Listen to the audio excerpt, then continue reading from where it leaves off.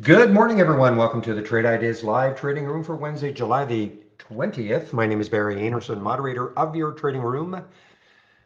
Thank you, guys. You can hear me and you can see my screen.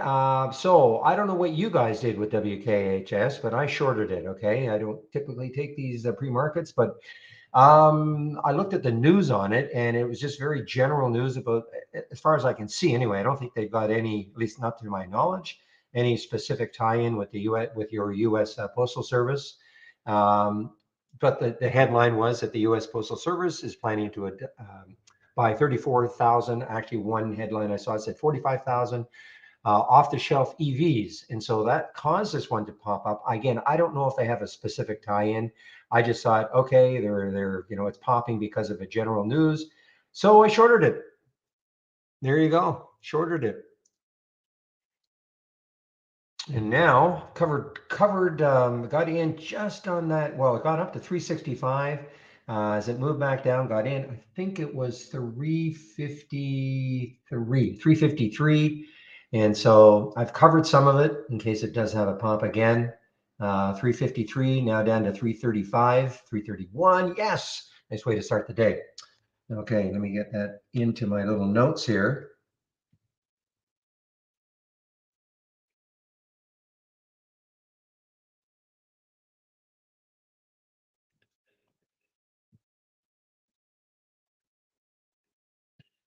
Okay.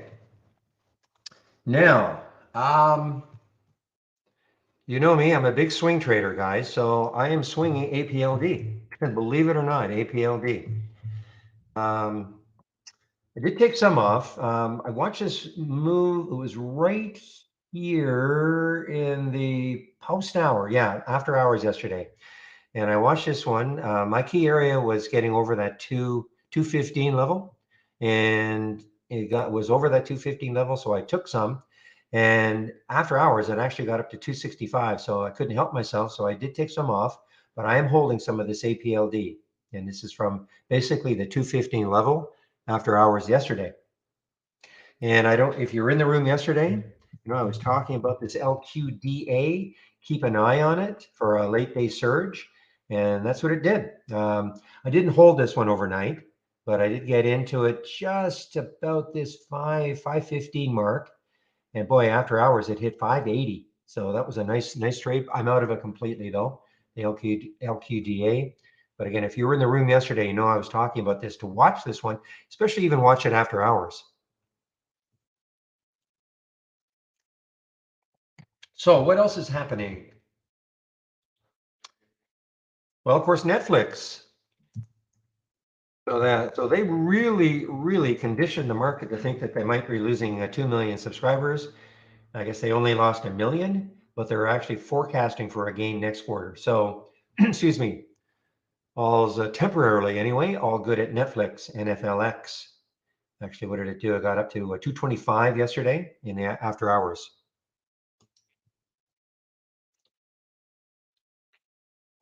I remember that, Mike. Yeah, I remember that now regarding WKHS and U.S. Postal Service. I do remember that. That caused a huge, in fact, didn't they sue or something? So crypto, guys, crypto, definitely strong. And of course, that's one of the reasons APLD, SDIG, SDIG, crypto play. Big gap up, 29. Look at the volume, 10 million shares already and 19 in the float. This is going to trade the float easily today. So SDIG is a crypto play. Don't often see it. I guess this was an IPO back here, got up to $35 about a year ago. Oh, I guess last November.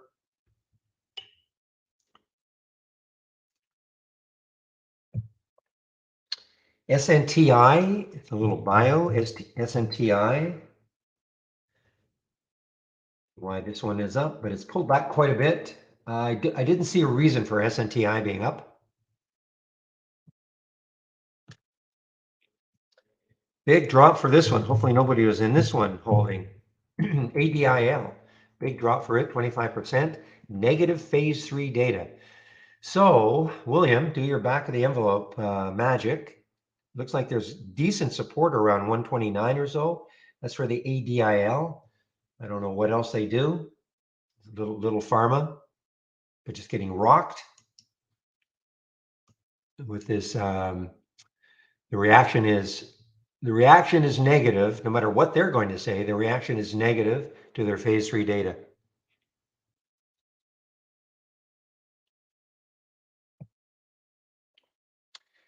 And Mara and RIOT, my goodness. It seems like yesterday we were talking about Mara going to 0. And it is almost like yesterday. This is on the 5th. Yeah, the 5th. So we're on the 20th now. The 5th, this was a $5 stock. We're almost at a triple now, getting closer and closer. RIOT might be, just because it's lagging a little bit, maybe not on the chart. It's lagging price-wise, but Panda, good morning. RVMD.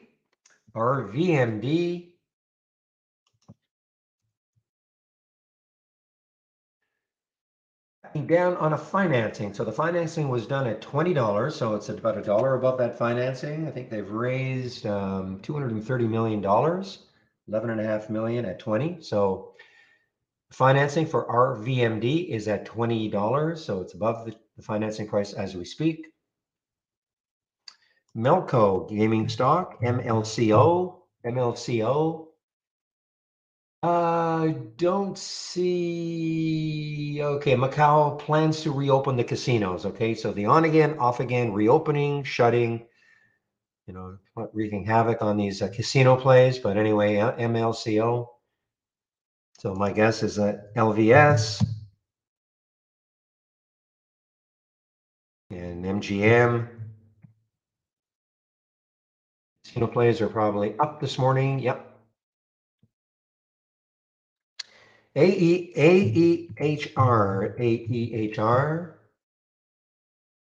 And do I have any reason for this one? I don't. Oh, it's an earnings play. Sorry about that. It is an earnings play. It's an EGAP. So it is an earnings play. Released earnings after hours yesterday. Pretty good reaction, and it's actually kind of holding. So this AEHR could be interesting. Last month the high was 985, so it's above that right. Well, it's right there right now. And then a couple of months before that, it was 1079. The weekly highs. Yeah, guys. So the next weekly high is 1075. So assuming it can get over 10, then you're, excuse me, has a shot to that 1075 level before it hits the next highs. So that is AEHR.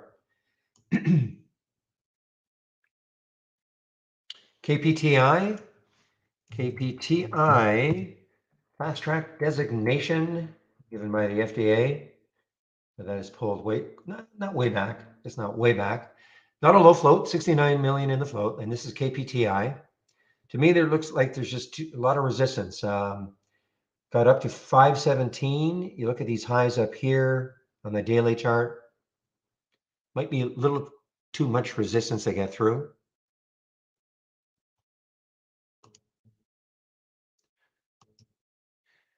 And let's see, VXRT. This is a virus play, VXRT.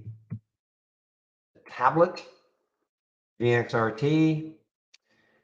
So what did it get up to? Got up to this morning, 427. The high yesterday was 446.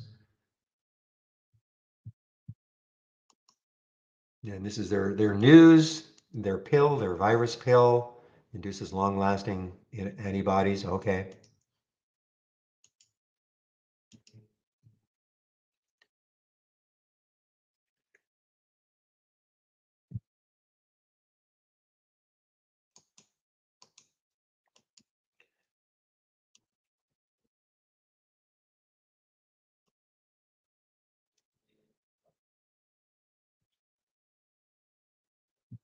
And of course, we're in the midst of a crypto rally, BITO, crypto ETF. If you just want to play, instead of buying crypto or anything like that, or individual stock, you can play BITO.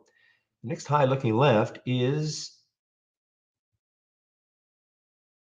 1502. So Takes out 50 and 02. It's got a big gap for crypto, BITO.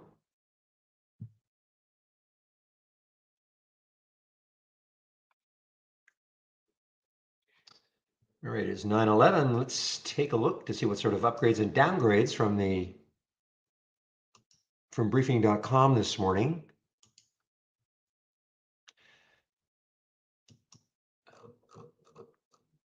Still have a lot of downgrades. Don't they know the market went up 700 points yesterday?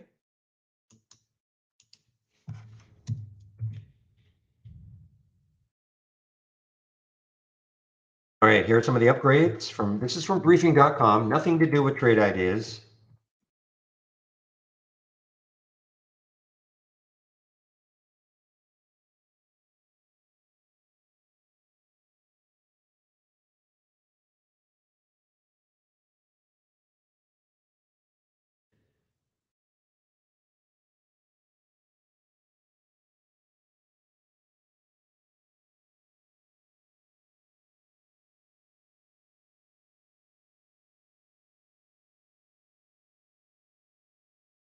All right, there are the upgrades from briefing.com.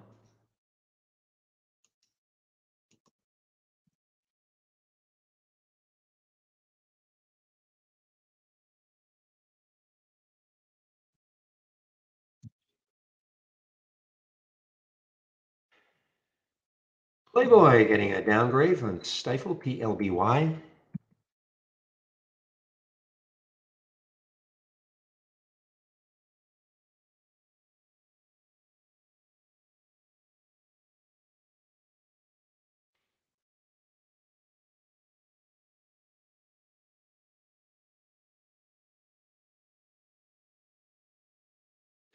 A couple of downgrades for VBLT. I'll take a look at VBLT when I get this done.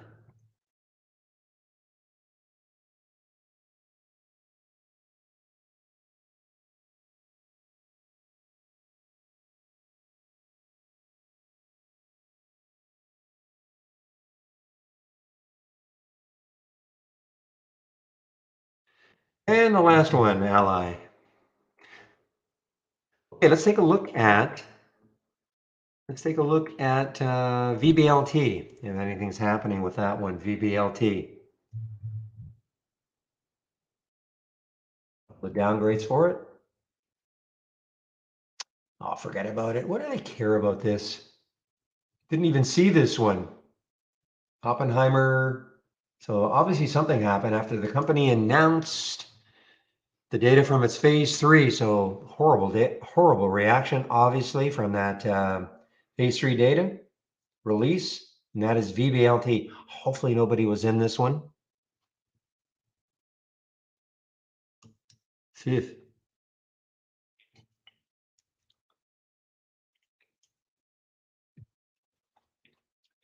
But why downgrade it now at 44 cents? All right, guys, I'm completely out of that WKSH short, WKHS, sorry, HS short.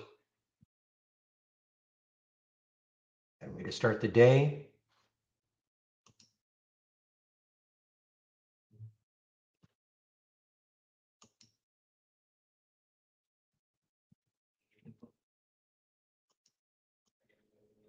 TBLT is still alive here. TBLT, big area for it, 395. Looking over here at the daily chart.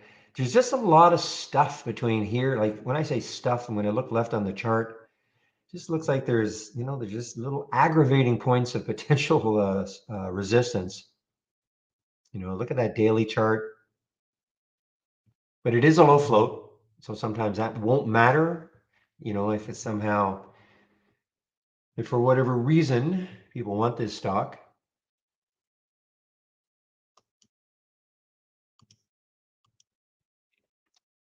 Art B, good morning. Yeah, Jamie, I don't have the 50 MA, but KPTI, again, it just looks like there's between here and that 555 mark. Looks like there's a lot of resistance for KPTI. It's always it's a kind of feel good, You know, anytime a company gets the fast track designation for an orphan drug, this is in the EU, European Union. So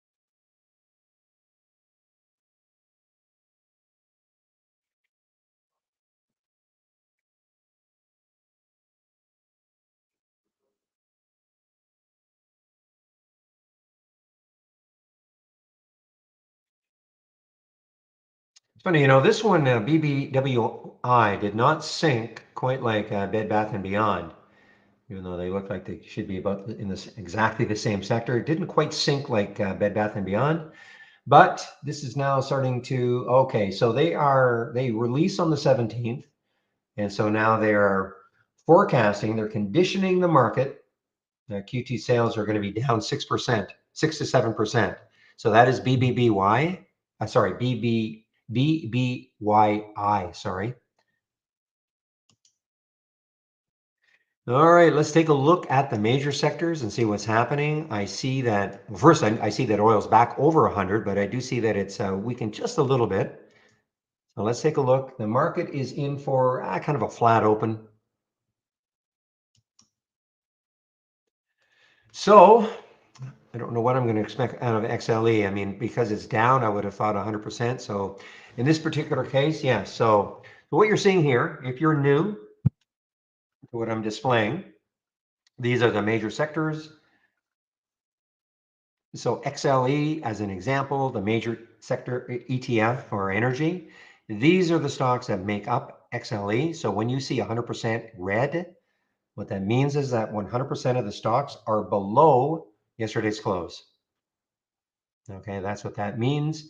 So when we start looking at the other sectors, we really don't see any strong sector, even though the market is, I mean, the market's, you know, only slightly looking at the SPY, you know, it's down 0.24. So it's not, you know, it's basically flat, but there's really no strong sector right now.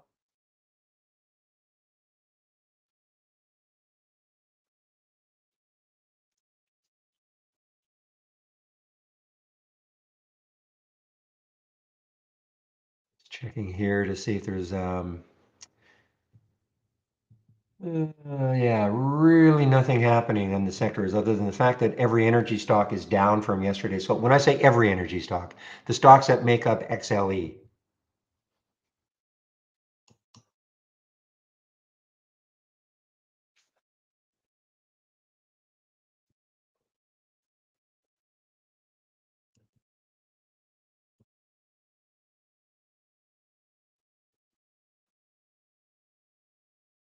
So this crypto play, SDIG, is holding tight.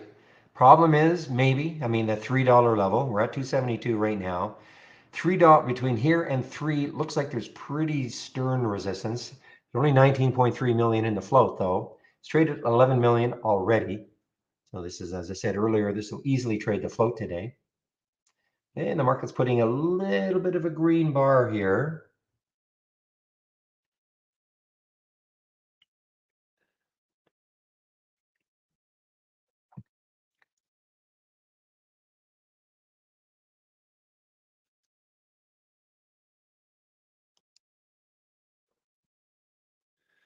This one is just triggering to me, guys. DRCT, Direct Digital Holdings, sounds like another crypto play, maybe. I don't know. Maybe not. Maybe not a crypto play, but anyway, DRCT is just popping up here. Low volume to start, but look at that float, 2.5 million in the float. Is there any specific news? Okay, so I guess they're going to report on the 11th, August 11th, but they're again conditioning that they're looking at 540% increase year over year revenue. Okay, now statistics can lie. Maybe they had $1 revenue, now they've got $5.40. You know, I'm kidding, but you know, statistics can really lie. Not lie. but paint a different picture when you look at the number, really look at the numbers. But anyway, that's what they're reporting. Okay. So consequently, that's the reason for this little surge for DRCT.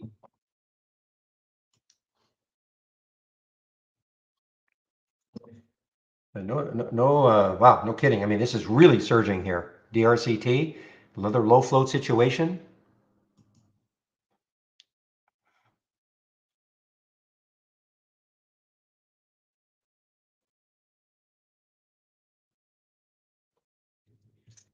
So when we look left on this chart, the next high in the monthly is 279.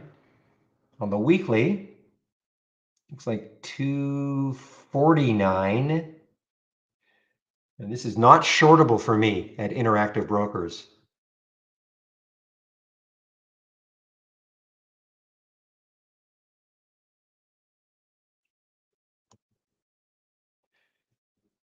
But if you were, I didn't take it, but if you were aggressive enough, I guess, and took it on a 2 break, you're sitting pretty now on the DRCT.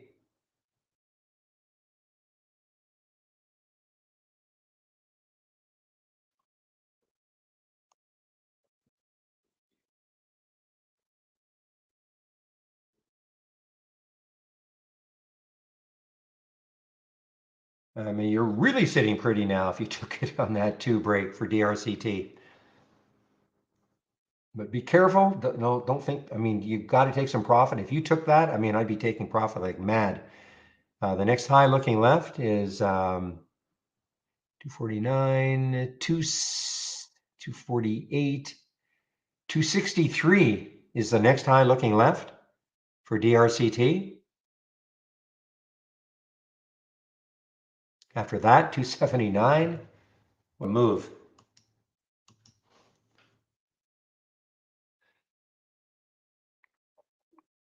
How did I find DRCT? Easy. It was popping up on my pre-market actives up. It was popping up on my gap up. This is my pre-market stuff. And all of that is shareable, guys. My homepage is got pre-market actives up, pre-market actives down.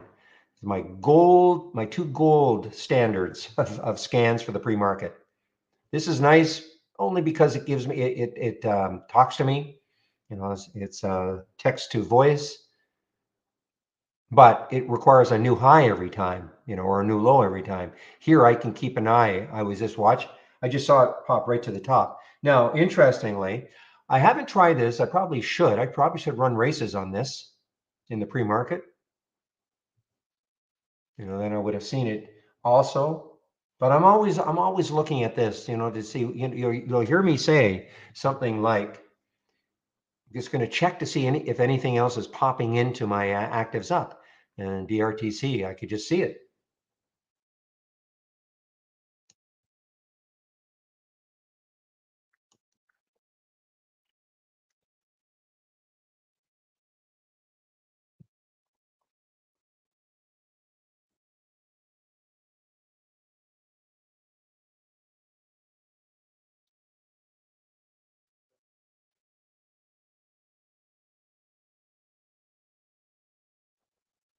Makes my WKHS short look like a amateur play. I mean, my goodness, the RCT. Now, where could it go to? I mean, 279. I mean, I guess if it's somehow it takes out 279, this is probably not shortable for most brokerages.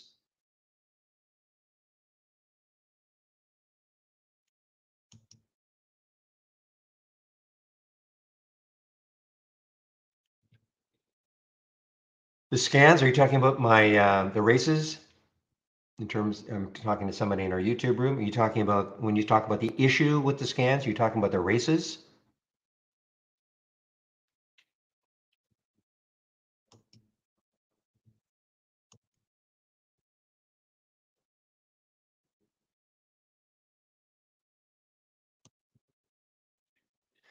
Yeah, at the beginning. So they're going to monitor it. I had to give him my layout, and they're going to. I mean, we got okay, you know, at certain stages during the day, and a lot of times, you know, I had to do an account reset.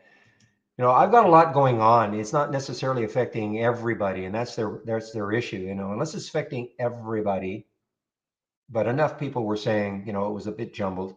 My problem sometimes though is that, I'm on a build that works great, and then they do something, they give me another build, and all of a sudden something gets a little bit, broken or lagging. Anyway, we'll see what happens.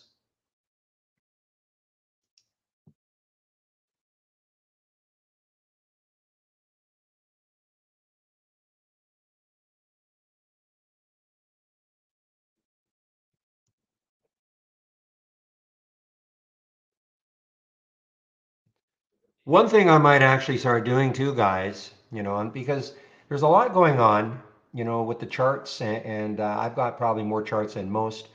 I might start eliminating some of these charts. I'm not really paying as much attention, because of the races, and I'm not really paying as much attention. I may whittle it down from, how many do I have? 1, 2, 3, 4, 5, 6 on this 12. I may get down to like 4, maybe just have 4 up, and that's it.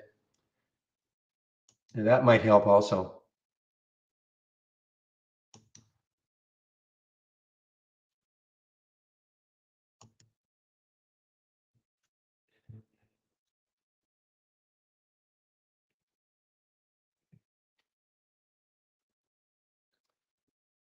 BKR, I'm hearing BKR drifting down here. Baker Hughes, this is an earnings play. Yeah, the earnings play. So it didn't look too bad pre-market. Wasn't really doing too much. And now look at this BKR. BKR on the way down here. BKR. And again, wondering where I'm seeing this. You can see it right there, but I'm also hearing it right there. Again, you just go to my homepage, guys. You want this, what I see in the pre-market. Time is it right now? 9:28. Okay, I've got a time to just put my homepage link in. If you want to see what I look at in the pre-market, go to my homepage, go to the scan section, and the pre-market actives up, pre-market actives down, gap up, and gap down. I did not put it in a container, so these are all individual. Okay. Merci, William. Let's see, less than a minute to go, so give me one moment also.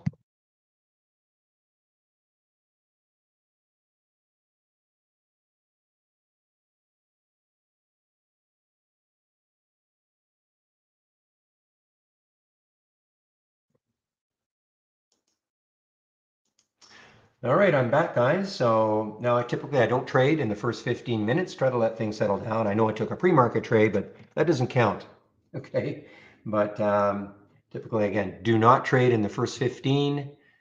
Some exceptions could be if I get something in the 10-day daily breakdown and it is an all-time low. And also, oops, better start my races. Now we're going to see.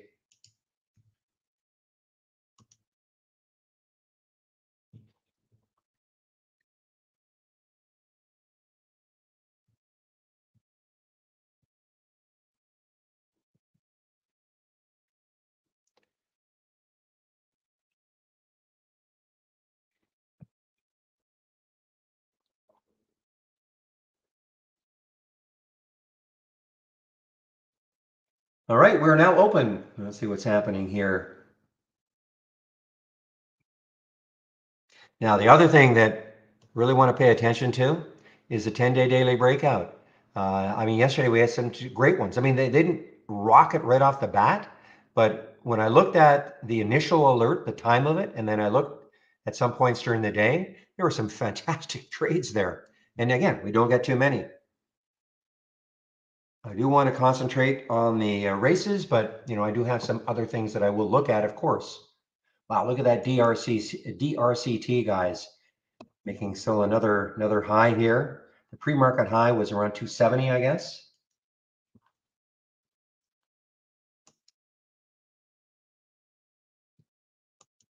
Of course, Dak, your computer is from the 1990s, so you would expect a slowdown.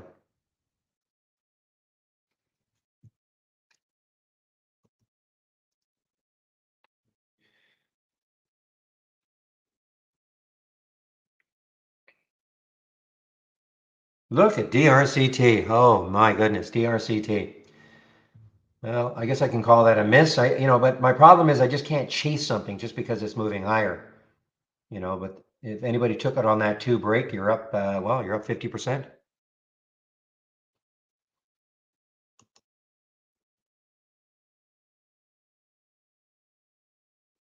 Okay, so far so good, guys. I'm not seeing the big jumbled mess so far. But I'm watching as the clock ticks down that it doesn't stall like it was yesterday.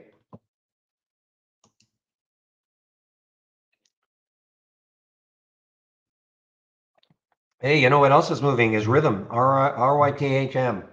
Sorry, did I say it right? RYT RYTM. Sorry, RYTM.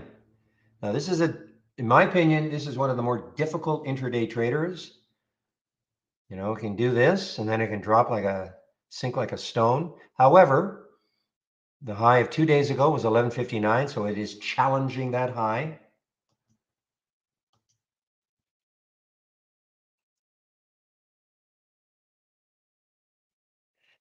One reason I don't like to trade in the first 15 minutes, I know some of you watch AMC. Look what AMC was doing. Looked like, oh man, okay, this is going to start to surge, 1670, look out. And it just, drops, 50 cents just like that. Very easy to get whipped in and out of trades.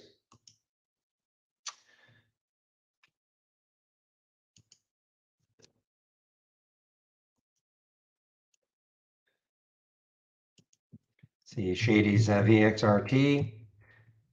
It's just too early for me to act on these. Obviously I wish you. I know you have a different trading style from me, and it's got a shot to the 450 level. It looks like lots of resistance around that 450 level, but that would be fine from the 415 level.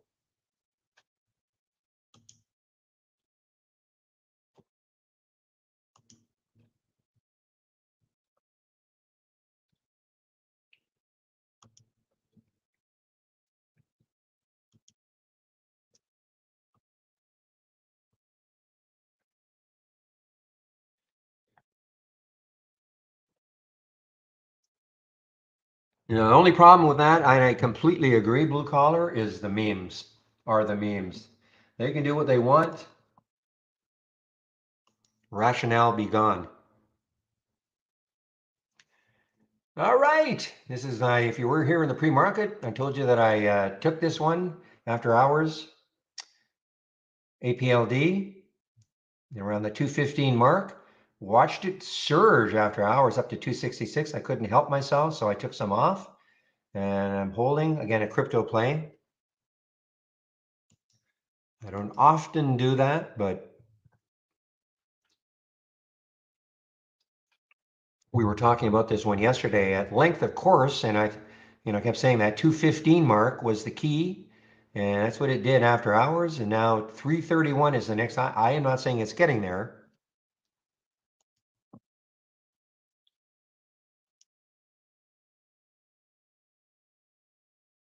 Wow, look at rhythm. RYTM, I mean, it is really surging now. There's the APLD. Wow. Well, let's see. Going to take out that 264, and in the pre-market this morning, 267. Let's put an alert there and see if it can take that out. It'd be a great move.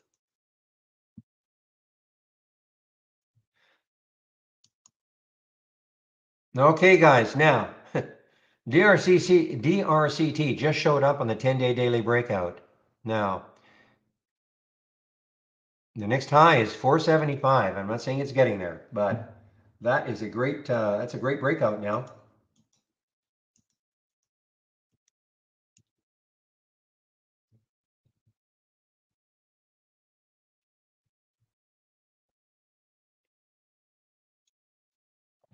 Meanwhile, RYTM, so far it's been straight up. It hasn't had those big, massive pullbacks that it is wont to do. So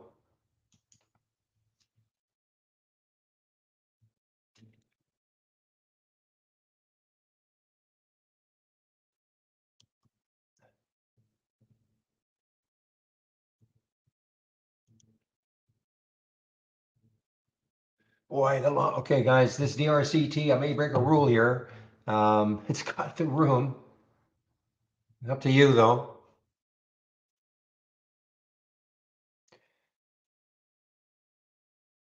Yeah, maybe our little guys are back.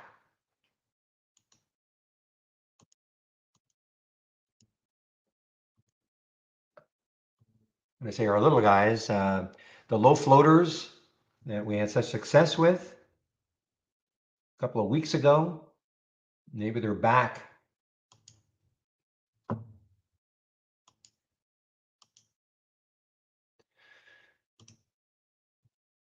Ha! WKHS is, oh, look at Mara, guys. Mara over 14 now.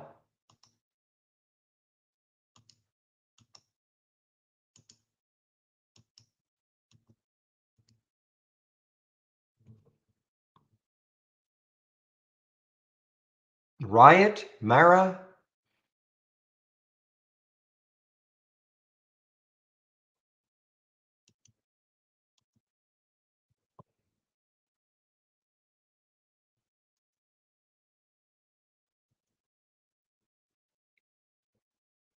Okay, so I guess there was there an alert yesterday? I'm looking at the AI. I don't recall seeing LIND yesterday.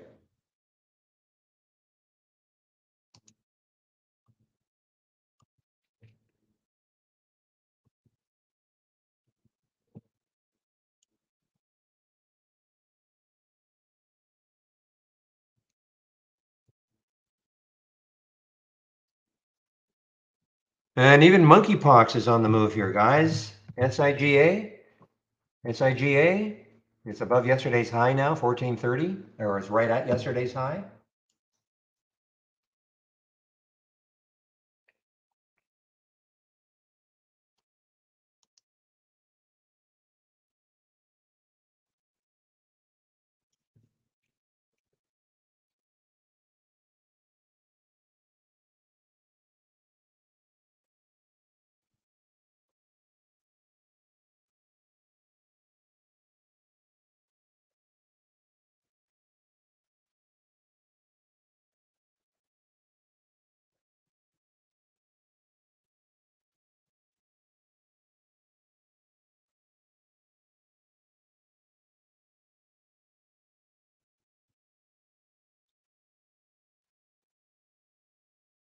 Well, Rhythm right now is not pulling back yet at all. News on it announces early access at 9:22. So early access to, I'm not even going to try to pronounce it, but set melanotide, melanotide, okay, in France, because I did try to pronounce it.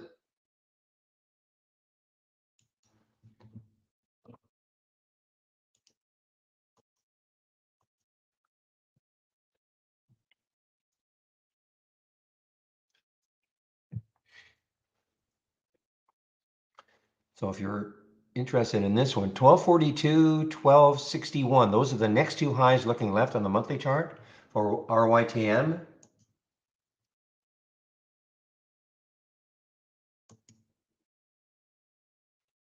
Boy, this DRTC, guys, the longer it keeps over this 3 level, there's been no massive profit taking yet, even though it's up 108%. 2.5 million in the float, 16.8 have traded.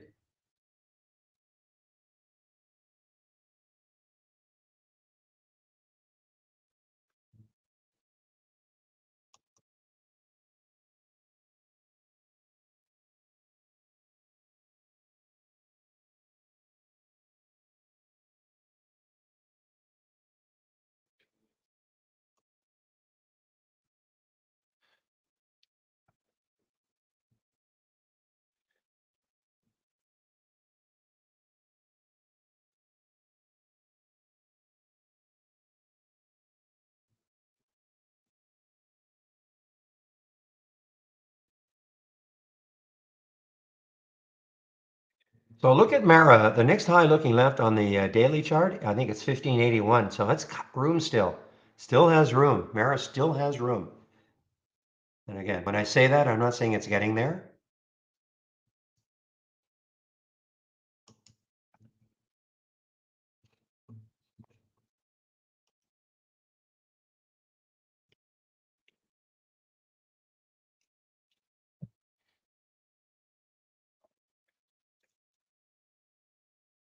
Boy, how crazy has AMC been? I just was mentioning it. I mean, no, that's a 15-minute candle. Let's take a look at the two. Look how choppy it was on a 2-minute candle. Got up to 1669, fell all the way down to 1633, popped up again, fell down again. That's why trading in the first 15 minutes can be injurious to your health.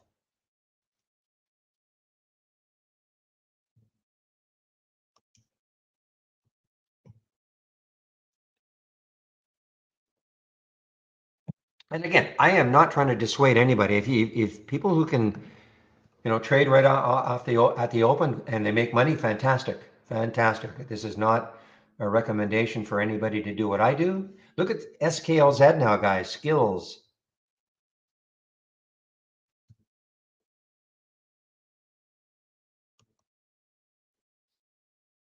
Whoa, ENVX is just taking a nosedive here. ENVX is taking a nosedive.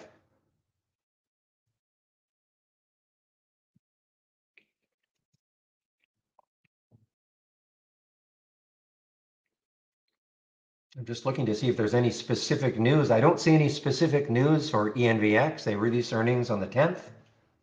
But that's just okay, guys, DRCT did not hold 3. So here's what I'm doing. I'm going to put an alert at these highs around 314 and see if later on they do take it out, or it does take it out.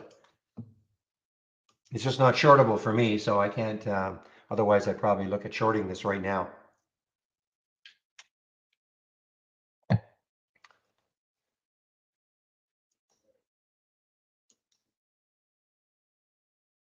Wow, RYTM, well, William, ooh. So when you know it, the first day that it doesn't have these massive pullbacks is like, it acts like this.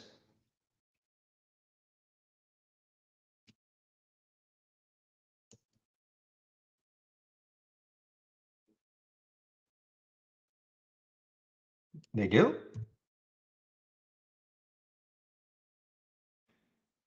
Maybe they were earlier at Harp. I don't see them now. Maybe earlier. Certainly not any now.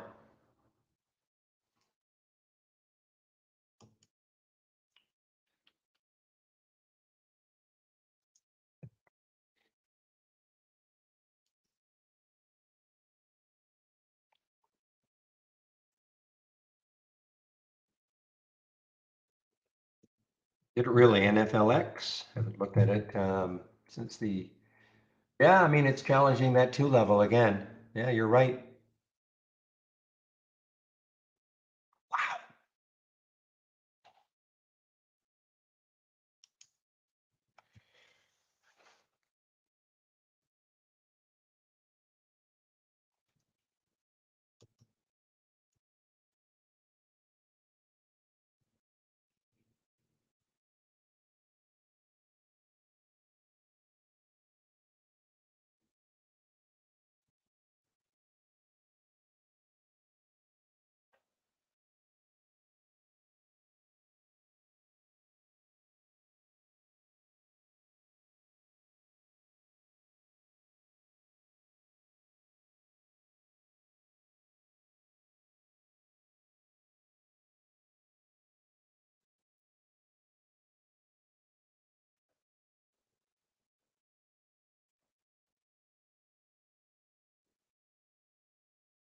What I'm going to do is I'm just going to keep doing a reset of my connection to see if I can speed things up on these races.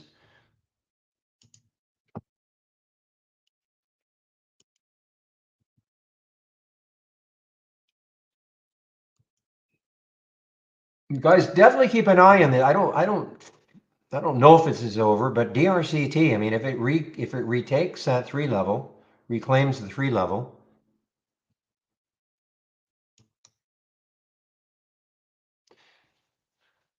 Boy, look at SIGA though. SIGA popping. Look at AFRM. AFRM, a beaten up stock over the last few weeks, but AFRM is having a resurgence. That was so at 3 weeks ago, maybe a $16 stock, 27 now. The next high over here is 28.77, so there is still some room for this to move if it wants to. That's AFRM.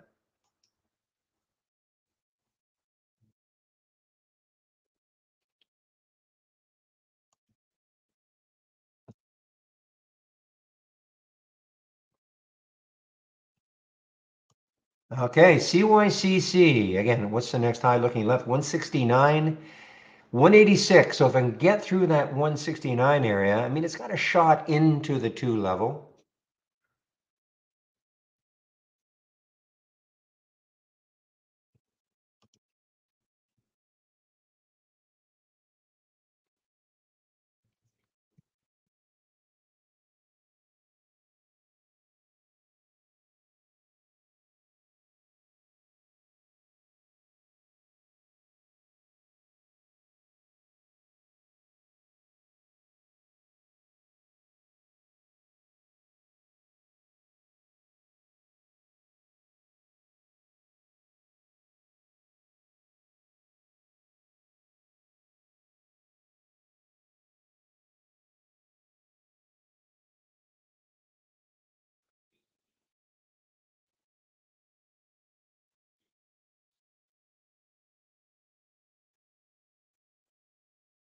Okay, yeah, real. Zach was just mentioning the other crypto play, SDIG. Talked about it in the pre-market.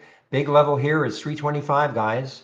I mean, it's at 310 right now. Crypto play, fairly low float. Yeah, 19 million, 24 million have traded already. Key area to take out would be about that 325. If you're in it already, fine. But if you're looking maybe afterwards at 325, then it's got a shot to the 344 and then into this 4 level. A shot doesn't mean it's getting there.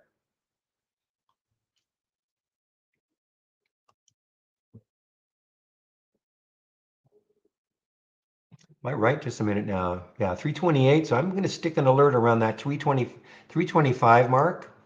Now, with the races, all I'm really doing right now is watching who's going to win more than one race. At the beginning of the day, of course, we really don't know which stock is going to be the star yet, but as a stock keeps winning races after races, has to be followed all day long.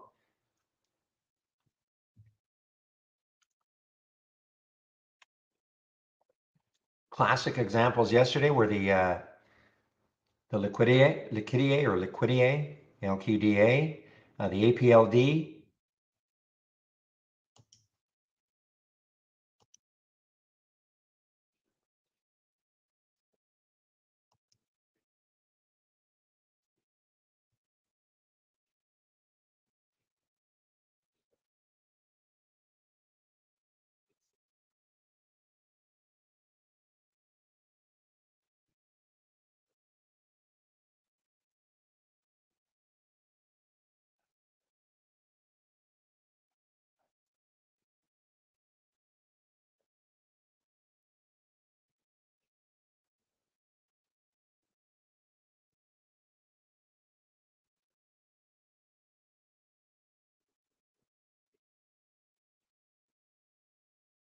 Okay, so this one is appearing on Zach's topping scan. Okay, a stock that may be topping, maybe not right now, but to be aware of TTD. So when I look left, 48.92 is the next high looking left, and then that 50 level. So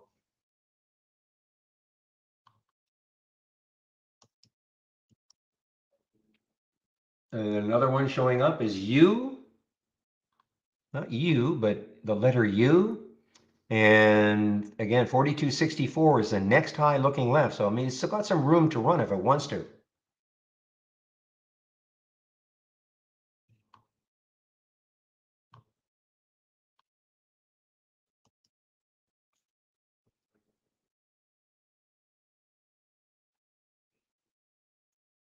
All right, I didn't see this one, but PGY is halted, guys. PGY is halted. Pagaya, Israeli stock, not a low float, 392. That's a huge float, actually.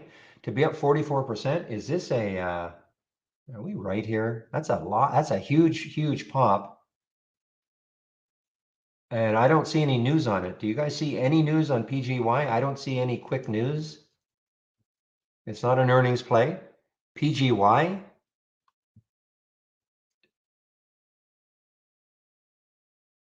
I mean, if that float is correct, that's an astonishing jump on no news.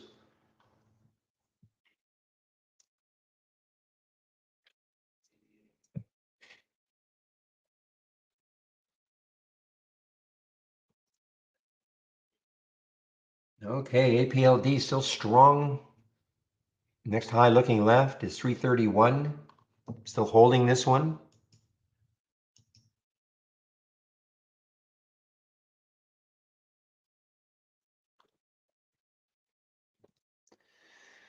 One moment, please. I'll be right back.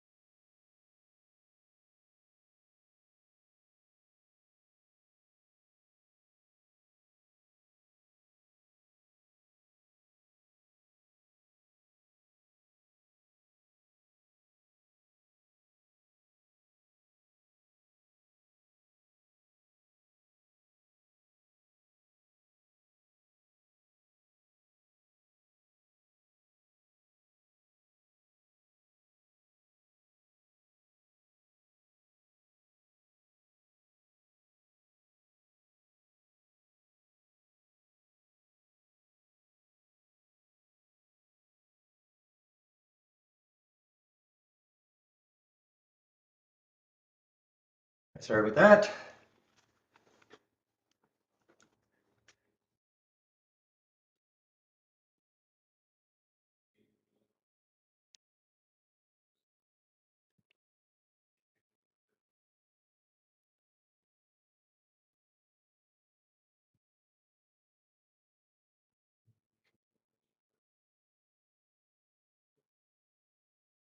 See, this is DRCT. Now you see it is at the top of the leaderboard right now, okay? So this is on a bit of a pullback. This is why I'm saying how you can use these races if you're more interested in pullbacks, so a stock that, I mean, it hit 320, it had two 5-minute candles, red candles, but now it looks like it's trying, after the pullback, it's trying to regain again. I mean, I don't know for sure if it's going to keep going, but it's a way to keep an eye on stocks making pullbacks. And you don't have to wait for the race to be over, sorry.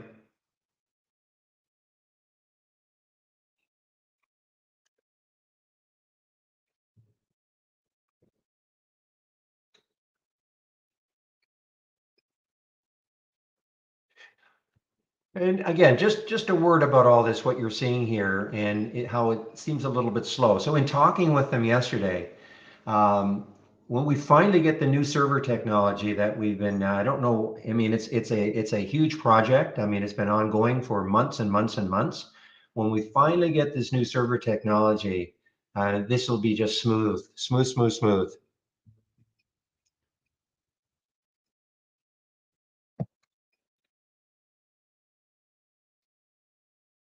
At least that's what they tell me.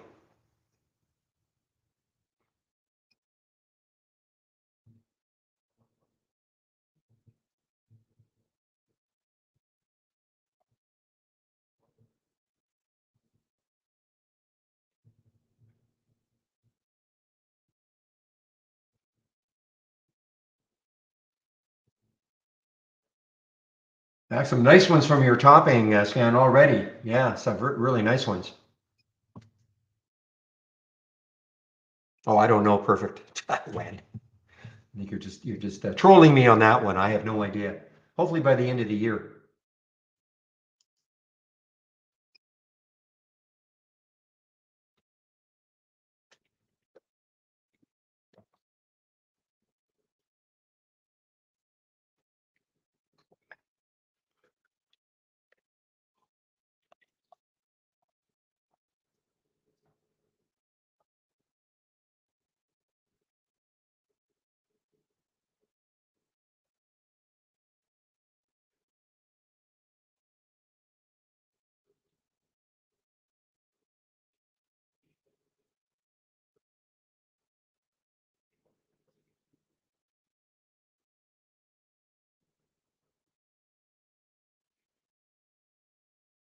Cannabis. I cannot get behind these ones. But anyway, here's Clover, CLVR. I mean, it has a history of, having some action.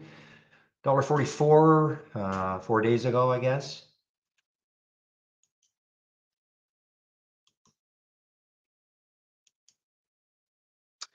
So this PGY has not opened yet. So this is going to be at least a 10-minute halt. PGY, at least a 10-minute halt. Oh, I see. Okay. I thought you were just pulling my leg because I have no idea when it's going to be. There's never a date. Maybe by the end of the year. All I know is it's a massive undertaking.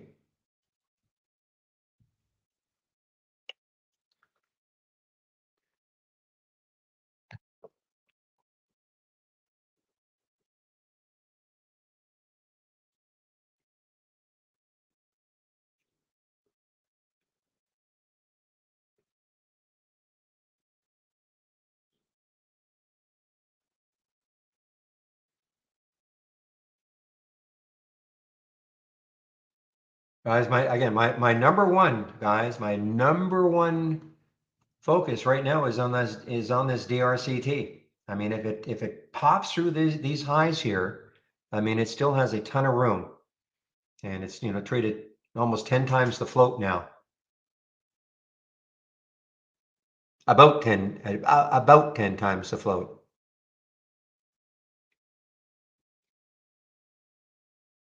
Thank you, Zach.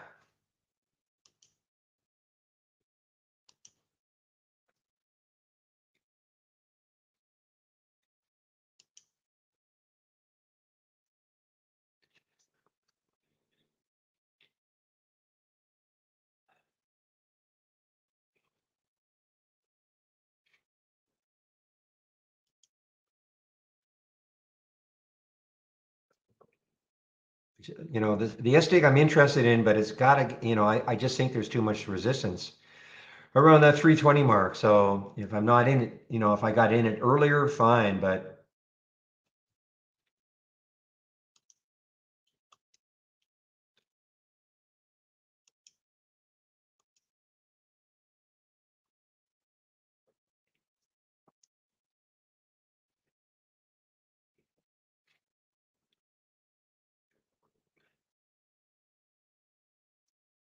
wow, I know you guys want this RYTM to drop, but boy, it's strong.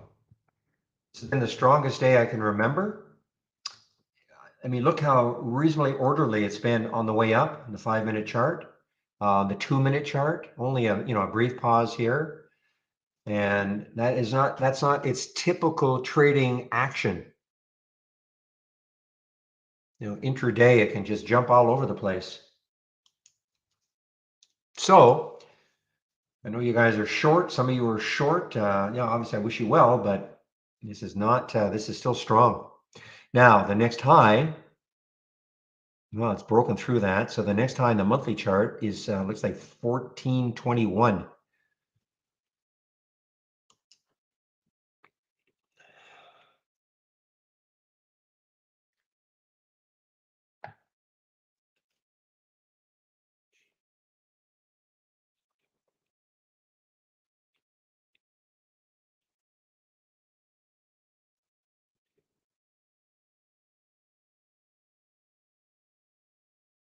And guys, listen, this DRCT, it may not do it. But that's why, that's the whole idea of putting a price alert. Okay, PGY just opened, guys. PGY just opened.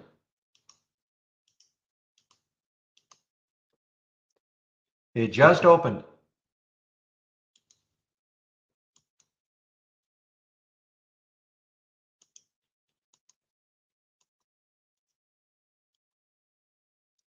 I have no idea what happened there internally.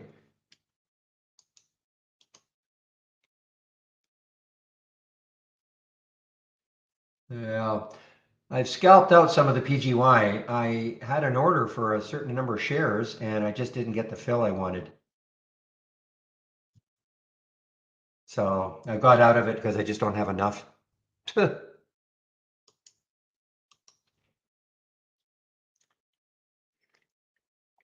No, I went long. I did not short. Even you can't short PGY? Wow.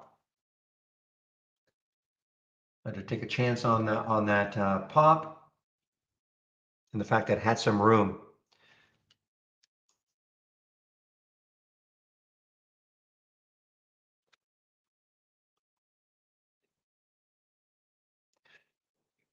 Oof, another one, my goodness. ALLK, relatively low flow, 33 million in the float. Not a lot of volume yet. ALLK, some action.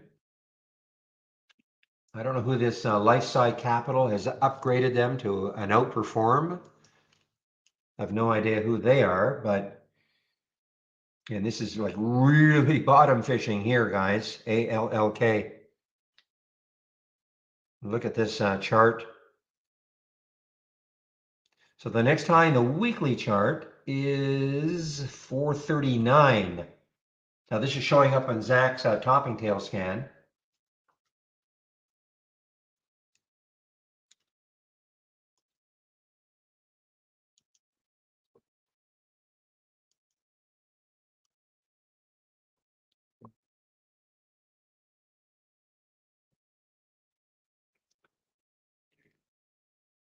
Yeah, I think it has something to do with the filing or something, obviously, because that's why I was saying that was too big a jump with that float to be up 44%.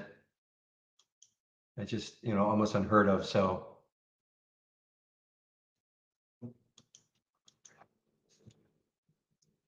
guys used to be able to hear the planes going overhead. I guess you can't hear that anymore.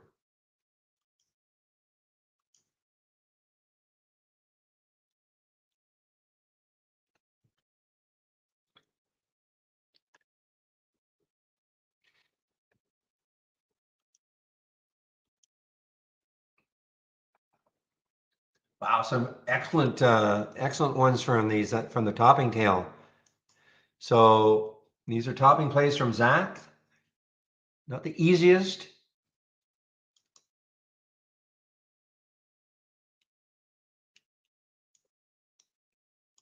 But let me show you what I mean here. TTD 4809 at 950. Okay, so I have a 20-minute delay. I put it purposely. So I mean, you guys may have seen some earlier, but I put a 20-minute delay. So 4809 is the alert to potentially short it. Look at it now, 4650. U was at 3869 to potentially short it. Look at it now, 3749. Apps, let's take a look at apps. 2017, it's just underneath 20. I think Carvana, 2528.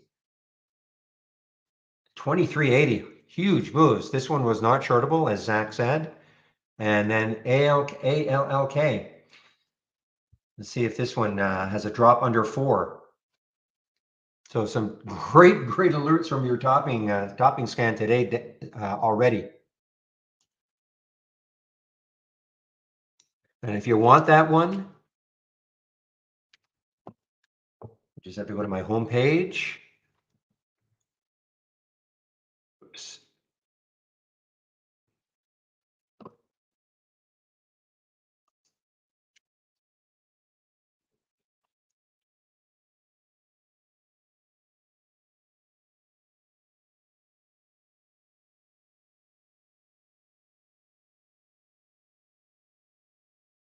So again, if you're interested in that particular scan, and as Zach always says, practice with it for a couple of weeks before do they all work this well? No, not all the time. Okay. And when I say work as well, we only have one alert, for TTD. Sometimes what you'll see is a potential top at 4809 and it keeps moving higher. Then you see another alert higher, another alert higher. And so you're sort of stuck faced with the question, well, when do I actually short it? It keeps moving higher. I keep getting these alerts. In this case right here, I have not seen this in a while. You got that one alert and you could have basically shorted it right at that price. But, practice with it. Today is probably the best day I've ever seen. No kidding on the APLD.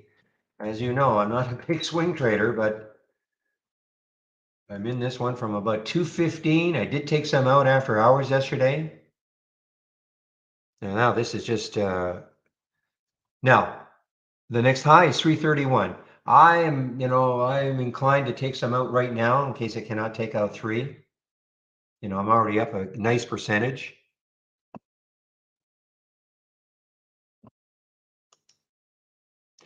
Go to my home page. Okay, go to my home page and go to the scan section, Brian.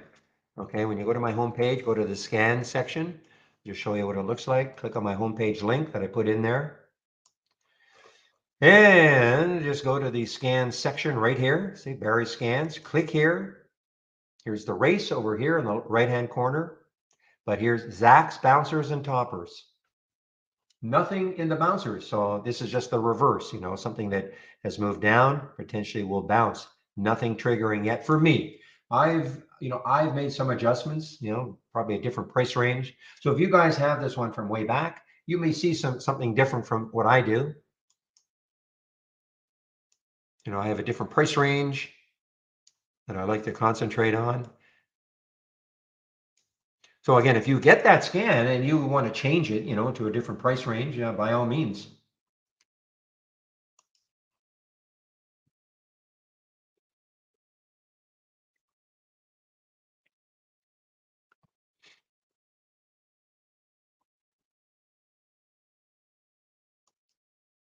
Okay, guys, so I've definitely taken a lot of my APLD off, okay?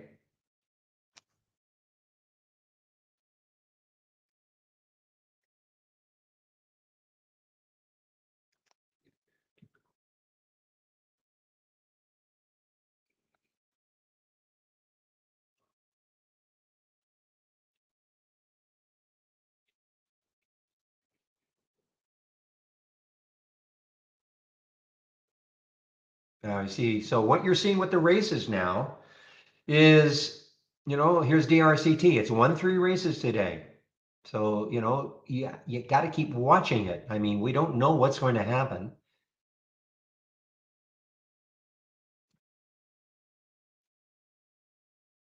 And I'm seeing that it's trying to keep at that 3 level.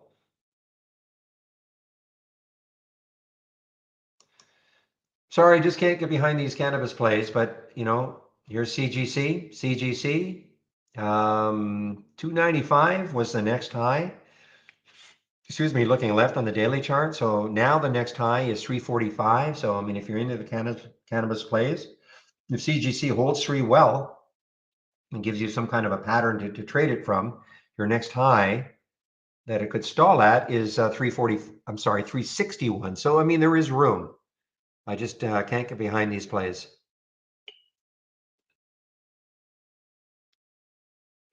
Let me look at MJ and see what's happening with the ETF. So yeah, the ETF is popping a little bit here.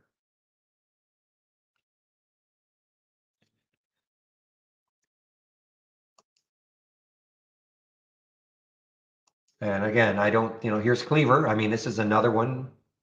CLVR, another cannabis play. So the high yesterday was 117. So it's right at that level. After that, the next high is 126, all on the daily chart.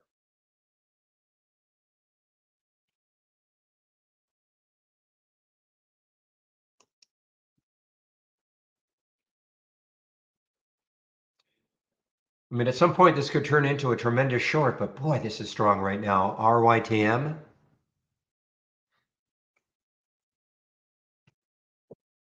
Still kind of trying to hold that 13 level. Look at the daily chart. It's actually a red bar ignored on the daily chart. See, we have a couple of days up on the daily chart. Yesterday, red bar, totally engulfed by the previous green candle. And then this, of course, today's candle is green. In theory, taking that above the high of yesterday at 1152 was a break.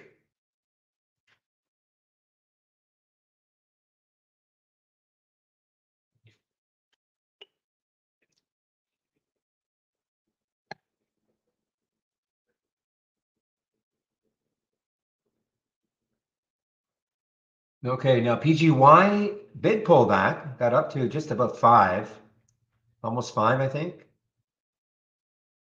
497, pulled back. Now, let's watch it here. I mean, if it takes out 440, it could have another run in it, 440. And as somebody's pointed out, the float is not 392 million. It is way less. Somebody said about 1 million. So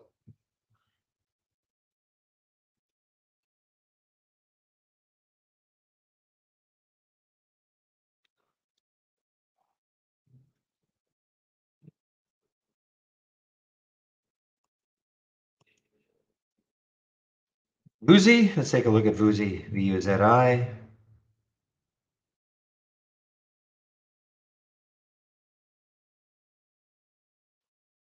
Yeah, I've noticed this every now and then. The 15-minute chart seems to want to lag. So it's above that. So it got above the 200-day yesterday.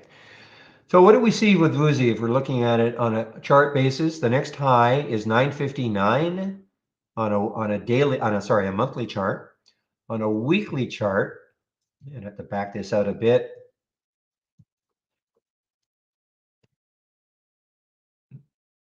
So it looks like 848 is the next high on the weekly chart for VUZI, VUZI.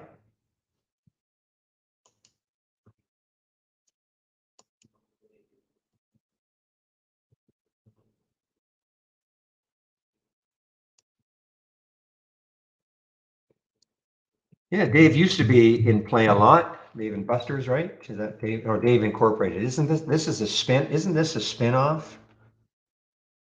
Or maybe I'm wrong.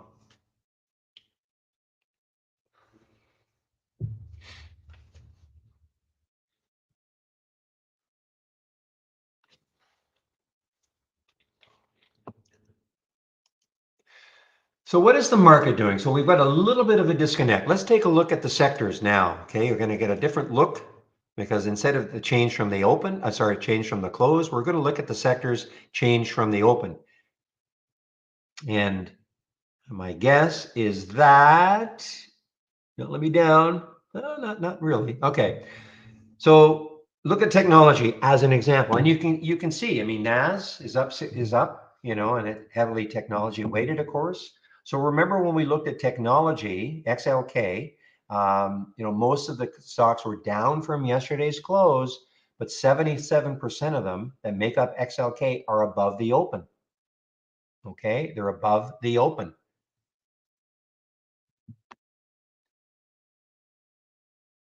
And you know, energy though has not really rallied. You know, 100% of them were below yesterday's close. Yeah, 14% above the open. That's not a big rally, obviously. 85% are still below yesterday's close and also below today's open.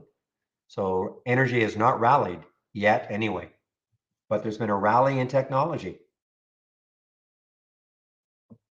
And that's why we've got this little disconnect going. We've got the Dow down 150, but NASDAQ's up 50.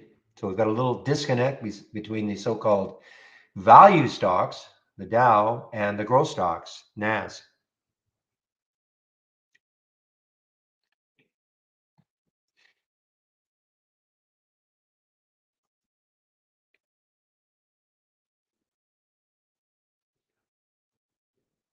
Oh, BKR. I mean, we saw that one just as I was almost finishing. Yeah, we saw this one right here. It's an earnings play just before the market kind of opened.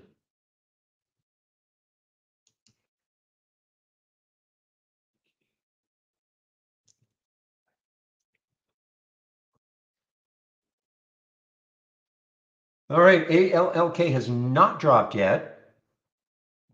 Back this monthly chart out. I got to look a little bit better here, see where I can see some. I mean, it's not just a drop, huge drop.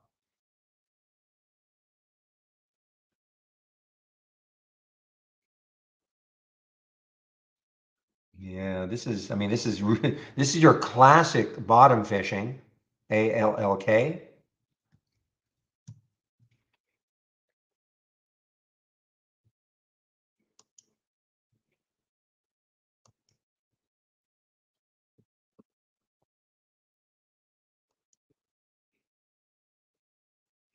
I didn't even see this. This is on my 10-day daily breakdown. BKR. Now here's another one that showed up. JCSE. Oh man, I didn't see this one either. Shoot. Wow. Was this shortable for me? Yes, it was. My goodness. I don't know if you guys got my 10-day daily breakdown. Look at this. I mean, BKR is great. 2502, 50 cents. Look at this one. JCSE alert at 1050. It's at 936 now, but with a potential open of 835. Oh, anybody get that one? I didn't even see it. All right, well, guys, ALLK is not dropping. And it's halted. Yeah, I know.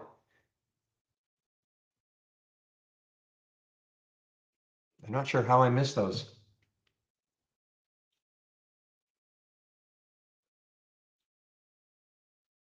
Wow.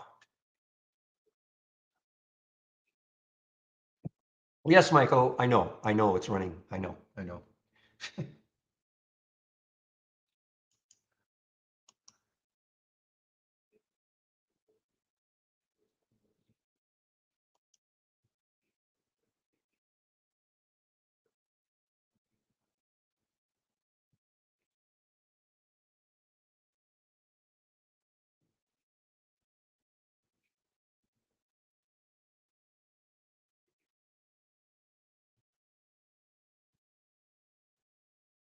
I'm not trying to be mean, Michael, but we're in an active trading room, and of course we know all about APLD.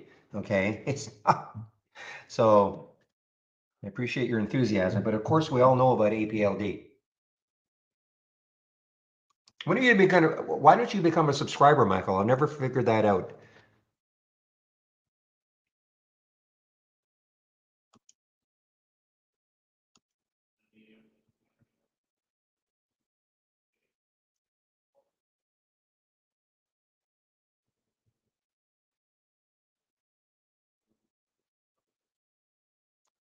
Here's another one, man. I haven't seen this one for a long time. Broadwin, BWEN. Where could it go? Next high looking left is 194. So yeah, looks like there's too much resistance between here and 2 for me anyway. BWEN. Yeah, Michael. I mean, you've been in these rooms for years and years and years. Why don't you take out a subscription? Then you can answer a lot of the questions you ask. You can answer yourself. Again, I'm not trying to be mean, but I see all the questions. I'm talking to somebody in our YouTube room. A lot of the questions that you pose to, not so much to myself, but I mean to Chris and others, you can answer them yourself if you had trade ideas.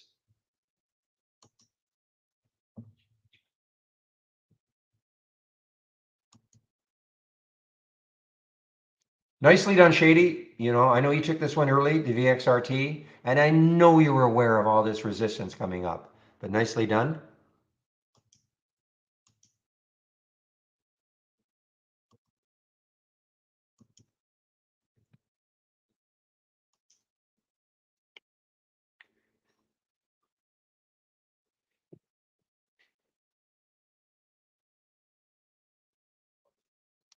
Well, guys, I know blue collar, you think they should be 0, but I mean, when the meme's got a hold of it, there's nothing you can do. There's AMC. The high yesterday was what, 1782? That's the problem. I mean, you tell me why GME, I don't even know where it is, at 150, 140? Yeah, I mean, you tell me why this is. I mean, this should be basically 0, but it doesn't matter. The memes have got a hold of it.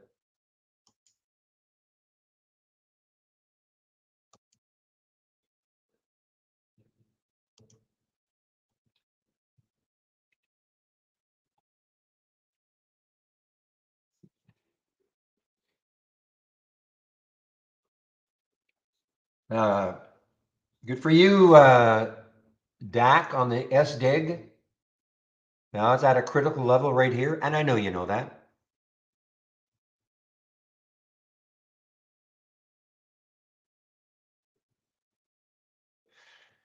Oh man, miss of the day for me. JCSE, miss of the day. There's still 19, there were, well, I don't know. I'm assuming there were shorts available. There are 19,000 now at Interactive Brokers. Look at this. The alert was at 10:50. Anybody get this? I don't know why I missed it. I just missed it.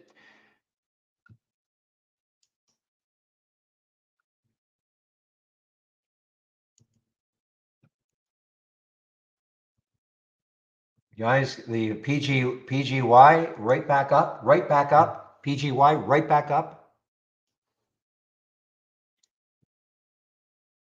And I mean right back up.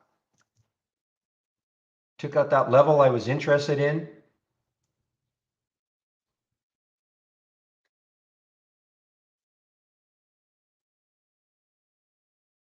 Wow.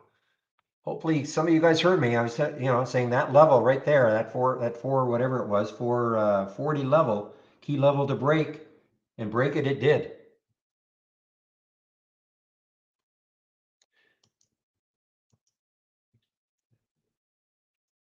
Oh.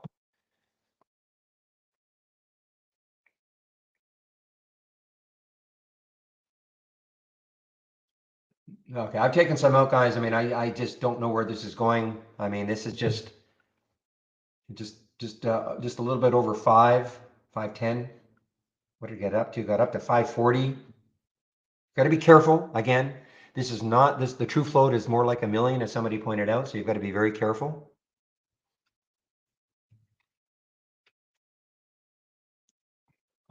No excuse, Michael. No excuse.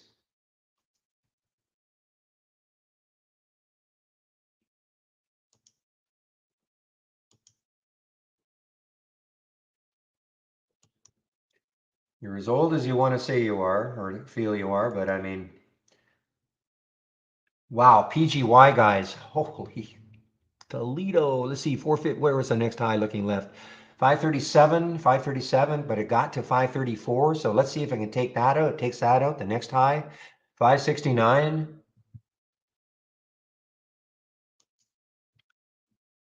Whew. Guess I know what my video is going to be today on. There it is, winning races. And that's why I'm saying, this, I would never have seen PGY here. Okay, never. Why? Because all of my scans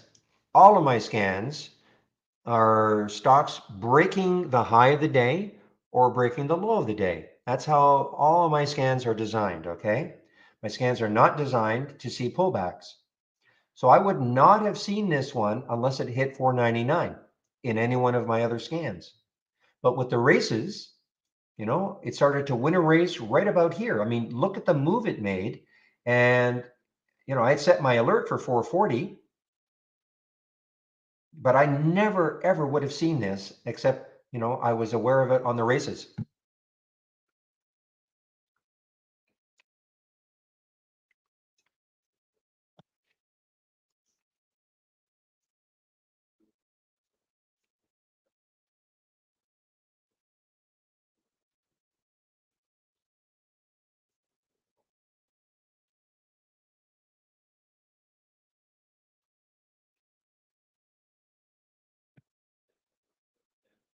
All is well. Of course, all is well, Zach. Of course.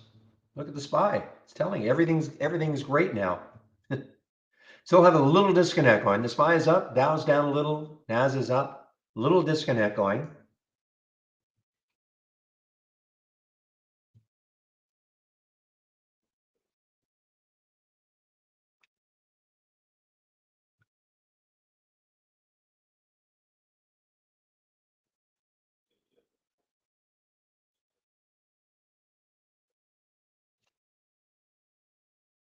Okay, so far, my little analysis of the APLD has been okay.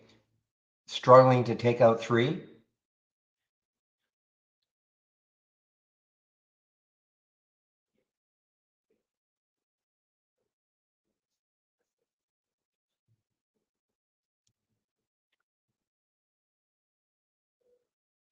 Keep an eye on the ALLK, guys. You know, I mean, it had that pop, little bit of a pullback. I think if this, 410, 408 level holds, it might have another run in it. Lots of volume coming in. We'll just have to wait and see. Put your alert. I'm going to put an alert around 420 and see if it takes it out again.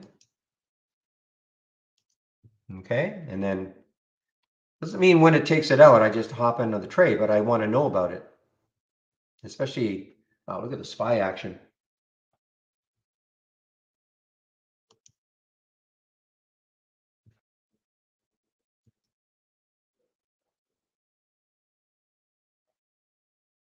All right, so round 3, maybe, over that for PGY could be, I'm going to stick an alert around 518, see if it takes out 5 again later on.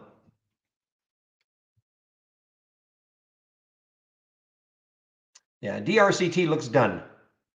Looks done to me now. So now what I'm going to look at on the DRCT, take a look at that 15-minute chart. There's that 10 SMA. That blue line, ooh, AEHR is, what is it doing? Is it moving higher? Yes. AEHR, AEHR, moving higher on earnings, guys. Moving higher on earnings, and this has got some room, I believe. 1079, 1079, 10, yeah, so 1035 was last month's high. And then 1079 is the next high looking left.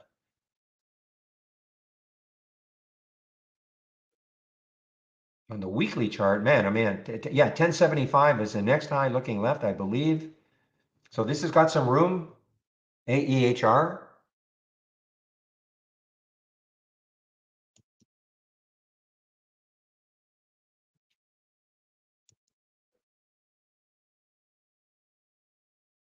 Took a while. I mean, this was an earnings play, really didn't do too much. Actually, I'm wrong. I mean, it had a nice pop after hours. That's that mauve area right here you see in the 15-minute chart. Kind of chopped around a little bit pre-market. When market opened, though, it dropped almost all the way down to 9, almost, before it had the big surge.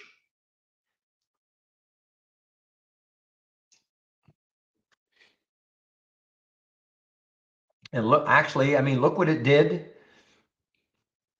Let me bring out a big chart for AEHR.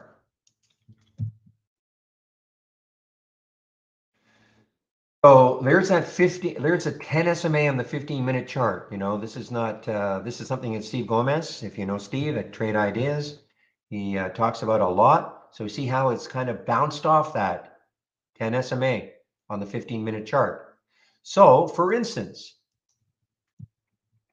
keep an eye on the DRCT. I mean, I mean, it's rising. The 10 SMA is rising. At some point, if it gets high enough, maybe, it touches it and bounces off it.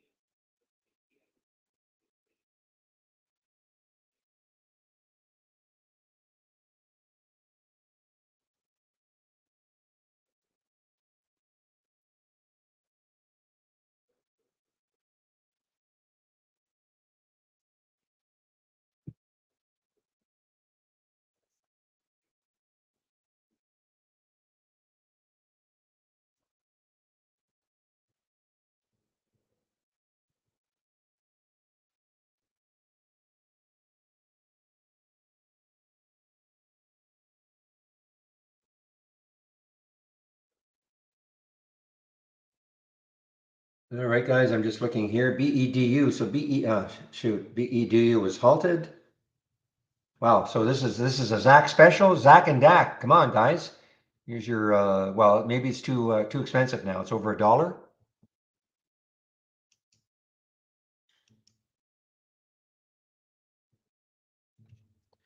Now, somebody mentioned DRCT had shorts at IB. I have never seen them.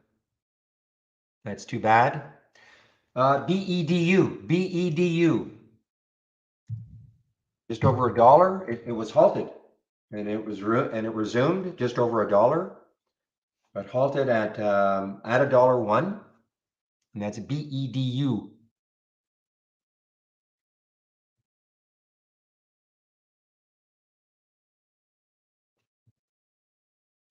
No. I'm talking to both of you, Dak and Zach. Your specialties are these sub $1 stocks, and BEDU was halted and it popped over $1. That's all.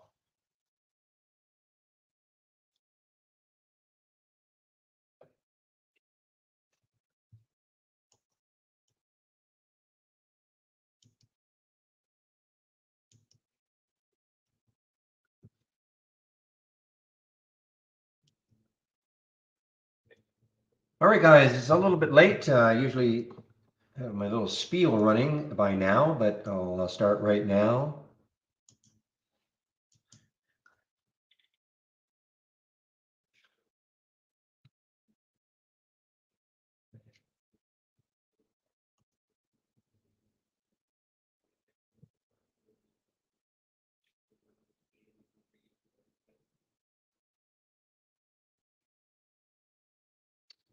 Okay, I just got to find my homepage link. God, lots of action today, guys. Lots and lots of action.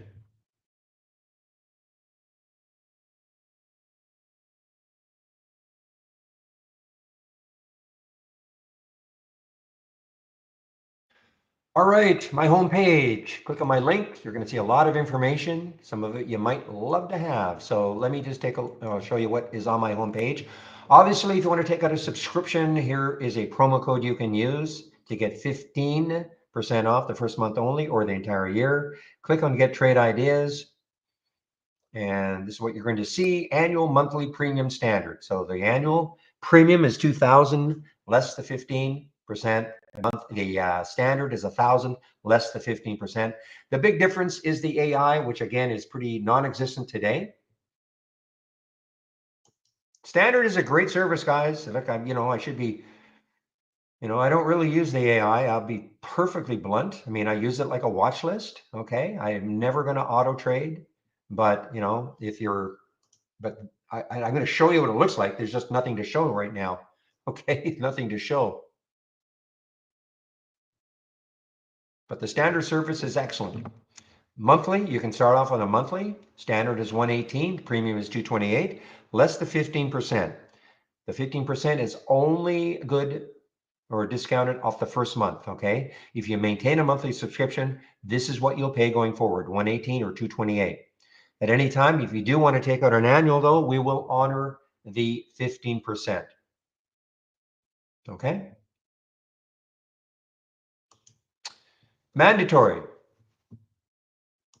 I'll have no patience for people that they say, I don't know how to download your product, okay? And they just take it out. You've got to do this, okay? You've got to spend 30 minutes, and there are 10 videos. They're very short.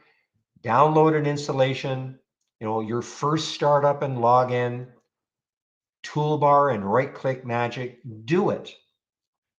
I don't want to sound heavy-handed, but I mean, I really am not going to have too much patience. I mean, if somebody says, I just took out your program, I have no idea I don't know what an alert window is. I don't know what a top list window is.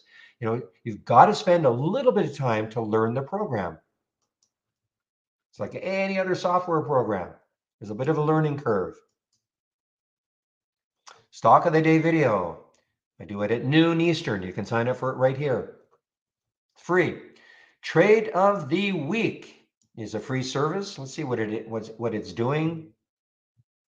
Give me a moment. Trade of the week is sent to you before the market opens every Monday morning. And I just had what is it again this week, guys? I forgot. I know it was working pretty well.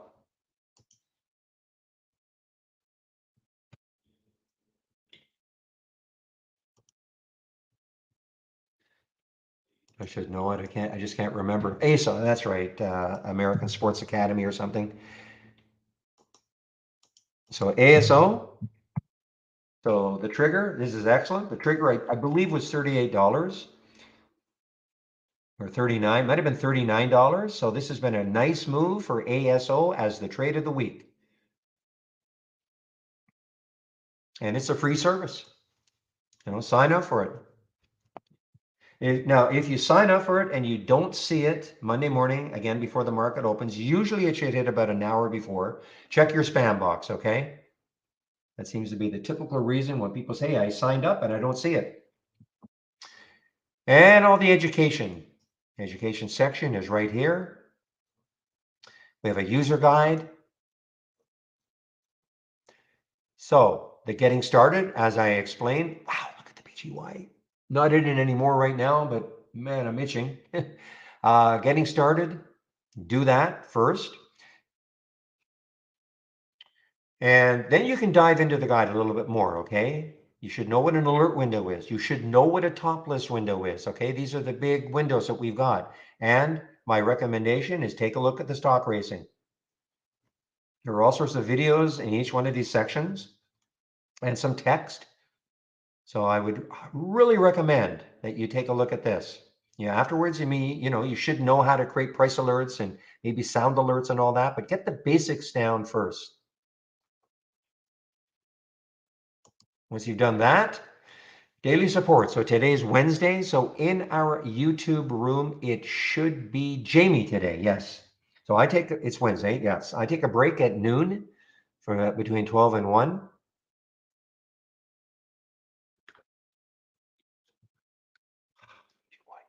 I take a break between 12 and 1, and one of the other traders takes over in our YouTube room. And we have 5 traders, 5 days of the week. Today is Wednesday, so today is Jamie's turn.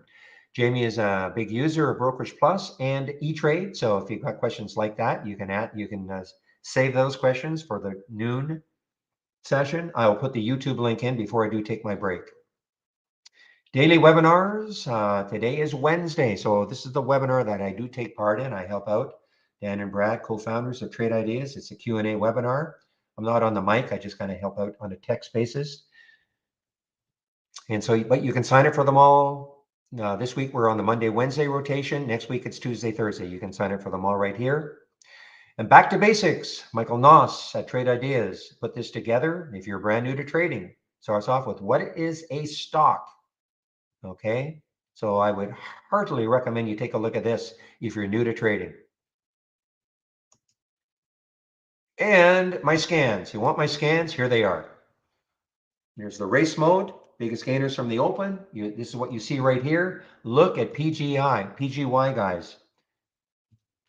And it just made another new high here. So that you can have that. You've heard me talk about Zach's bouncers and toppers. You can have it here. The 10-day daily breakdown and the break up. I mean, these are, I don't get too distracted. I mean, we don't get too many alerts from those scans. So my main focus is looking at the races all day long, but I don't get too many alerts from the other scans, so that's okay. And this is what I use in the pre-market. Okay, pre-market act is up, pre-market act is down. The gap up and gap down, this will tell me when a stock is making a new high or a new low in the pre-market with certain filters attached. But this is really my go-to. The pre-market act is up and down. These are top lists, and that gets me kind of set up for the day. So save my link. Lots of information. My scans, education, and the getting started. Lots of information on my homepage.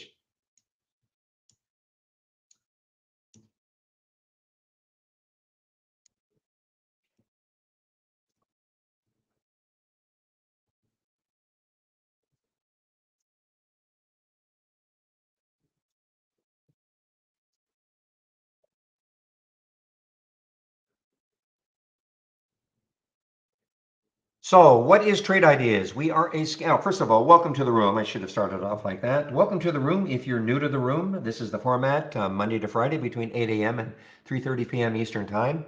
Sharing my screen and live on the mic, and my name is Barry Enerson, and yes, I do work for Trade Ideas. I moderate 2 rooms at the same time. There's a YouTube room and then what I call the main room. YouTube room is exactly the same in that they see my screen and they hear me, just not as much action among traders. So if you're looking for a lot more action with or interacting with other traders, you can come to the main room, okay?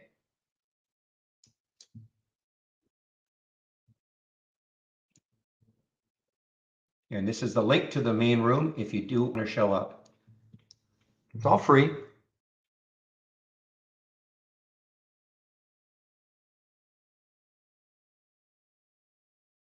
So what are we? We're a scanner. We scan the US stock market. Doesn't matter where you live in the world. Doesn't matter who your broker is. You can use trade ideas. I showed you the scans that I'm sharing. We are sharing a lot of scans here. Here meaning if you click on new from the toolbar and then click on docked channel bar, these are all theme-based channels, okay? I'm going to click on the explosive winners. They may have made the change. Not quite. We're going to make this a little more simple. They're just going to show you the race itself, nothing else, and the chart. But anyway, this race right here, my race is in essence built or based upon that race. I've made some changes. You know, I want a higher minimum volume, different price range and all that. But this is what the race is based on, okay? What I'm really trying to show you here, though, is if you go to the different channels, you can extract scans that you might like. Okay, so if you like this race the way it is, aha, look at the ALOK guys now.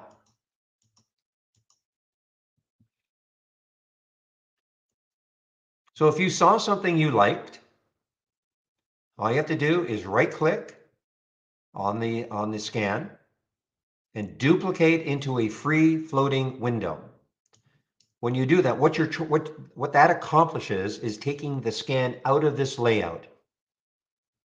Okay, and what that popped out of my other monitor.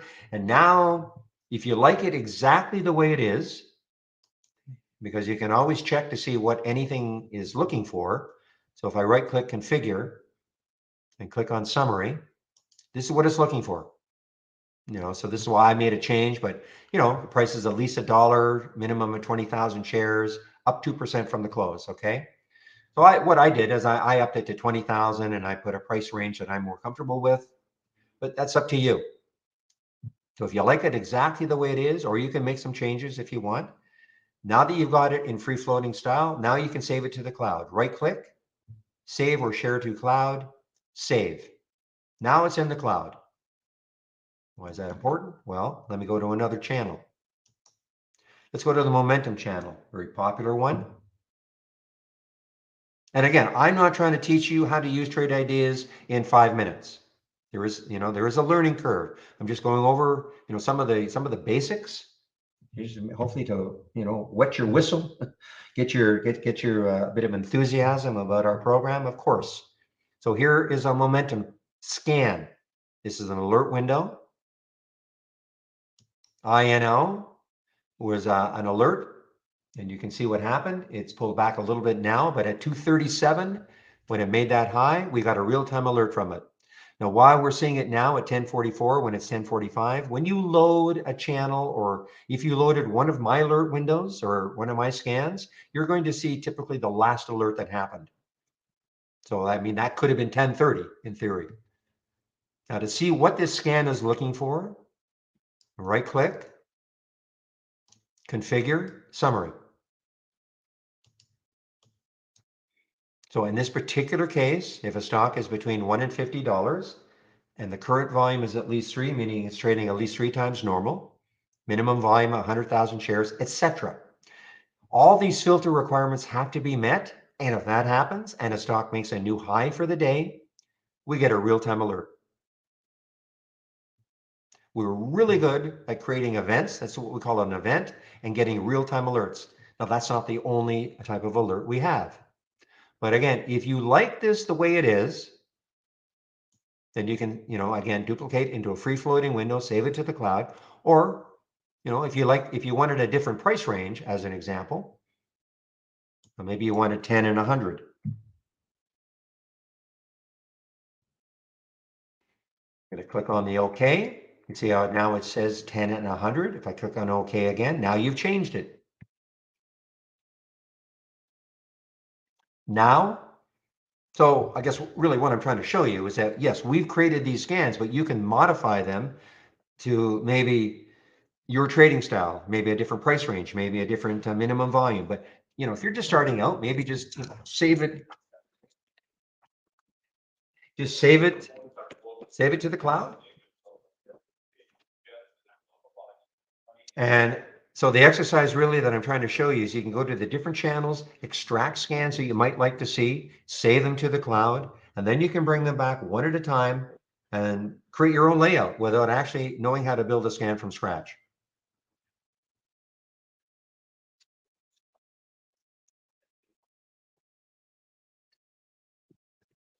Now, a word about this, I made a change here.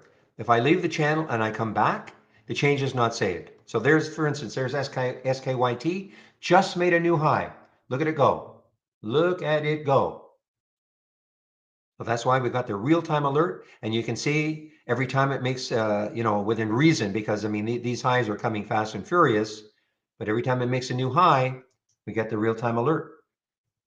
So this might be a window that you want. If you're a momentum trader, this might be a window that you want to have.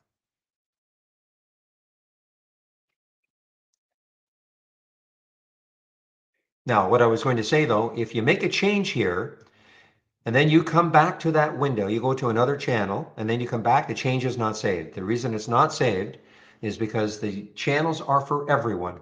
So the fact you want to make a change to something, not necessarily what everybody else wants, okay?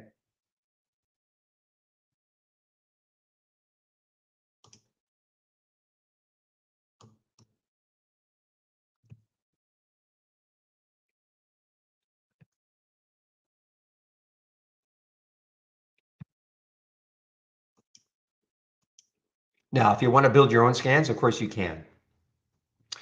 Again, if I right click on an alert window and click on configure, and I click on, instead of summary this time, I click on search. When you see these icons, these are all the real-time alert icons. You can see right at the top, the new high, new low, obviously pretty popular. People like to see stocks making new highs for the day or new lows for the day, but we have a lot of other alerts, real-time alerts. You don't have to learn them all, okay? Because if I scroll down, these icons, these are our filter icons. Again, you don't have to learn them all. The reason why we have so many is that when the company started, well, look at this SPY, by the way, guys. Wow, what a move. Everything's positive now. So when the company started in 2003, they thought that most people would not want to have to learn a programming language to create scans. So they tried to create as many filters and alerts, real-time alerts as possible, so that most of our customers with the various trading styles out there could combine them to give them the type of scan they're looking for. So if you want to make your own scans, of course you can. But if you're brand new, I probably wouldn't do that. I would probably just take a look at our scans to start off with. And afterwards, as you get used to using the program, you can adjust them, maybe add a filter in as you get, understanding what all the other filters we have. So, you can look at all the filters briefly and, there's a description of them. And you might say, wow, I never thought of doing that. Let's try that as an example.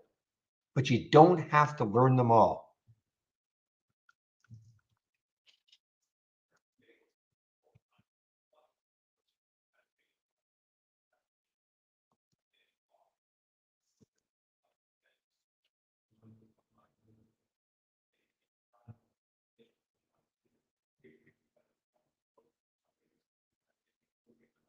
And I was going to talk about the AI, but there's really nothing to talk about. 2 days in a row, really nothing to talk about, guys. We're going to do something with it, I'll be honest. I mean, I like to see it. I know they're talking about sort of a swing AI, but, I don't, people ask, do I use it? No, not really. I mean, I use it every now and then as a watch list. If I see something, just like if I see something here, but that's how I use it.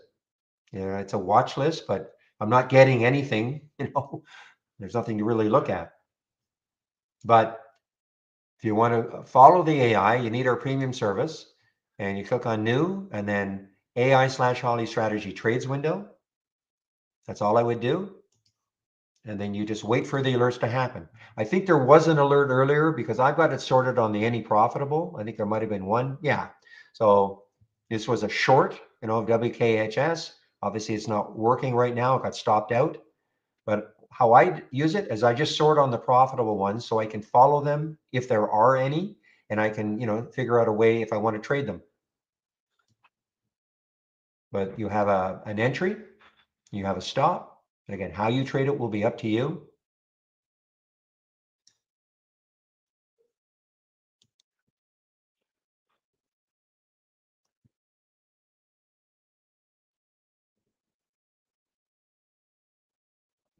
Boy, I mentioned a firm earlier, guys. Look at a firm now. I think it's probably tacked on $1 since I mentioned it. Maybe not quite $1, but look at a firm, AFRM.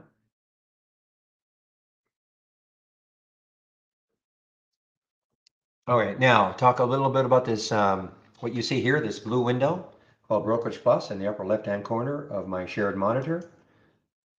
Let me put the link in for Brokerage Plus. Again, Jamie is a big user of Brokerage Plus and E-Trade, okay? So save up your questions, your more detailed questions for Jamie. He'll be there at noon in our YouTube room.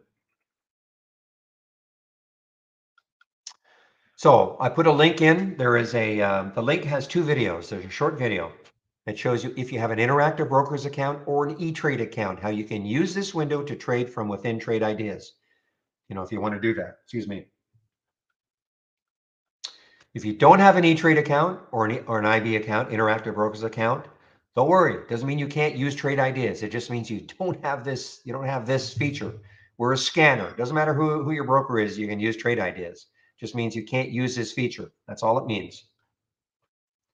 Wow, I mean, there was a bounce, I guess, on CSC, but look at this. Look at this collapse again. Oh, boy.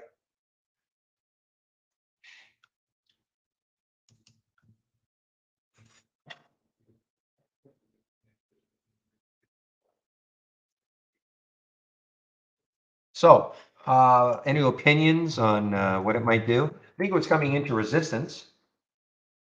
All I could say, yeah, I mean, what it could do, I have no idea, but I mean, it looks like there's a lot of resistance. You know, look at the daily chart. You know, we're at 437. The next high looking left is 446, 435, 442, 446, 441, 450. You just have to look. You know, I mean, if it can get through that, yeah, it's got a shot to move higher, but it's got a lot of stuff to get through, in my opinion, anyway. So that's my opinion.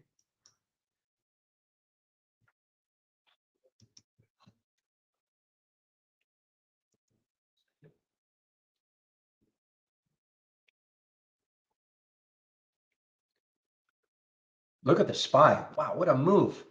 What a move, guys. 1 hour straight up.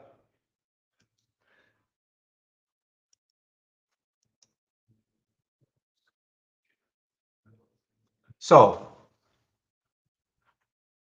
the Brokerage Plus link that I put in has another video, a longer video, goes into a lot more detail about how you can use this window, okay? Now,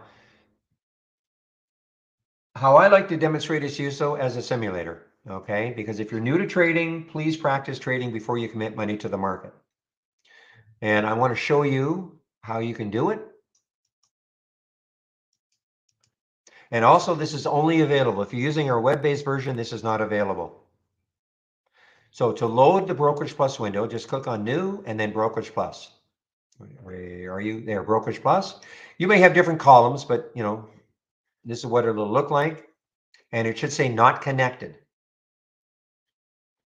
All you have to do is go up to the toolbar and click on Simulation, Paper Trading, and it'll say Account.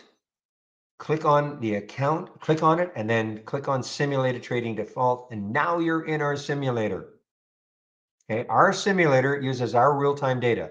You don't even need a broker. If you're so pondering about who your broker is going to be, but you want to practice trading, you can do it.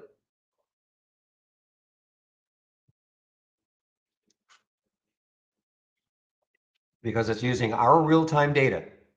Okay, so you can practice trading using our simulator. All you need is our standard service. What you're seeing here, these are a couple of trades in the simulator that I took yesterday. All right, and I was showing people, demonstrating how you can use the simulator. And I didn't exit these trades at the end of the day, so that's why APLD is still active. What happened here is that I had put a target. Somebody asked me, I think Ija in the other room, ask me, well, I don't, well, not so much how to put a target, but how do I see a target? And so I'd actually put a target at 160, so it took me out of the trade. Okay. And would I have done that normally? No, because its trade was still working, but I was just, demonstrating how you can put a target if you do want to put a target.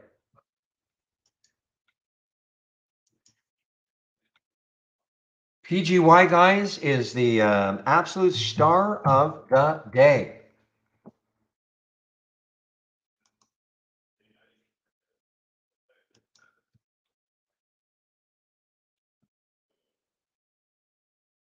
And look at it. Look how many races it's won. Concentrate on the,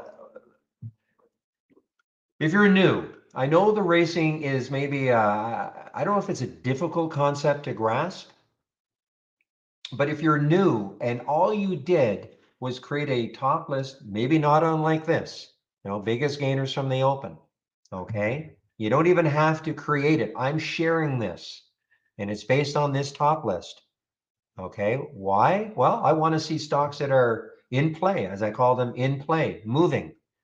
Why wouldn't I want to see that? So this is a top list window. And typically on a top list window, let me just sort it on the change from the open, okay?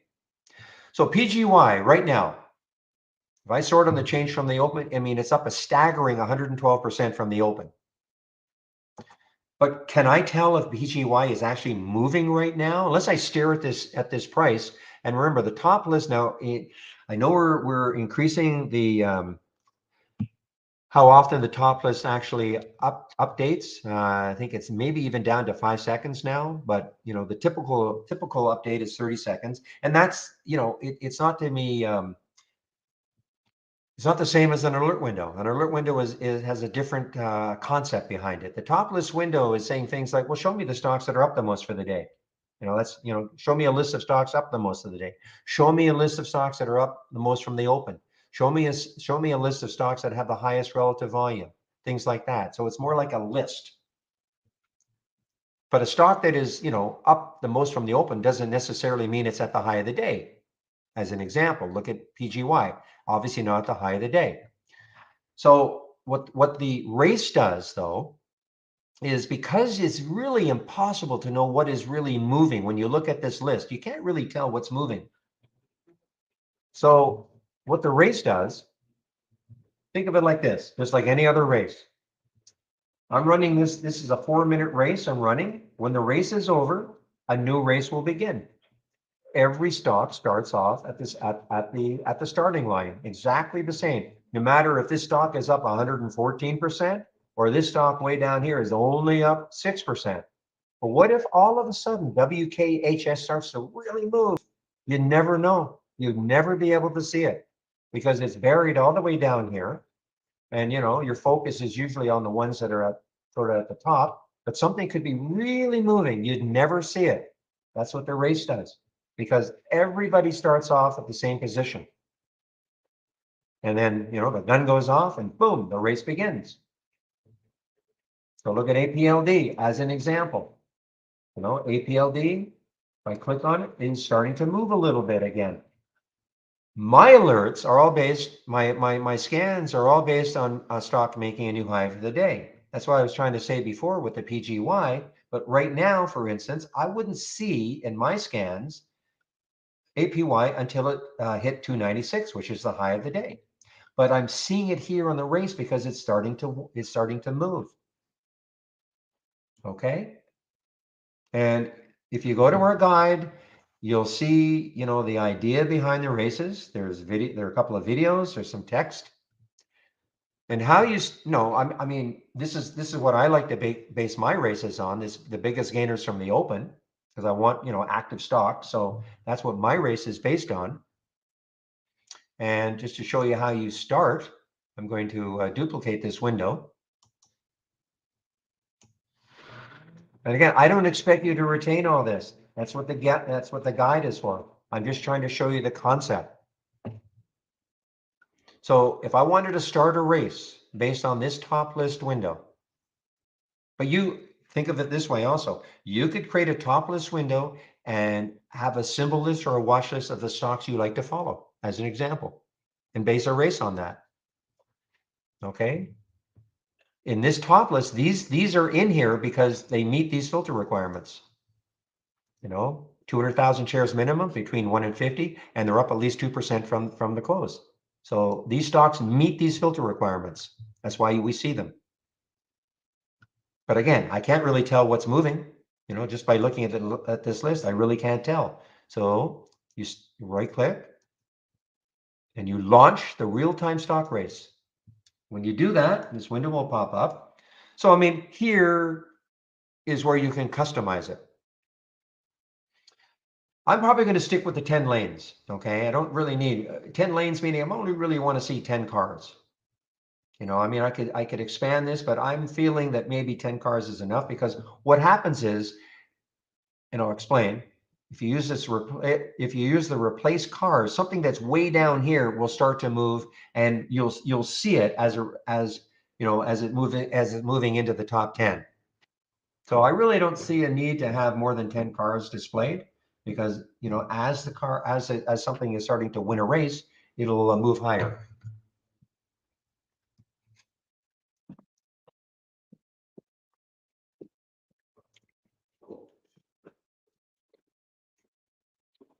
So some options. How long do you want your race to run?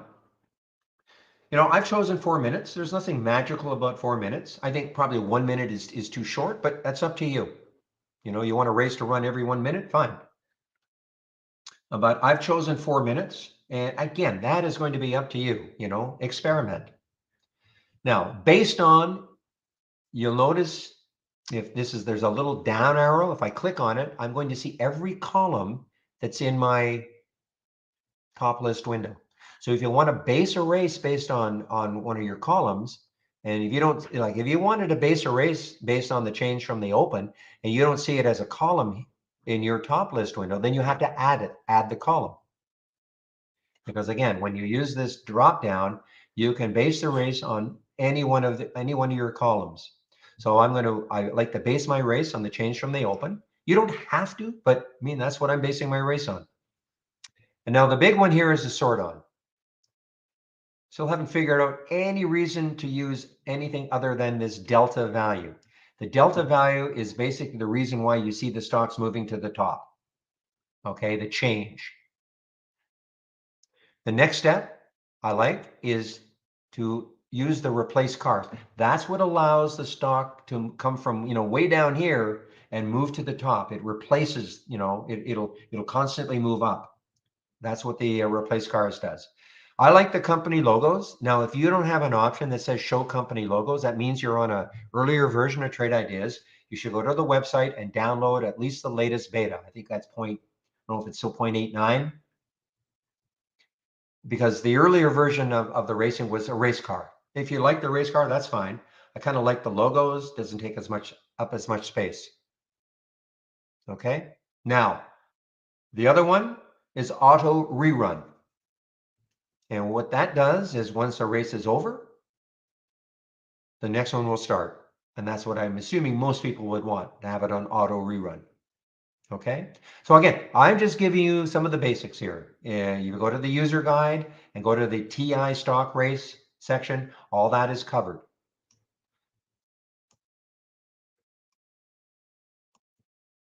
And again, you're new. There's an argument to be made that all you have to do is have this one window and watch it all day. What I should have done also, because there's a question based on race winners. So one more, let me duplicate this window. One more, I think very important.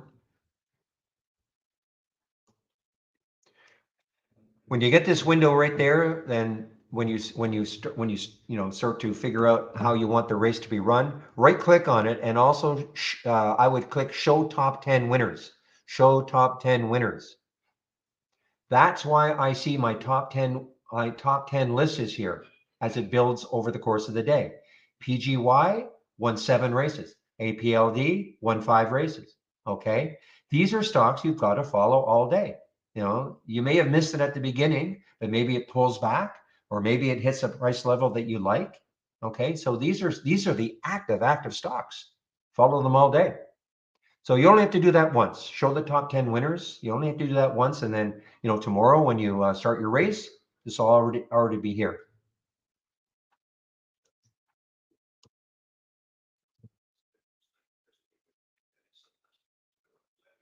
So the question, Roger, well, you can take these, I mean, there's only going to be 10, and you can just create a symbol list with them in there. Just type them in. I don't think there's a way in which you can actually copy them, paste, but you just type them in then if you want. So when you say the question was, can you create a list with race winners? Well, yes. If you know how to create a symbol list or a watch list, then you create it, put these in, and it may be changing because, something else might start to really start to run. But this is a dynamic list. No, automatically, no. I mean, it doesn't take much. When you create your, all you'd have to do is click on the alert and then right click.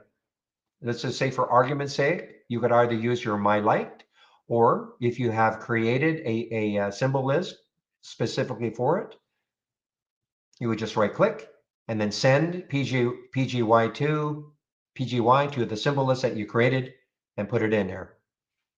I mean, it won't take long.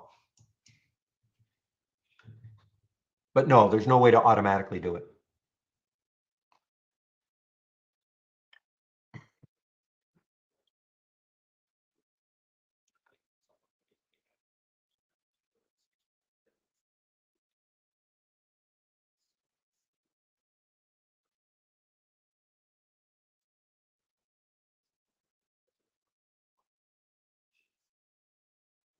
Hey, don't worry about it, Dak. Don't worry about it, okay? Nobody's going to come here and say, hey, I took Dak's trade and I lost. I mean, everybody, you have to be responsible for your own decisions, okay? So don't worry about it. That's why I don't tell anybody to take a trade. I explain what I'm looking for. And if it, I mentioned the PGY, what I was looking for on that 440 break earlier. And this was well before it happened. And if you're listening to me, a person who's listening to me, yeah, I see what he's talking about. And you want to end up taking the trade, that's up to you. That could have hit 440 and it could have dropped, immediately. But you've got to be prepared to, to think for yourself.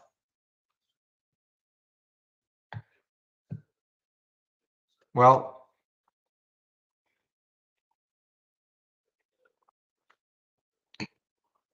so this race is based on my watch list, okay?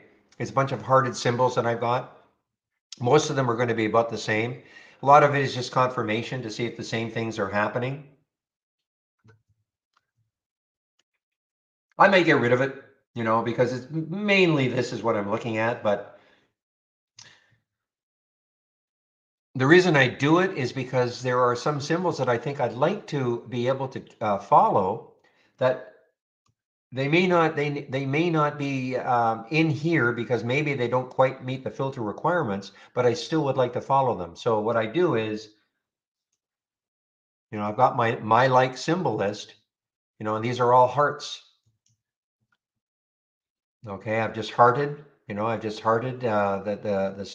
stock, and then they go into my liked, and then I can follow them here.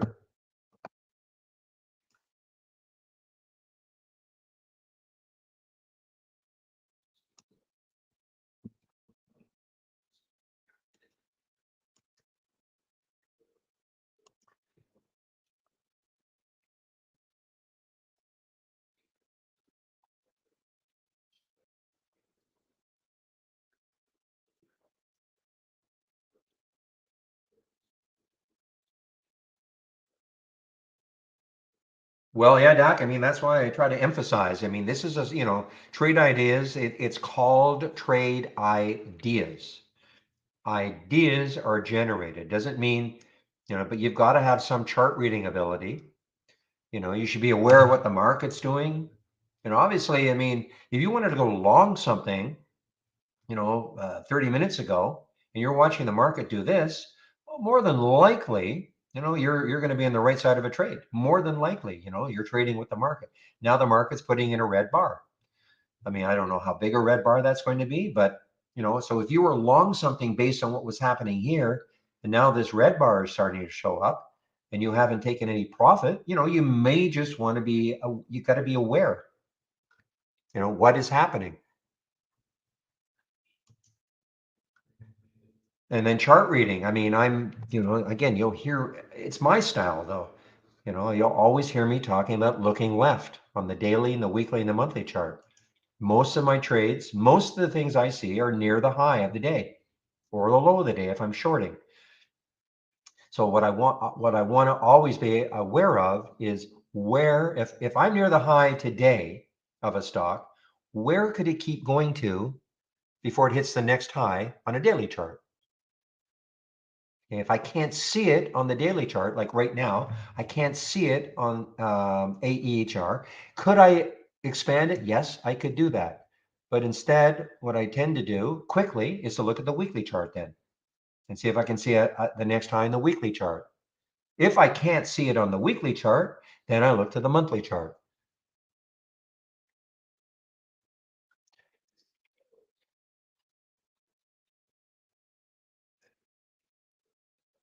Yeah, so it's not so much a strategy because we don't have, so the question in our YouTube room is, what is a popular EMA strategy?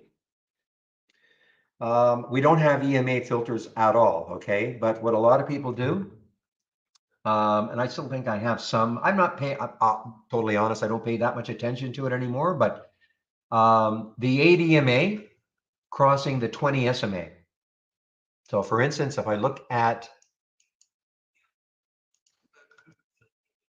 there's AEHR, let me get a big, see, the thing is, I don't think I've got,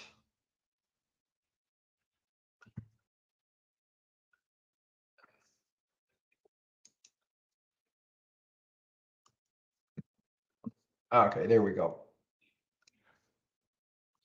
So here's a big 5-minute chart for AEHR.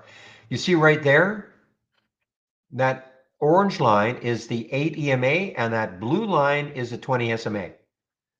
So the theory being, if the 8 EMA crosses the 20 SMA, that is setting up a potential long trade, okay? But there's no scan that you can do for this. It's more having these, if a person is really wanting to follow it, having these lines on your chart and on the different time frames too. And then the reverse is if the 8 EMA crosses below the 20 SMA, that could set up a potential short. Okay.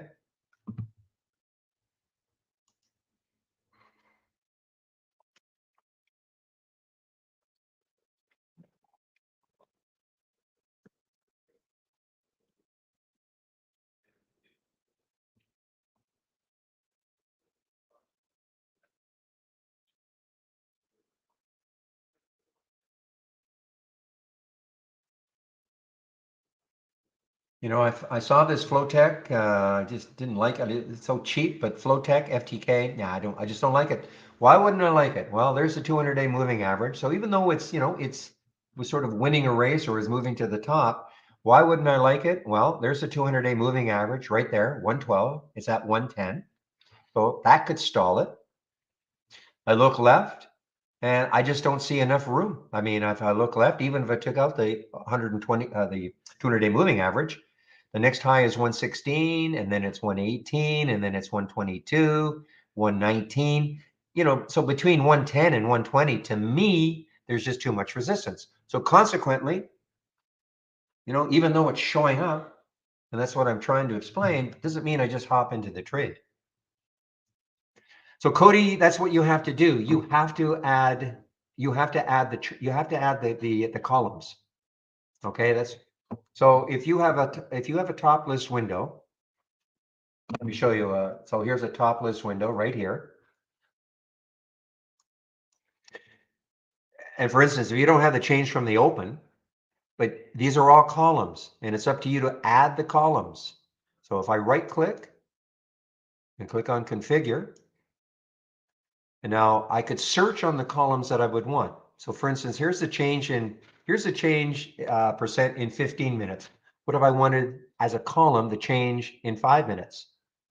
And you could run a race on that. Okay. I mean, that's why I'm saying you guys got to, you know, there's no right or wrong way to run a race. But if I wanted that column, then I'm going to have to, you know, find it. So you go into the search. If you ever can spell change right. Okay, so here's the change in 5 minute percent. So if I click on that, then it says show column. Click on show column. Now, so there it is. Okay, so when you say your setup doesn't have these the columns you want, when you do that drop down when you launch the race, that's because you don't have the column headers. You have to have the column headers in order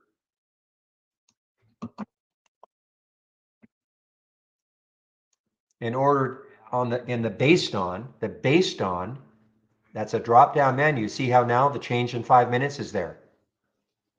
It may be hard to see, but you see these are all the column headers in my top list. So it's up to you to add them, the ones that you might want to run a race on. Make sense, Cody? I'm talking to somebody in our YouTube room.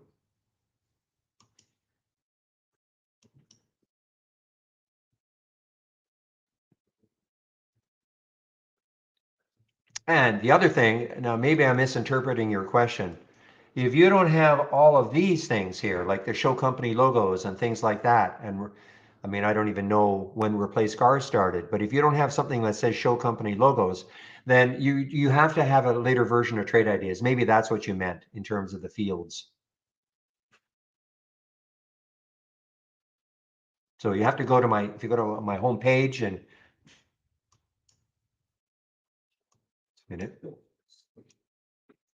so maybe that's what you meant.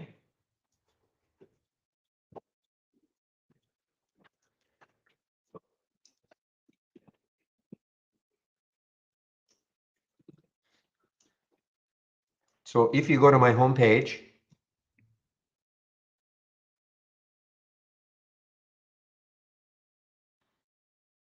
you click on my home page link, okay, and go to the top where it says download, and you click on download. So it's very possible that you're on this production version, which didn't have, for instance, the company logos. So you should go down here, and I see we're now at 0.96. Okay, download that version. If you were missing, if that's what you were talking about. So Cody, can you hear me?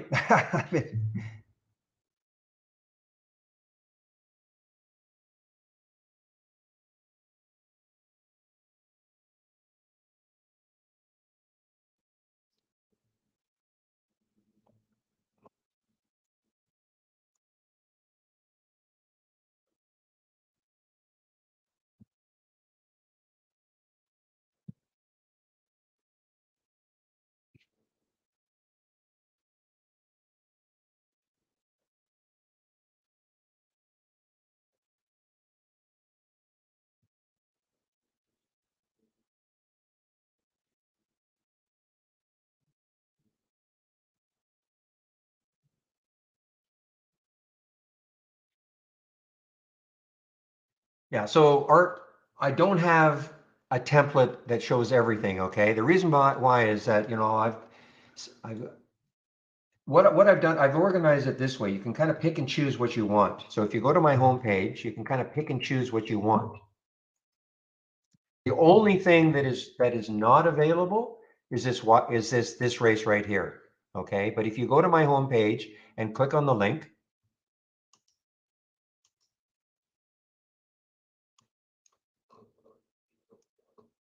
and click on the scan section. So this is the race over here. Race mode, biggest gainers from the open. The basic new highs and lows and all this is right here. Basic new highs and lows, and then don't repeat. So these three are right here, okay? And that's really all I use. And you know, this is not going to be available. You have to load it yourself. And the reason I don't, include a big layout because, somebody may have the web-based version of trade ideas and now they don't have this, they don't have the web-based version, this racing is not available. So I try to keep it very simple, okay? So you can pick and choose what you want. And as far as this, the charts, it's not hard to create your own charts, and you may not want all the same, time frames that I've got. You may not want the SPY. So, but if you want these three, the basics, and this race right here, and my single stock window, it's called the single stock window, they're all available.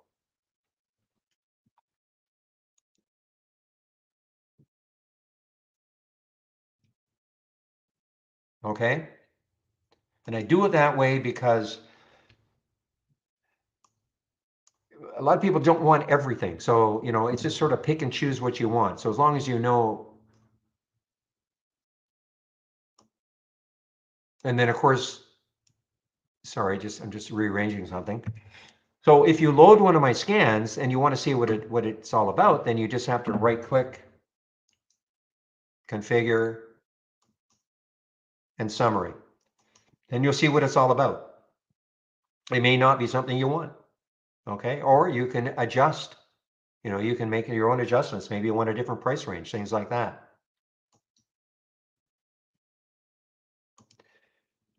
Yippee!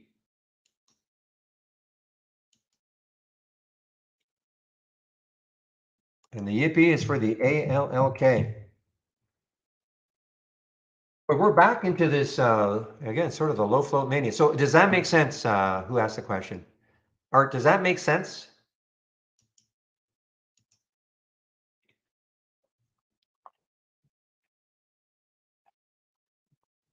The other thing is that, sometimes I can make a change to a scan and, you might look at my scan and go, hey, well, how come I'm not getting the same alerts? Okay, good. I'm glad it makes sense just to sort of pick and choose.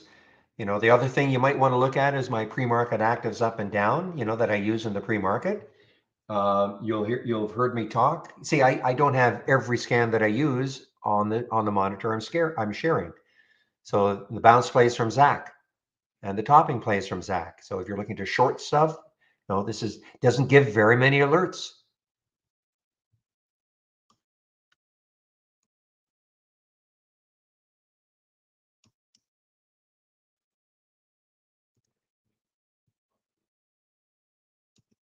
How do I check Woodbridge? I have a trade ID. I don't know what you mean. Is that a company?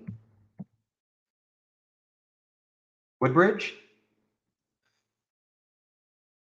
Oh, because there is a company called Woodbridge. Okay.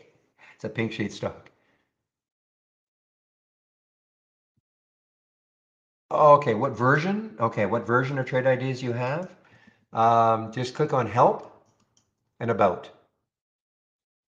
And that'll tell you the version.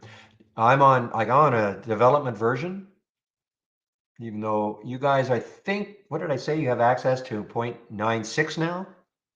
I'm on a development version, but that's how you can check. So if you should go to the download page and download the latest beta. It has all the latest features on it. So again, just click on help and about. And that'll tell you the version you're on.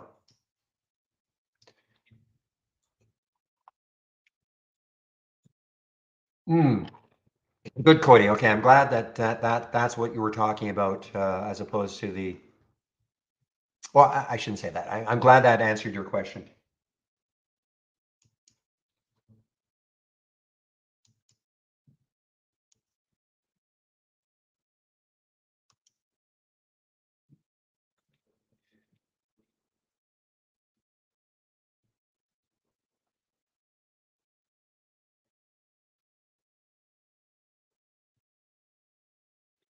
So guys, here's the PGY, right? Now maybe.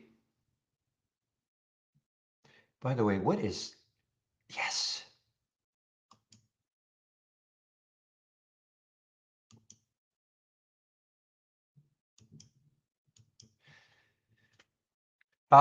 Yeah, all you have to do is just click on sim.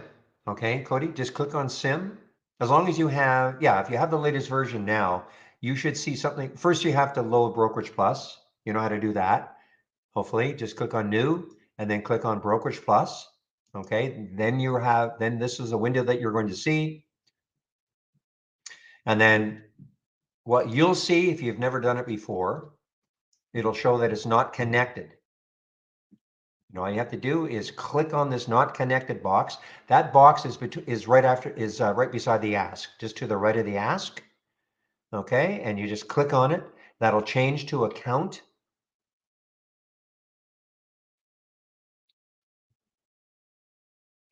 It will change to account. Hopefully I did connect. I did do it. Well, of course, first you've got to click on sim. Okay, click on simulator. So you'll see not connected, then click on simulator. Okay, now it'll say account. Click on account, and then the little simulator trading default box will pop up, and now you're in the simulator. That's it. I mean, it's as simple as that.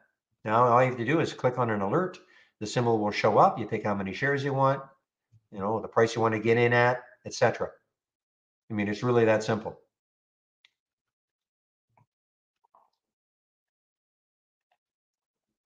And you can practice swing trading. I was mentioning before, took this in the simulator yesterday. I actually took it in my real account too, but I mean, I took this in the simulator yesterday, APLD. And so I didn't exit it at the end of the day. So if I highlight anything in my list and I click flatten, that'll get me out of the trade. If I click on half, gets me out of half my position, or I could double my position. Okay, these are hotkeys. Good grief. The trade of the day though, guys, was the if you had it, none available now, but the JCSE, unbelievable short.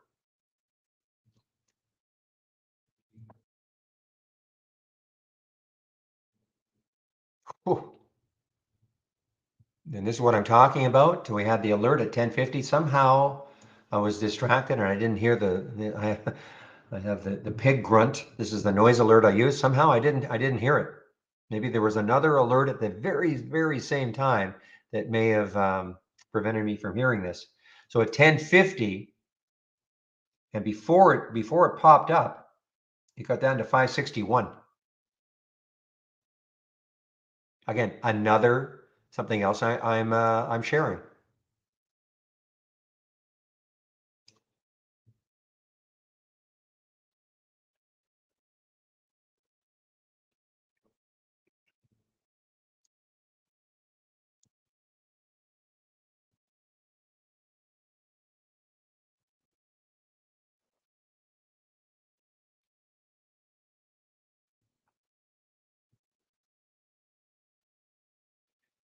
Now, if you're interested in shorting, of course, you can just flip this whole thing. The biggest gainers from the open, you just do the old flip, duplicate your window first. Okay, duplicate the window first. Okay, and then we have got a great little flip feature. All right, we're going to right click, configure, and flip. So what'll happen is you can only flip, the only thing I can flip is the price. I was going to be down at least 2% from the previous close. Okay, you can't flip a price range, but if you had other types of filters that could be kind of flipped, into from a positive to a negative, then it will. So I just click the flip. Oops. Oh, and say okay. You know what I did? I double flipped. I flipped it back. So I flip it, and now I say okay, and here we go. So now we've got, I would rename this the biggest losers from the open, as an example. So you could run a race based on this and show the stocks that are moving down the most as an example. Okay. Well, most of you probably just want to see the ones that are moving up, but if you're looking for stocks that are moving down, you can do that.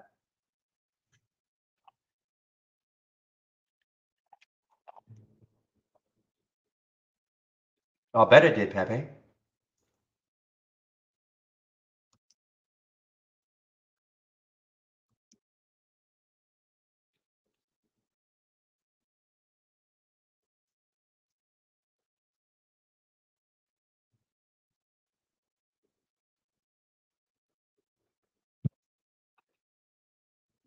Man, this has been a fast morning for me anyway.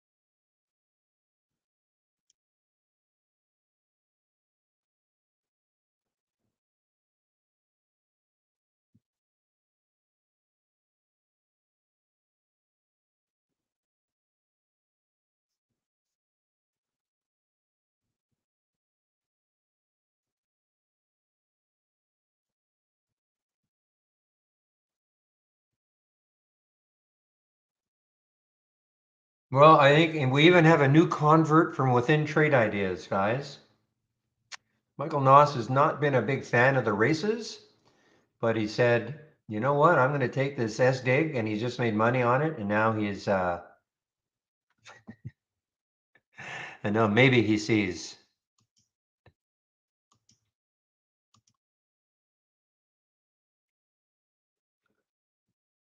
I wasn't a fan of the races.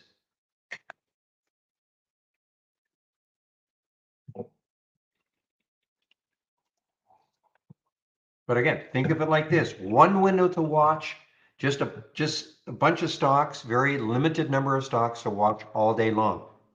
Okay, gets you to focus.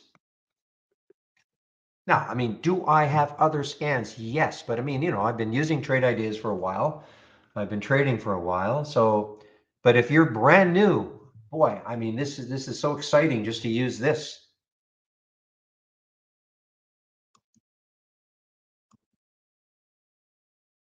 I mean, look at PGY. I mean, you never know. This could have another run in it. I mean, it hasn't given it up completely. There's not been what I call massive profit taking yet on this. So, this could just be setting up for later on.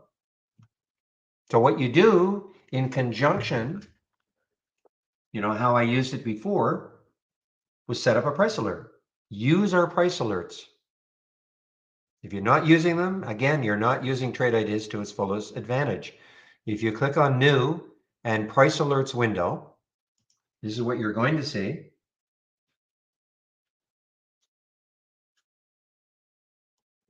This is what you're going to see. Now your window will be completely blank, because you've not used it before. Let me get rid of these ones that have triggered. Excuse me. So now how I use it is I minimize the window. You don't have to, especially if you don't have a lot of screen space. I mean, that's not an issue for me, but I like to minimize the window. Why? And I'm going to show you, because if I minimize the window, when I get a price alert, this window is going to pop up on my screen, so I cannot miss it.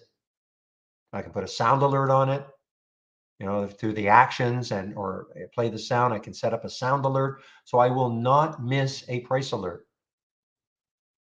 So let me minimize it and let me show you how you could do it. So let's take a look at the PGY as an example. So let's just say that I thought, well, you know what? If this can get over this high right here, I mean, so what you do is you just get the dotted line, move your pointer around, mouse around, try to put the dotted line where you think you might want the alert, and then right click, create price alert. Now it says 572, but if I wanted it at 570 or some other number, of course I could type it in, but I'm going to leave it. I'm not going to put any notes. I don't care so much about notes, but if you wanted to, you could. I'm going to save it. Okay, so if that happens, I'm going to know about it. But what I want to show you is how it pops up on the screen. So I want to bracket this. I'm going to bracket this alert.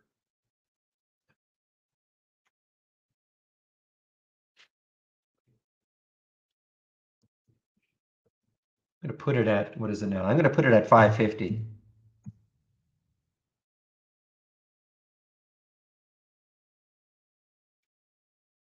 Okay, so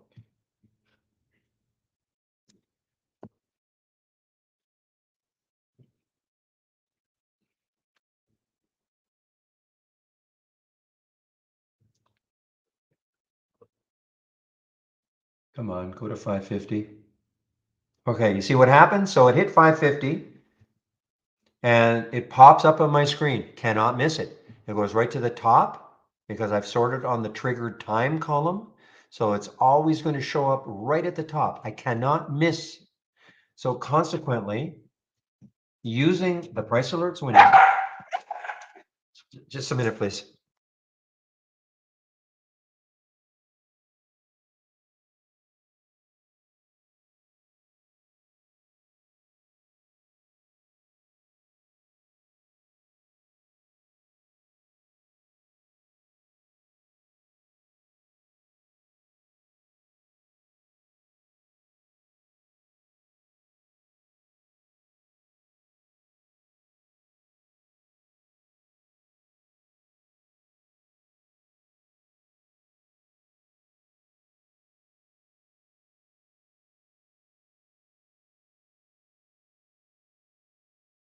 All right, guys, I'm back.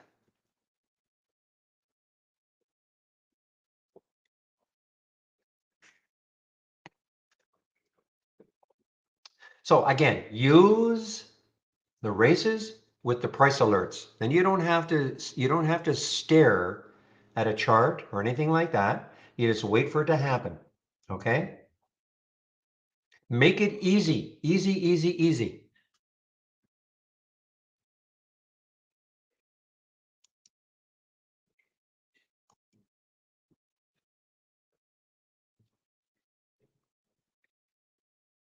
But when I say easy, make it easy on yourself.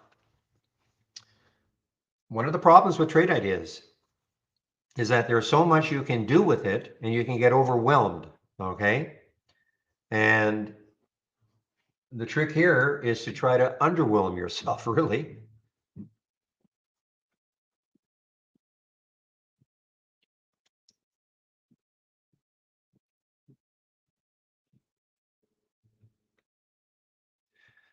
So you're wondering why I'm talking about the ALLK. I mean, it's right there, guys, in the 10-day daily breakout. It did show up on Zach Scan as a potential short, but it certainly didn't look like it wanted to go short yet anyway. And so there it showed up at 418, the 10-day daily breakout. And on a day where the market is pretty robust, these are the sort of ideas that can work. Not showing, well, it is actually showing up here too now.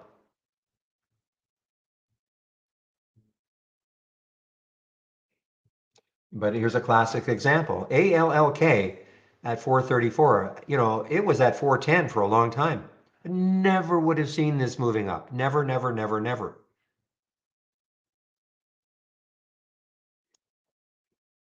Yeah, it's definitely an improvement has to be made, Teddy.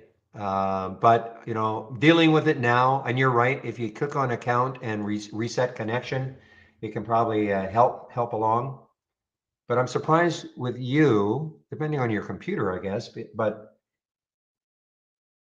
I mean, my excuse, of course, I've got a lot of not just within trade ideas. I have a lot of things going on.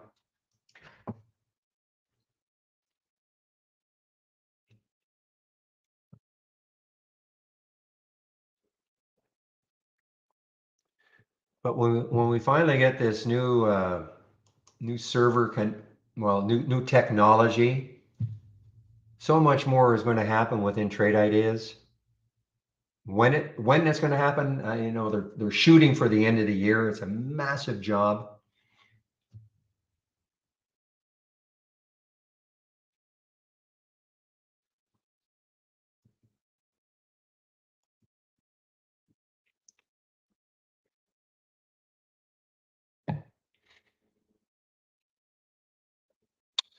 All right, I just want to make sure it is Jamie.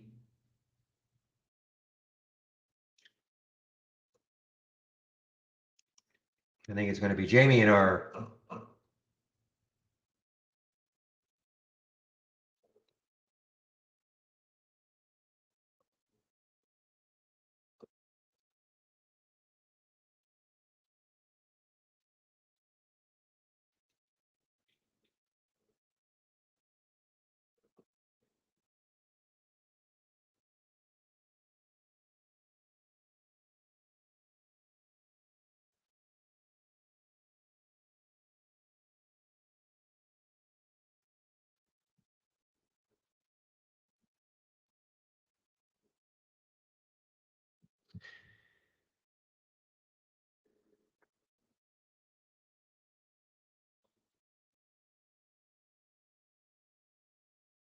All right, I'm just going to make I'm just trying to confirm that it'll be Jamie. There he is.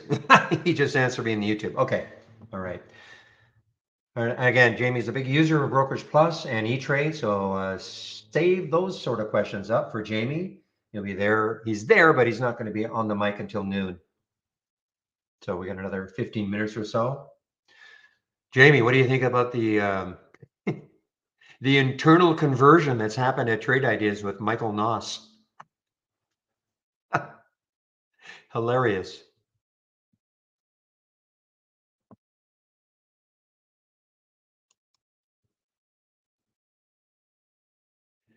Yeah, Jamie uses races. Yep. But he'll talk about his races. You know, might not use the same races I do, but you know, there's no right or wrong.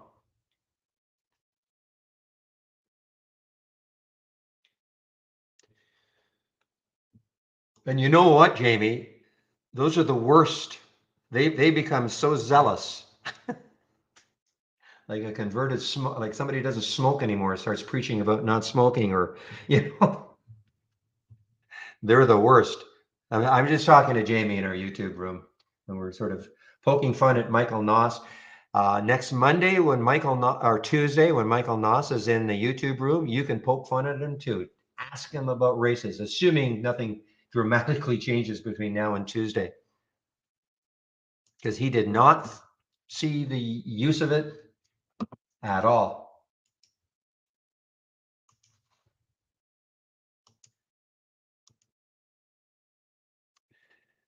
How do you upgrade? So if you go to go to my homepage, Art.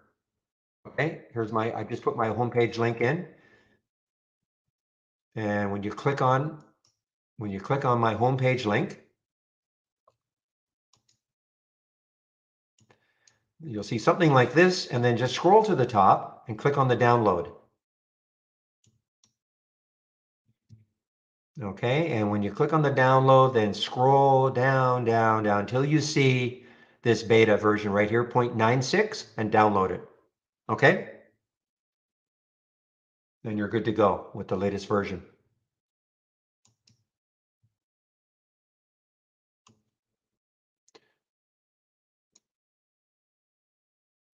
Now, you may not want to do it right away because you have to exit Trade Ideas and all, but certainly at the end of the day, you should do that, in my opinion.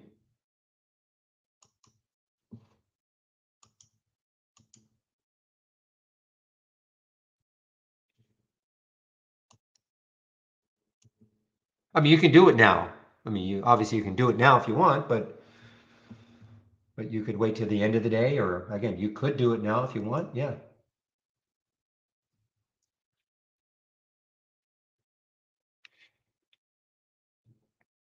I mean, guys, look at PGY. I mean, it continues to win these little races. Okay. So I mean, you know, the pent up energy might be it might be getting ready to explode again. I mean, we don't know for sure.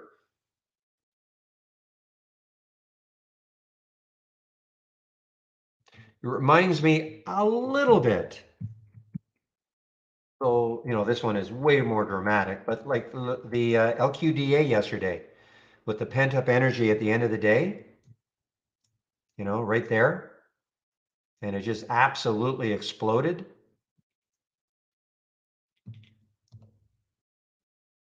And I think it had some news. I think this was the one that won some kind of a potential lawsuit against UTHR, I believe.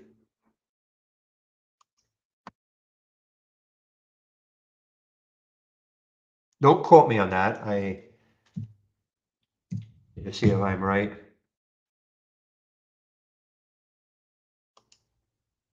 Yeah, receives ruling against UTHR.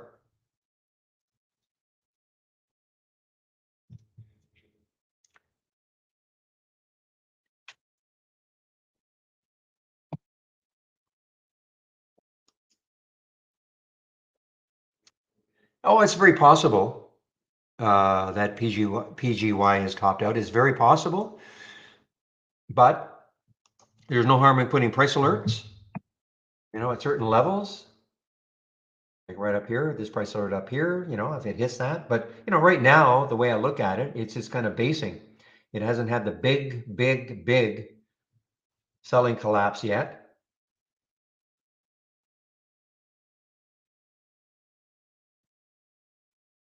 Another Israeli stock. And this does not have 392 million in the float. I guess somebody said that it's really only about 1 million. Which is exactly, remember when we first saw this, it was only up 44%. But when I saw that float, I said, that's almost impossible. With no news for something with almost 400 million to be at 44% with no news. It's literally unheard of.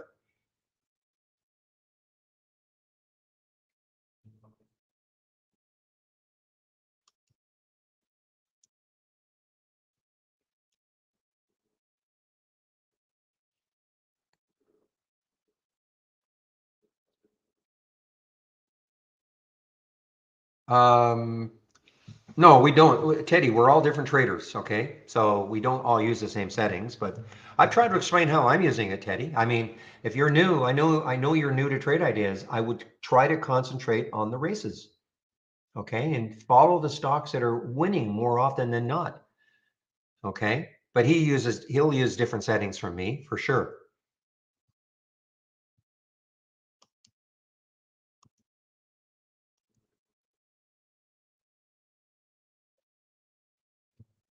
What the heck is Tanya doing now? TNYA. Why are you? Tanea. Tanea. So, I look at this and I go, you know what? I don't like it. Even I don't care if it's winning a race, yes, but look between here, 576, and look up here at that 6 level. To me, there's too much going on. So I won't take. So that's where the trading experience comes in, perhaps. Okay. Now, is that 100% that it won't just blast right through 6? Of course not. I don't know I don't know exactly what's going to happen. But my trading plan, as Michael always talks about, a trading plan is to not take something if I think it's close to, a previous days or weeks or months high. I just don't do it. I just don't do it. Okay. And am I right all the time? Of course not. Sometimes the stock just, piles right through that high like nothing. I'll live with that. But that's my style of trading. But you can ask certainly Jamie in about 10 minutes. He'll get on the mic and you can ask him how he uses it.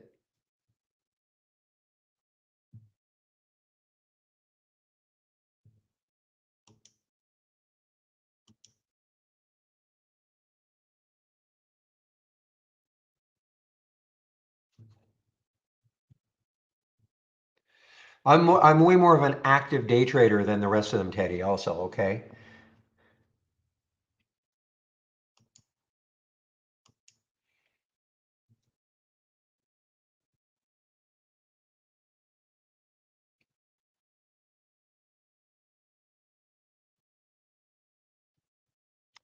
So what I'm going to kind of watch for now, kind of like what happened yesterday with the LQDA.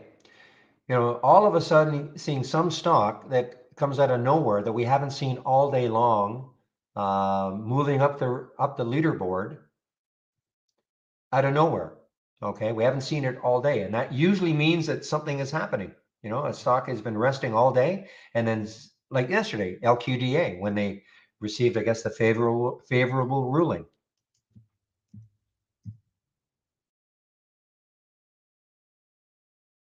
At this point, well, let me get a big 15-minute chart out.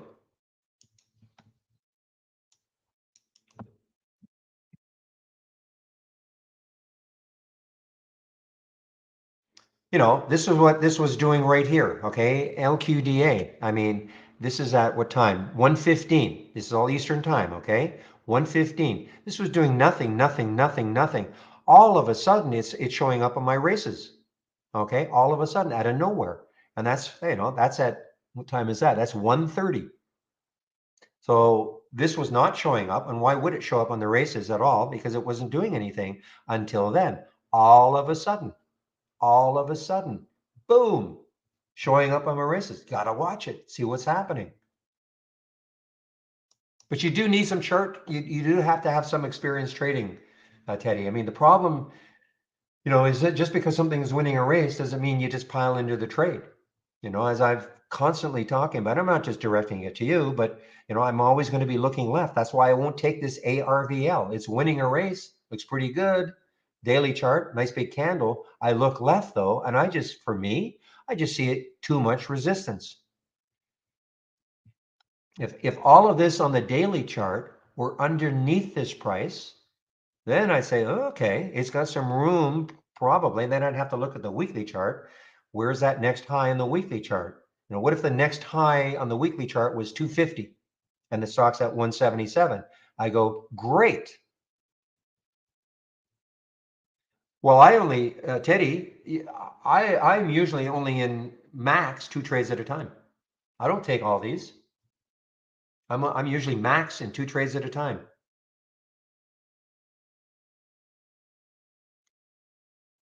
The only one I'm in right now is the I still have my little swing going of the APLD, but the only one I'm in now is the ALLK. So you don't have to take a lot of trades at the same time. So don't think that just because everything on this list you have to take everything. No, no, no.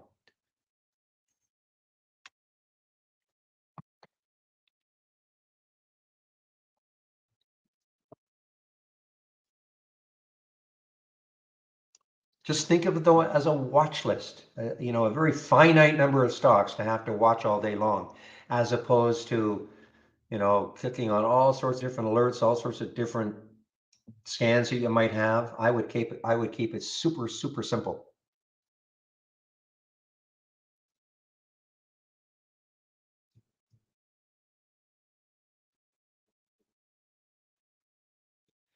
Oh, I'm sorry. You say you are comfortable taking many trades, or should that have been I am not comfortable? If you're new to trading, I mean, I wouldn't be. I would almost say you shouldn't take more than 1 trade at a time.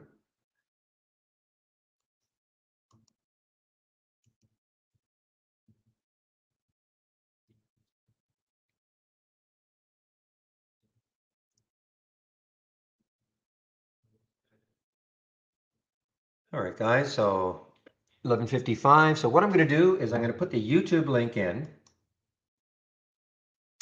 and Jamie will be there on the mic in about 5 minutes.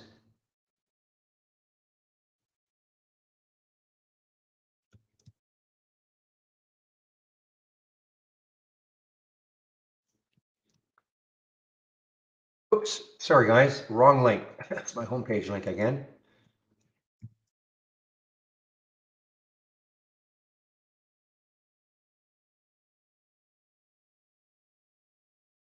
Okay, there is the YouTube link. So I'm just going to put the announcement in. I'm still here, of course. I just want to get the announcement up though.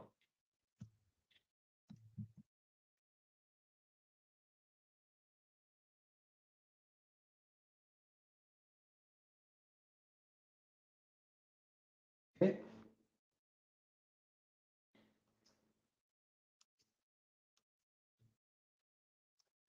Aha, my headset just died on me.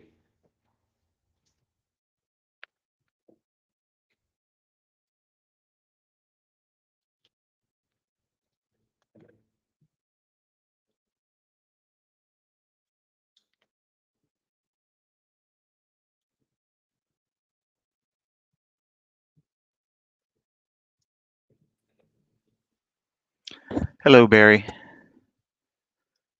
Jamie, I may not be able to hear you. I just had to change my headset. Let me make sure it's.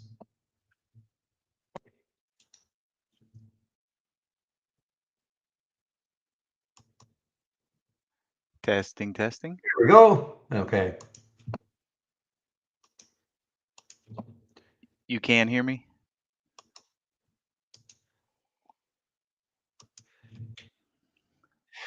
Jamie, I had the site on mute, so if you're there, I see you're starting,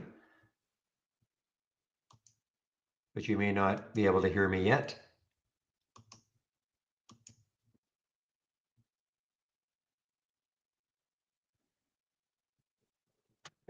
You hear Jamie? Interesting. I don't hear Jamie. Testing, Barry. There, I hear Jamie. Ah, hello. Hello, Jamie. Hola. How are you? I'm good. My allergies are trying to decimate me, but we shall persevere. Yeah, So if the audience hears me muting out a bunch today, it's just because I don't want to expose you to my coughing and sneezing. because that can be done over the internet. You know that. Coughing and sneezing? Oh, yeah. Well, no, you can expose. I mean, obviously, people can. I'm kidding. Right. We don't want those digital germs getting through the That's right. microphone and That's spewing right. out on That's right. everyone. All right, Barry, we'll see you back here in about an hour, sir. You bet. Have fun. Okay. All right, ladies and gents, welcome to my desktop. Let me just arrange a few things here. And if you have any questions, just go ahead and pop them into the chat panel.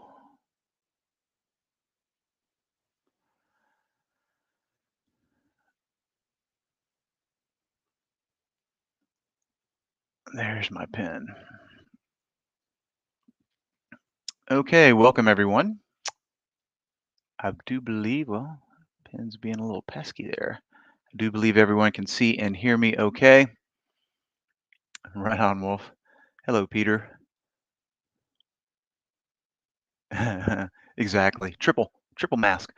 All right, ladies and gents. So, I was kind of listening in on Barry before I took the helm here, and we were talking about people are warming up to the races, and speaking from just for firsthand experience, you know, they do seem a little foreign at first because you've never seen anything like these guys before. But boy, let me tell you, um, the trend continues, and the results of trading these things from the open have been pretty impressive. Right now, I'm an old dog, right? So I try not to get too excited about anything that appears to be working because we all know that the old adage goes, whatever is working eventually will stop working. But I'm not really sure about these. I mean, the data is the data. So instead of me just babbling here, let's look at some of the positions that I'm in thus far. Raj, I'm good. I'm a little, I woke up with a weird cough, but I think it's just allergy related. So knock on wood. Time will tell. If you do get sick, you feel it coming for a day or so. So I've got plenty of secret potions to take to try to ward it off. So we'll see what happens. But right now, I am functioning. All right. So look at my 15-minute chart here. I just pulled up TBLT. Now you can see right here, TBLT. I've got the top 10 winners for both of these races. Now this one has changed from open. This one is change in 1 minute period. So we're going to see some duplicates, but every day there's going to be maybe one over here that we're not seeing over here, or vice versa. So, check out this TBLT here, Tough Built Industries. There's my entry point right there. We're up nicely. I think right now up about 11.6%, right? Which, trying to grab a almost 12% intraday gain, that is quite a feat. Every once in a while you'll grab one of those, but it's not the norm, right? So moving right along, that's TBLT. Now, EVTL must have gotten pushed off the list for the top 10. Unless my eyes are playing tricks on me here. But also was a race winner early on. And you can see right here, one entry here, bought a little bit on the pullback. We broke this level and now it's off to the races. If I had been a little bit more attentive, probably would have made another entry right there. EVTL is currently up 11.5%. TBLT is just moved again. It's up 13.5%. Okay. So we got two big winners on the blotter today. And then we have this guy, ARVL. Here's my entry right here. ARVL currently up a little over 10%, fluctuating up 9.5, 10%. Okay, still in there. Got stops on all these guys. And this guy, APLD. One entry, two entries. APLD up about a little over 8%. So on my blotter today, one that's up almost 14%, one that's up 11.5%, one that's up 9.5%, and the one that's roughly up about 8.5%. Now I do have, let's see here, 1, 2, 3, 4, 5 more positions. All of these were spawned from the races. That's all I've been doing all last week, and so far this week, I'm only picking stocks from the races. Now ATR kind of lagging here, only up a measly 3.3% from the entry right here. SDIG with a couple of entries right here, up about 2.3%. So those are all the winners, and I do have 3 on the blotter right now that are currently underwater. VRM, you can see my entry right here. It's currently underwater a little bit, down about 1.5%. CYCC, down about 2.5% when it decides it will come up here. So down a smidge here, stops down here. We'll have to see what happens. Maybe the 20 catches it. Maybe this one stops out. But if that happens, c'est la vie. Can't win them all. And lastly, QD, not exactly acting like a good stock should. A couple of entries right here. Looks like a foregone conclusion. If we break this low right here, we're probably going to go visit and get stopped out.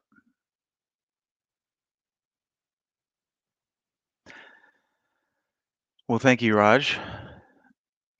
Teddy, your question, are your races the same as Barries? I think probably this one is the same. And this one is popular amongst all of us here because it's always producing some good stuff. Positive change from the open.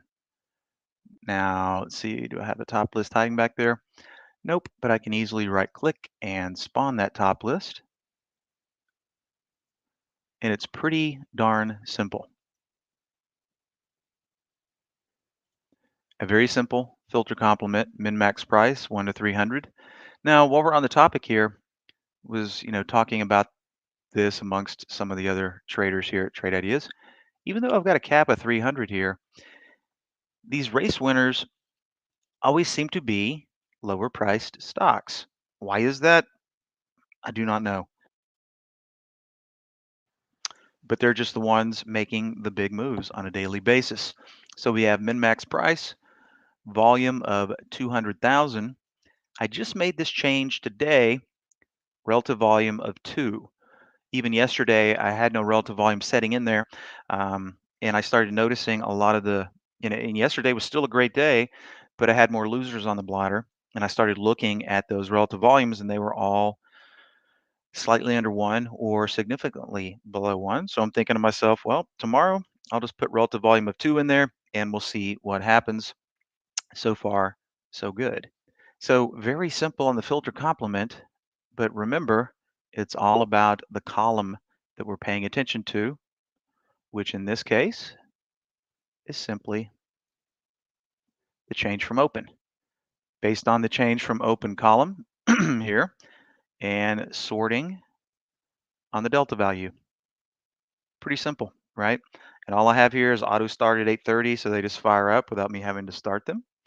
And, company logos, that's a personal preference, replace cars, but auto start. So pretty straightforward there. On this one, you're going to notice change in 1 minute, right? So looking at 1 minute change Of course, 1-minute races, same for this one over here. I like 1-minute races, gives me the info faster. 10 race lanes, might have to explore expanding that, maybe take it up to 15 in the new week and see if I get the same types of results. But once again, auto start time 8:30, company logos, personal preference, but pretty straightforward. And, you know, depending on my master column, I'm always sorting on delta value there.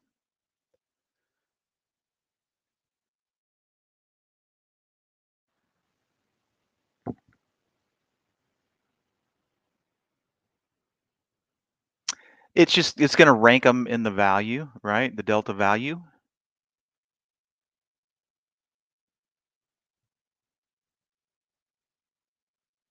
In other words, the highest change from open, or the change from the open that is the most, or the change in the 1-minute period that is the most, right?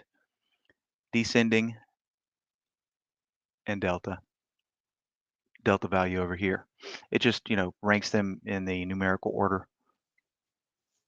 But hey, feel free to play around with settings because, these are just what me and some of the other people here like. But that doesn't mean it's the only way to fly.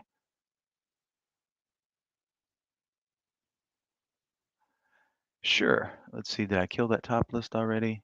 Yeah, I typically kill the top list because it's easier on my computer resources, and since my computer is pushing 5 years old, uh, if I have too many top lists open, you'll see this turn yellow or red over here.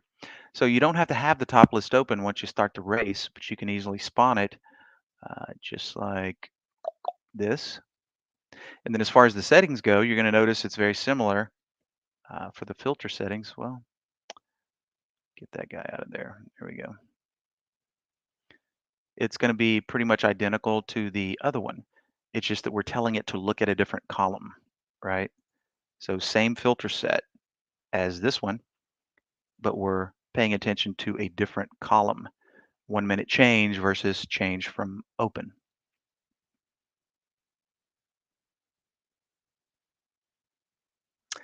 Well, Teddy, that's why we're here.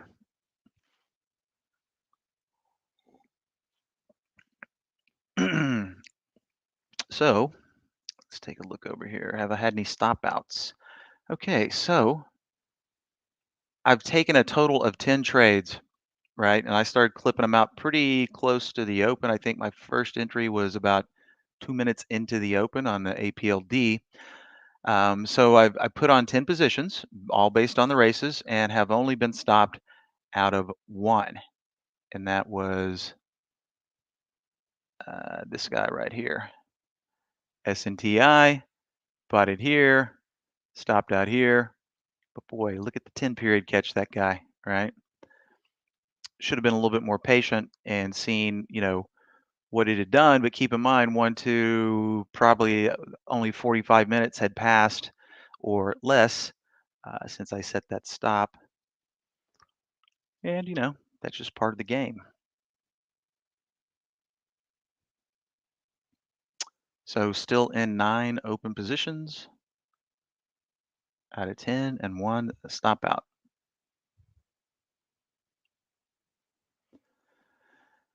So, I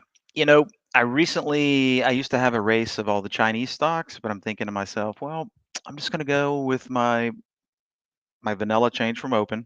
I'm going to add the 1-minute change, right? Now let's see here. We got PGY, APLD, TBLT. Okay, so we got TBLT over here, but we don't have TBLT over here. We got SDIG on both. We got rhythm on both.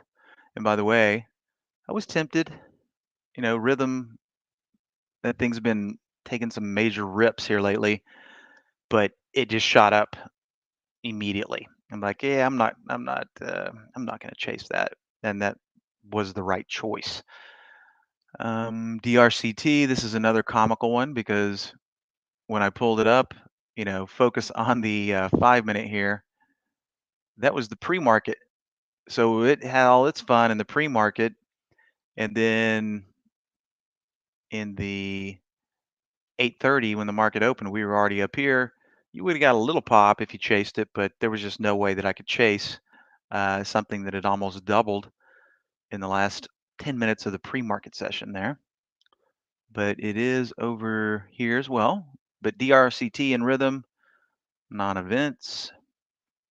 And then we've got Clover over here, but we have no Clover over here. B wins on both. Tanya's on both. I'm not in Tanya, I don't think, but that would have been a nice one. And last but not least, Sky T over here, but not over here. And Sky T, a nice little mover from the open. It just wasn't winning races early on. That's why I did not see it.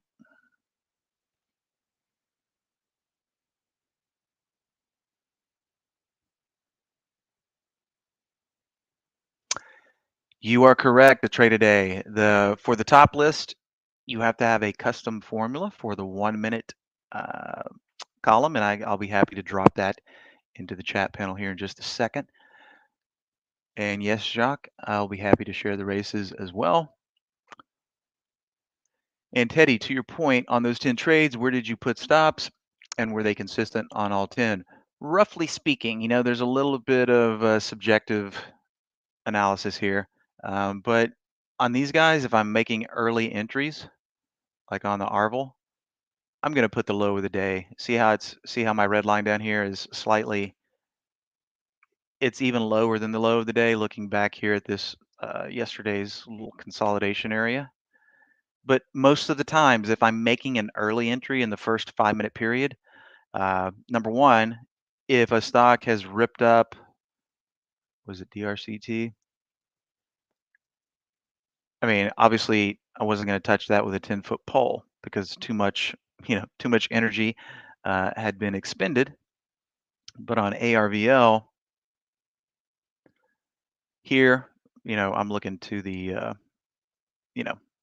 low of the day early on. And if we were to continue to scroll through these, you're going to see pretty much the same thing. Low of the day, even further back if I feel so compelled. And the reason I'm a little bit more loosey-goosey on these stops is from my observations over the past couple of weeks. I'm like, when these things are in play, and I still can't quite put my finger on it. I mean, and this is what the races are showing us,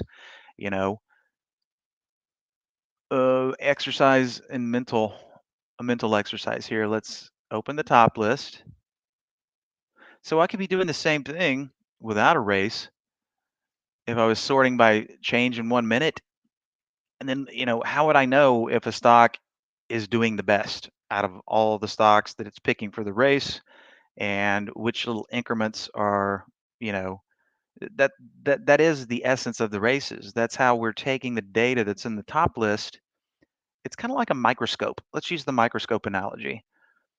This is showing us a lot more granular action for the filter that we're choosing to monitor in the race, right? We can't tell these little bitty movements or big movements, I mean, whatever you want to call them, just by watching a column in a top list, right? And that's what the races are doing for us.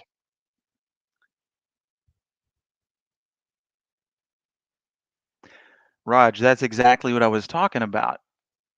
I don't know yet. I don't know. I was commenting on this. Look at all these stocks. $1, almost $6. Look, the anomaly over here, coin, 76.15.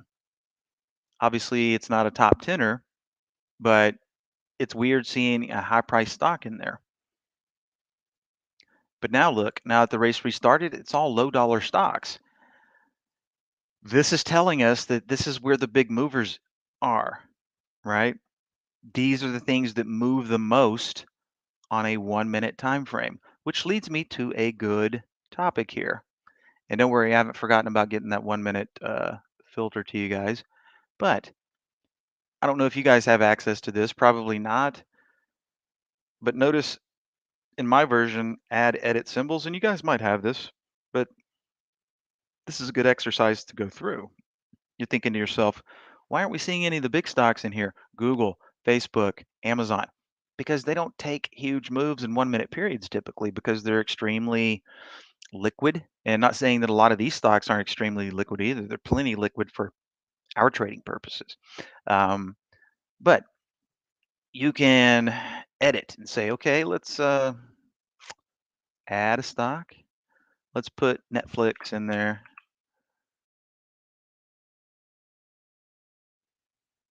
Okay, so Netflix was added. Let's put Tesla in there.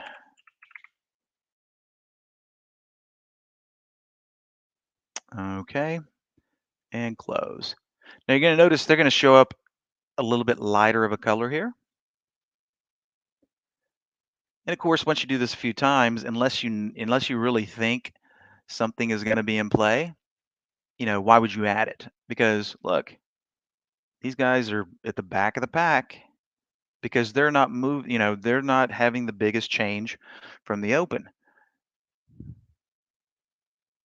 CVM, on the other hand, is about to win a race.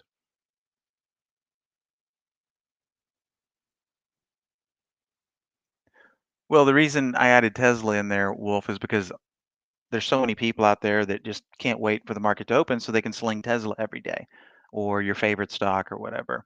But not only can we create our own custom list with this functionality, but it's a good exercise as well to see that the reason that the higher price stocks aren't showing up is because they're not meeting the characteristics that we want to see via the race.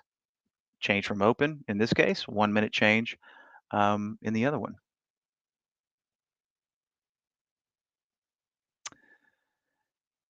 $5 in 2 minutes.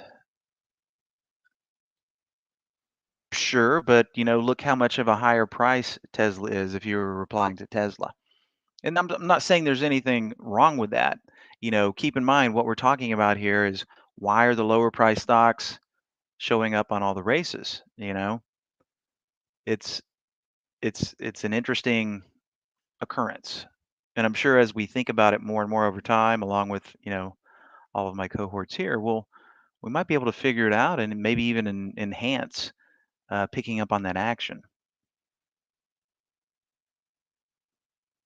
Okay, so before I forget about it, let me share that 1 minute formula in case anybody wants to add it to their repertoire.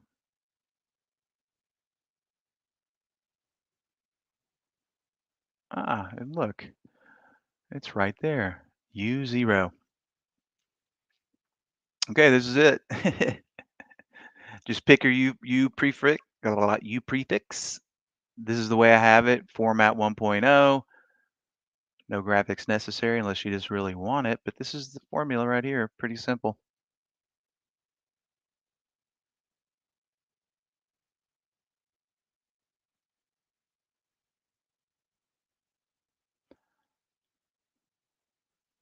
All right, there we go.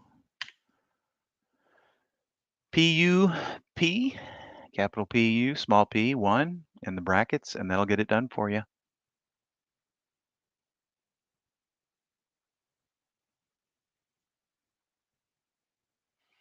Hello, Iris.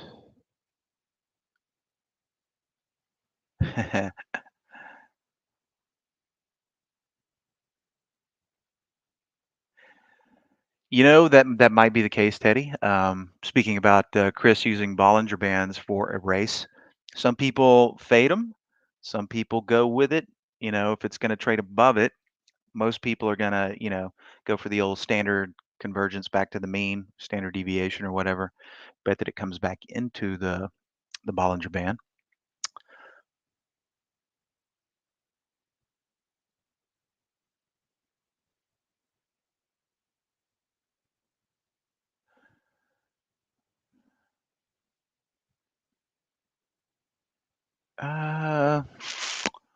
Andrew, I don't know what the message is there. Quetzalcoatl? You're gonna have to elaborate on that. Yes, Circle. That is the hullabaloo all over the firm, because you got to keep in mind when the races came out, people are like, well, these are just bar charts, right? and it's something that's never been done before. Myself, Barry, everybody went through the same process, right? But I got to hand it to Dan. You know, he saw it before anyone else did, and actually came up with the concept of the races. So yeah, people are warming up, and Michael Noss is the latest convert. So that means something, right? Okay, Raj, what you'll do first is you'll hit Tools and you'll pull up your formula editor. Okay. Now, if you click the drop-down menu here, look, these are all of my custom formulas here, right? So you pick an available U prefix. Okay. Let's see here. 1920, 21. Let's see. Surely I don't have all of mine. 98, 95. Well, it should give us a. Okay, see, notice up here in the upper right, it's going to give you the ones that you haven't used yet. Okay, you just pick one that you haven't used yet. Notice what is mine?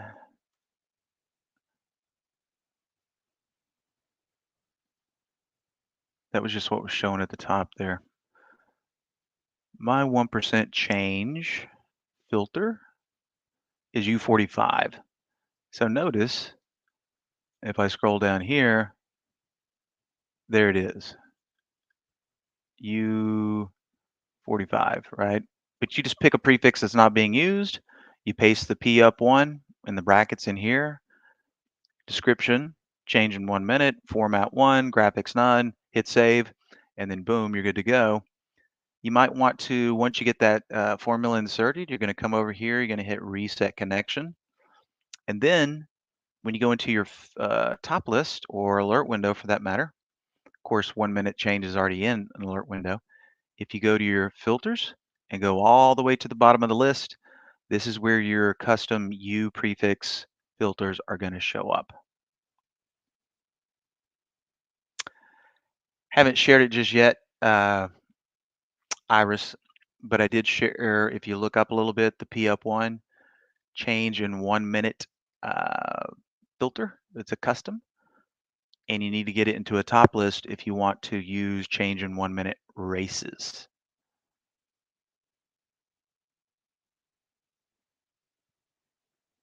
I hope not, Circle, and I would think not.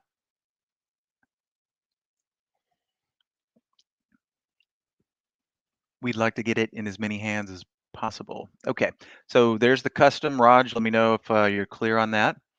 And now I will share the races. Just remember, if you want to watch 1 minute change, you got to insert the 1 minute change custom.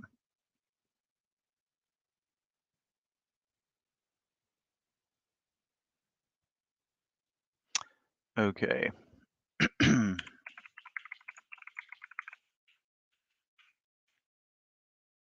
Here's the change in 1 minute race.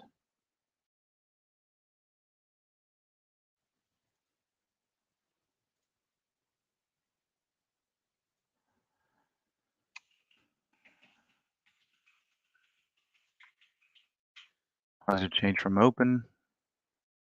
Race. Sounds good, Raj.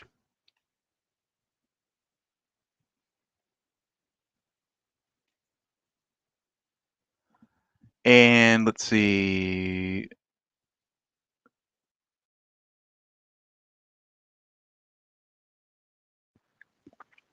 Michael, on your APLD, did you have a question about that one? Okay, Iris, you're not clear on how to set up the custom filter?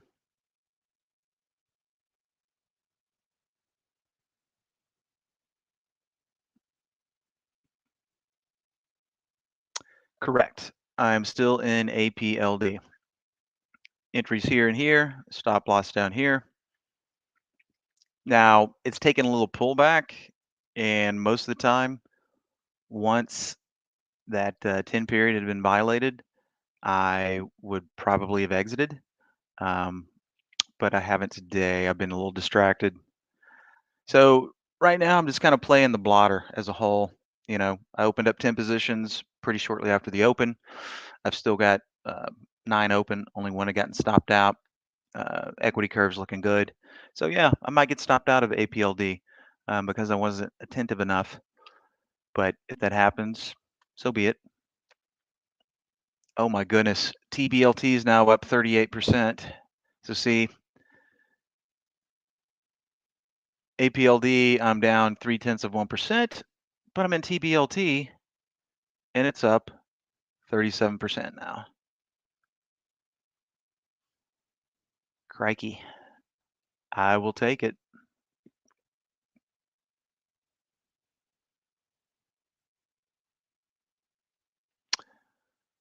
So now we don't have to add custom.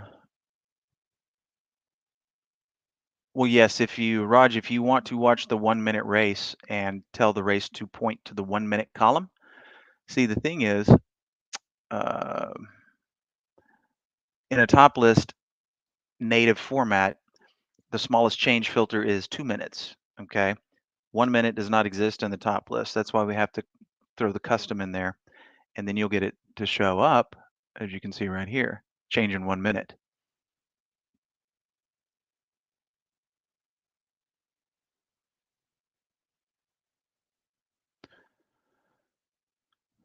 TMUS that appears on the 1 minute as a swing. Yeah, you'll get the bigger stocks every once in a while. Dionysus, where's the race car alert for TBLT at 11:50? 11:50 my time? In this candle here? Now, if you're talking about a new high, I'm not watching new highs, if that's what you were referring to.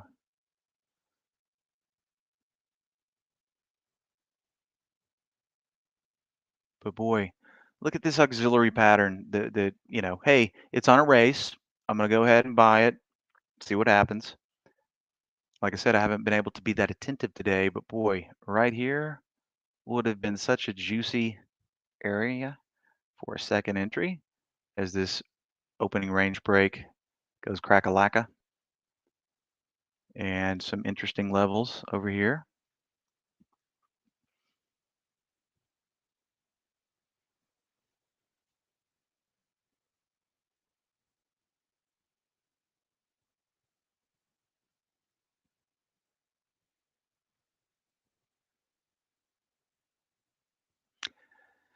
Well, yeah, Dionysus, if you had a window looking for, whatever, I'm sure TBLT came through this window as it cracked this high right here, but you were referencing this candle right here. Well, it was coming across on my new high momentum ticker, TBLT. But this entry back here was derived from, I can't remember if it was this one or this one. TBLT is not even on this one. Yeah, it is. Okay, top 10 over here, top 10 over here. So keep in mind, my entry on TBLT, I made 1 minute and 43 seconds into the open.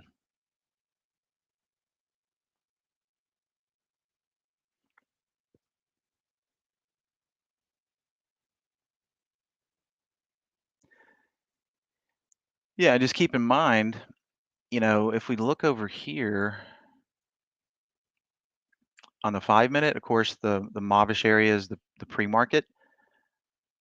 As soon as I see my little methodology that I'm going with here is I'm getting into just about every symbol that is an early race winner. Okay, so right on the open, the ones that start winning these races, I'll go ahead and get into little micro lots, okay, just to get some skin in the game. Because if you have it on a live blotter, you're going to pay attention to it, right?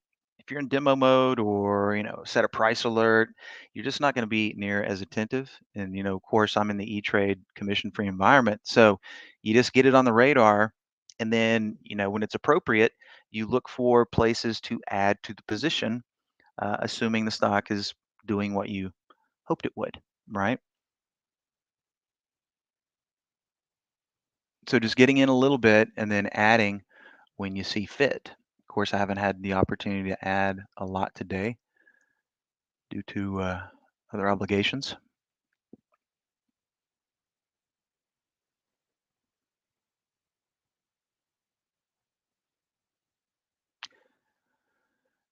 Wick, the 8 o'clock wick on TBLT pre-market.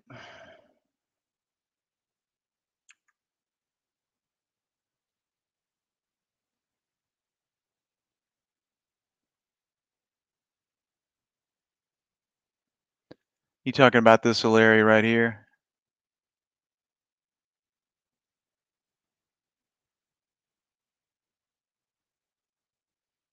Yep.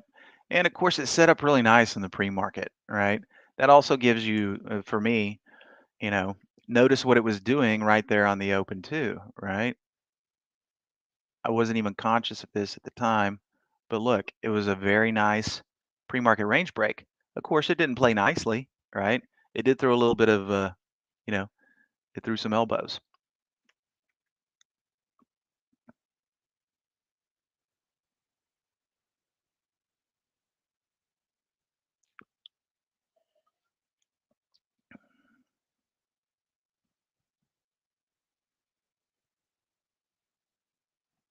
And yeah, that's the way it goes in the simulation land.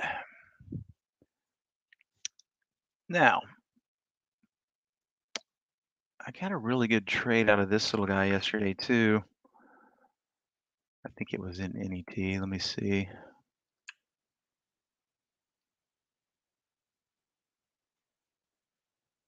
Okay.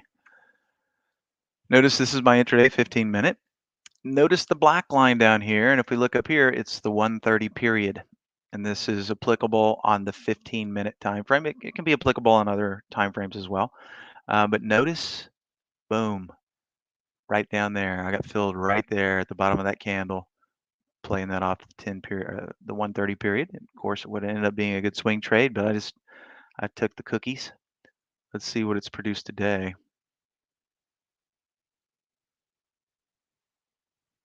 Okay, not a bad one. Didn't really hold. I mean, it would have been great for a scalp. MCHI, boom. 45 minutes in, goes and kisses that 130, 52.12 up to 30, 40 cents or so.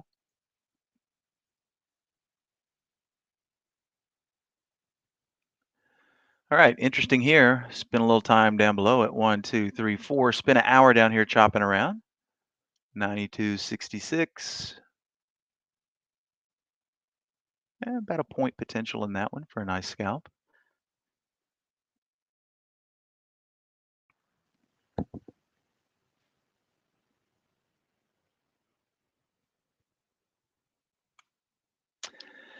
Yep, methodology.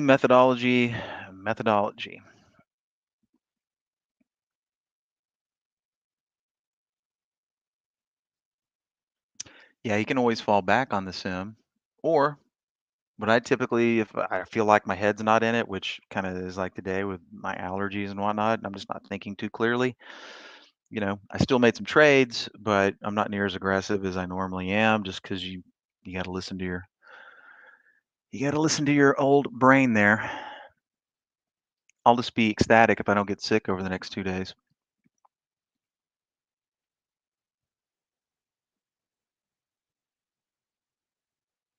And things are getting quiet. Let's see here. Market, nice and green as we try to reclaim this little level right here. I've got way too many lines. I need to do a little house cleaning here. Hey, Jamie. Barry. If you want to go now, you can. You sound like you're suffering, so I can certainly. I'm back. So if you want to take off, I can certainly do that for you. Well, Barry, you'd be a scholar and a gentleman if you want to take Yeah. over now. Yeah. No problem. No, seriously, no problem at all. I think Andy gave me what he had through the internet the other day. He was sick last Yeah. week, and now I'm like, what is it here in Texas that's in the air? I don't know. Right. But I Other than appreciate that. I the appreciate 100-degree that. weather. Yeah, maybe Yeah. the fact that it's 110 heating up all the nasties, whatever. I don't know. Exactly. But anyway, I really appreciate it, Barry. Thank Sure. you. All right, Let me guys. add. Hope you learned something about the races and keep on watching them. And we'll see you next time. Thank you. Hey guys, get my music going. All right, guys, I'm back a little bit early. Jamie's a little bit under the weather, so I've relieved him from his YouTube duties. So I'm back in both rooms. John, if you want my race setup, all you have to do is go to my homepage. Go to my homepage. I think I put the link in there for you before regarding an upgrade, or not an upgrade, but update of the software. Yeah, all software upgrades are free. There's no issue there. So go to my homepage. Okay, go to my homepage, and let me just get rid of the announcement. Go to my homepage, and when you click on my homepage link, you will see. Go to my scan section, click here, scan section, and there it is. There's the race mode, biggest gainers from the open. Okay. The reason you understand the concept of the races, and I really encourage you and anybody else to go to the guide and go to the race section, because what you just said was, well, I don't have the change from the open or something like that. You got to every everything in the top list here can be, you can run your race on as long as you have the column header. Okay, that's the whole idea of it. You have to have the column header, then you can run the race on anything you want. But if you download mine, this is what you're going to see essentially. Okay, but I would go to the guide. I would also go into the education section and then click on the user guide and take a look at the TI stock race. Okay, that'll give you a great overview of what it's all about. A couple of videos and some text. Okay, so a lot of the things you're asking could, not just you, but anybody who's thinking about it, could probably be answered if you take a look at the, in the TI stock race in the guide. Okay.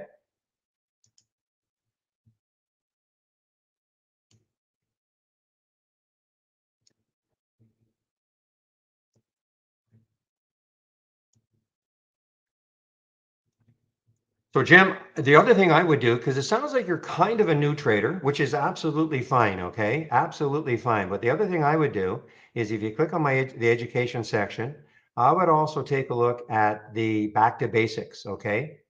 You know, it's a great little series, short videos. I mean, it starts off really basically, what is a stock, okay? But, you know, the change from the close, well, the change from the close, whatever a stock closed at yesterday. So let's say a stock closed at $10 yesterday, and now it's at 11. So the change from the close is $1. But the change from the open is the very first trade of the day. Okay, and where is it from that first trade? So let's just say again, first trade of a day for a stock is $10, and now it's at $1. So the change from the open, because that's the open, that's the first trade of the day, it's changed $1. Okay.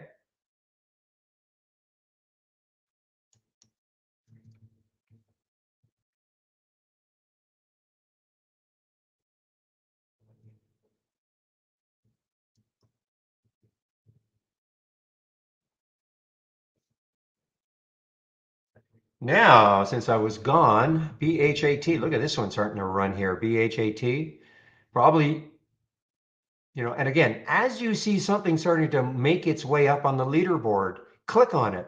The other thing I think people are confused about, you don't have to wait for the race to be over to do something. Okay. This is, you know, imagine this. Maybe I'll explain it like this. Usain Bolt. Okay. So hopefully you guys know who I'm talking about. The fastest man in the world at a few years ago and for many, many years. So the race starts. 50 yards in, Usain is already, you know, 2 yards ahead of his nearest. You could probably bet on Usain winning right then and there, okay? You don't have to wait for the race to be over to say, okay, now I'm going to bet on Usain or any other, you know, I'm just using that as an example. If you don't know who Usain Bolt is, well, where you been? I don't mean you, John, but I mean just in general. So when something is starting to move up the leaderboard, click on it, see what's happening. Okay. You don't have to wait for it to win the race. you know, after 4 minutes to say, okay, I guess now I should take it.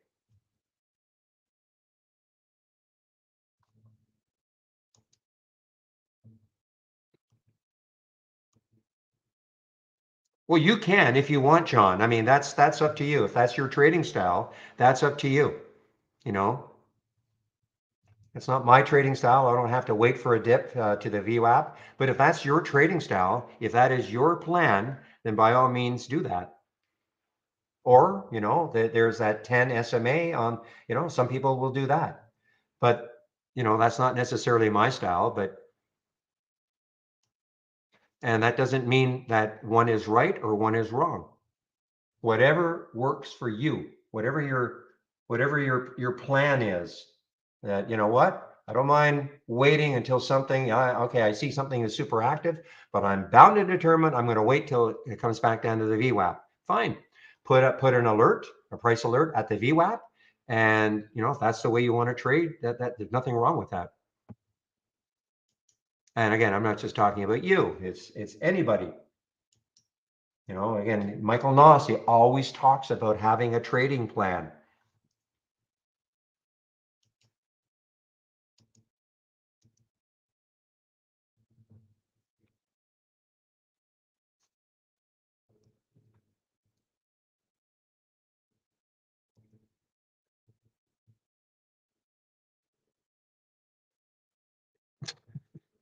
Yeah. So John, we really don't talk about, you know, how much we make.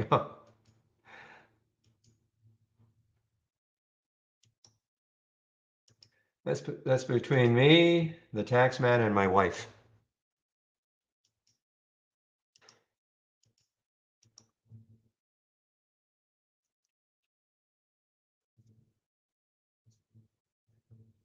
You know, as Michael will talk about, everybody's account size, number one, is different.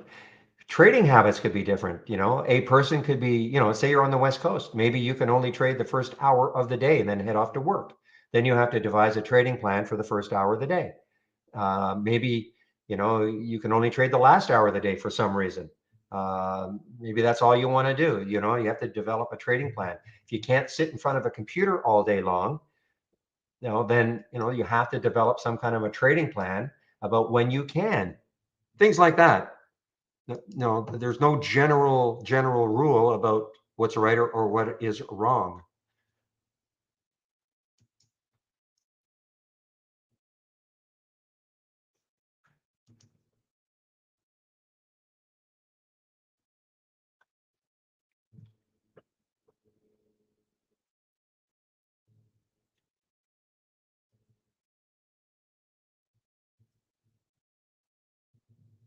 So I can see, man, when I was gone, TBLT kept winning race after race. Now it's pulled back. So again, you know, you might look at that and go, well, okay, you know, if it pulls back to the VWAP, I mean, that's a big pullback, you know, 413.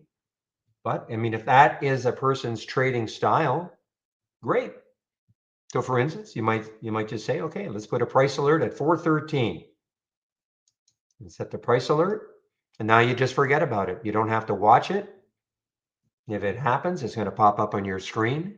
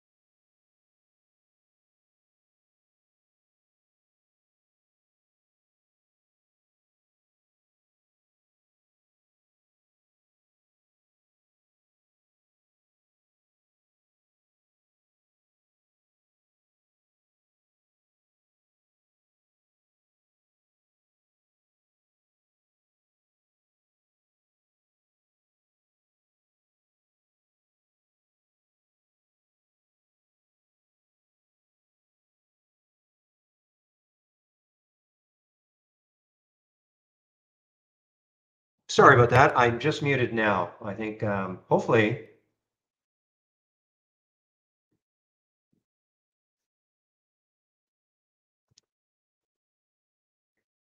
Yeah, so I don't know when I muted myself. So I was talking about the guide, John, and anybody else, go to the guide from the education section on my homepage, go to the guide, and we have all sorts of sections. Because, you may forget, I may tell you something, but you may forget. You think, man, oh man, I forgot what he said. Go to the guide.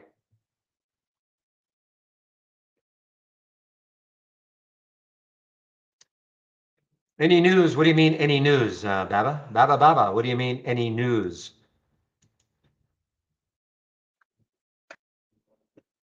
What does that mean? Any news? News about what?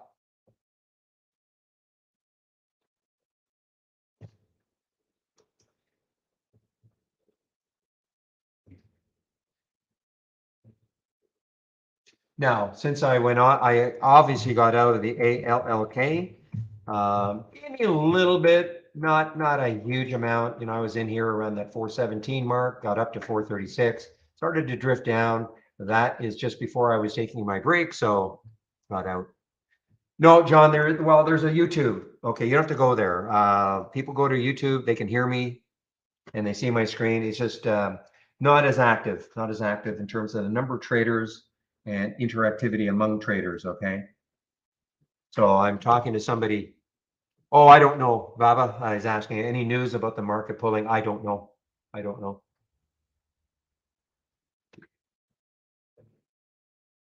I mean, maybe it's just profit taking. I really don't know if there's specific news why the market is dropping a bit. No idea. My discount code is, thank you for asking. Well, if you go to my homepage,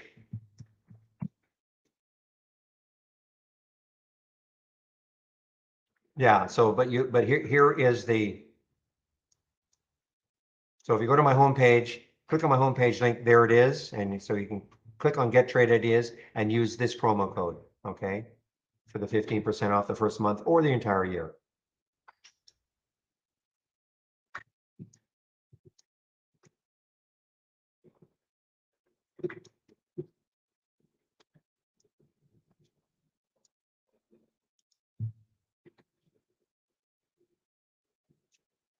Google now pausing hiring.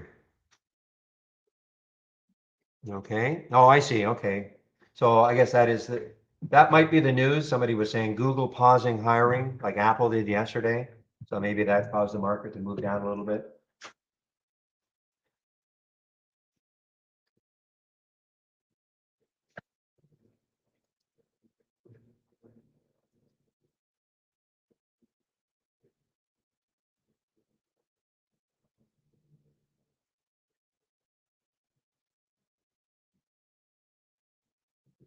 Uh, Bad financing?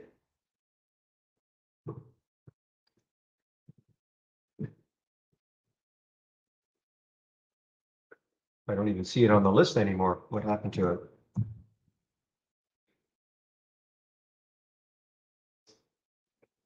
I don't see a financing announcement regarding BHAT.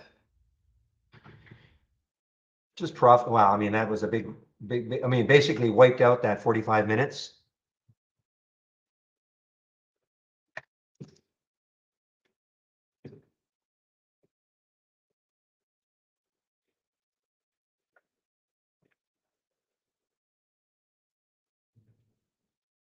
Come on, Bluetooth.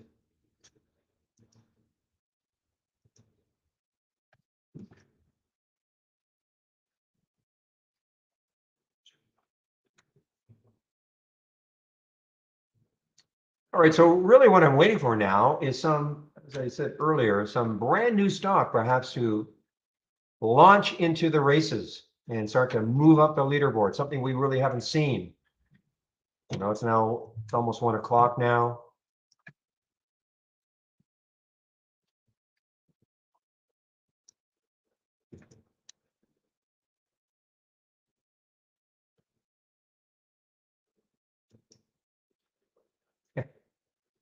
Okay, John.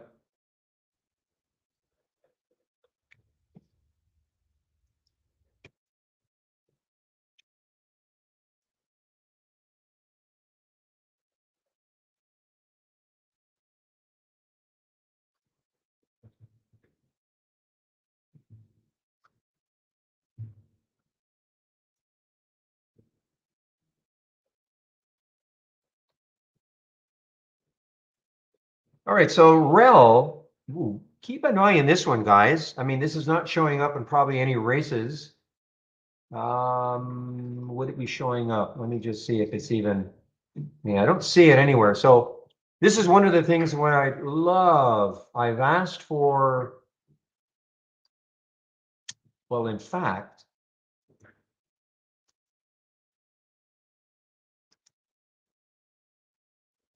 there is a way in which you can add certain stocks to the top list. I don't know, it might not be in the development version I'm on. Because for instance, look at REL, R-E-L-L, okay? Why am I even seeing it? Well, because it showed up on this 10-day daily breakout at 1720 at 1224, okay? Hasn't moved yet. But what's interesting about it is it's an all-time high. It is an earnings play, okay? July 20th after hours today. So, maybe the bets are being placed ahead of time. But you can kind of see, I mean, it's only 10 million in the float, 10.5 million in the float. If it takes out that high again, I mean, it could start to rock. So that's what I'm going to do. I'm going to put alert at 1720, see if it takes it out again. Now, it's a low float, not for everybody. I'm not telling anybody to take this trade at 1720. Okay, you got to know your risk. But because it's an all-time high here, it's like this might have been I don't know if this is a SPAC that turned into RELL or is a true IPO. I really don't know.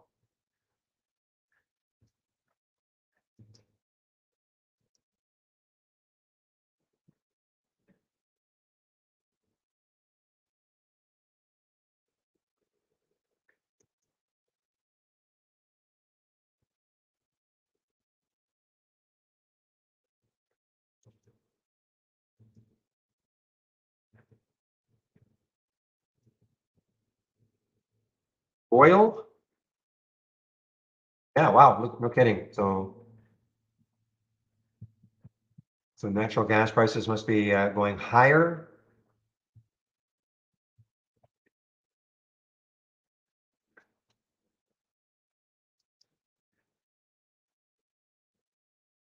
What an absolute utter collapse for JCSE.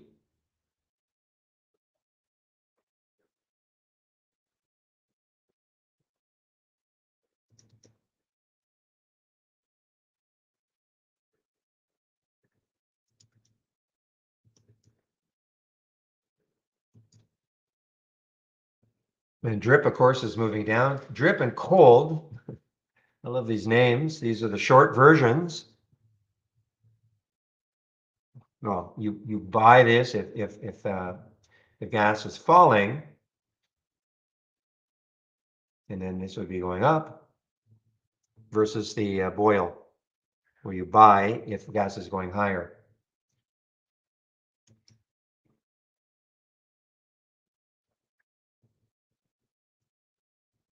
So actually, the AI's had one good alert today, guys. AEHR. I should be in this one. I should be in it, no question. No, I was saying how I use the AI.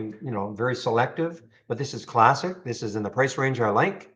We talked about this earlier. This is an earnings play, and it just based here for a while at that 1033 level. And now look, the lift, 1108 now. But I just didn't notice it in time.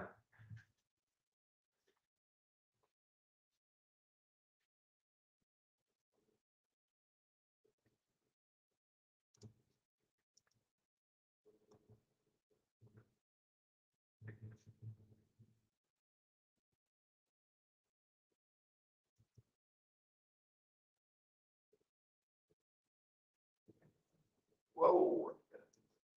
No, I mean, Nicolina, I mean, are you talking about on a chart? Are you talking Because your idea of support and my idea of support or resistance could be entirely different. So the basic answer is no. Okay. Well, on the chart, again, you could set up, no, if you're talking about something automatic, but again, support and resistance is very, very, your idea of support, my idea of support might be very, very different. Okay, so there is no automatic drawing of lines like that. No. Now you can set up a horizontal line or a price alert where you think, there's some support or resistance and set it up that way manually, but there's no program that is going to automatically draw, support or resistance lines, if that's what you're talking about. Because again, support and resistance, very, very subjective. So long answer, no.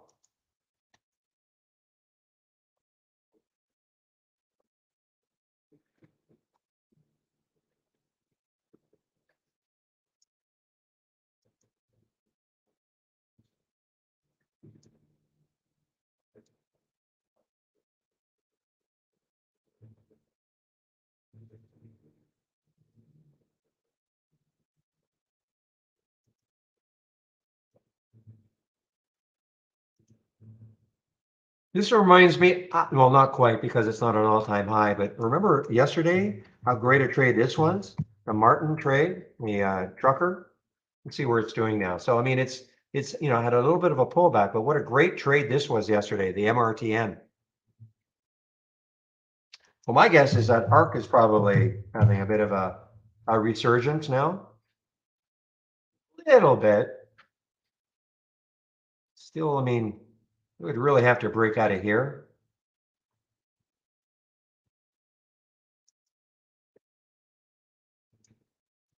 T-Doc.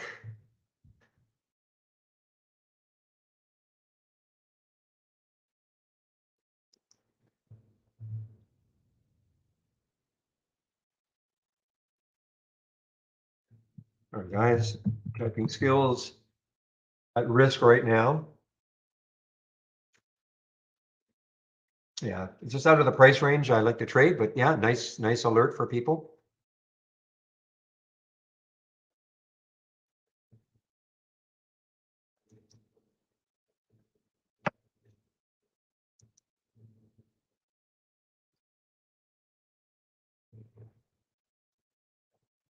Now, I think that the AI will start to get a lot more active now that we're into earnings season. We're getting into earnings season. So for instance, AEHR from the AI, that's an earnings play. Now let's see if Capri is, well, July 29th, so it's coming up, but no. No, so I mean, there is one earnings play, but I guarantee, well, it's in guarantee, but we'll see a lot more earnings plays out of the AI probably, just because those stocks are, usually moving.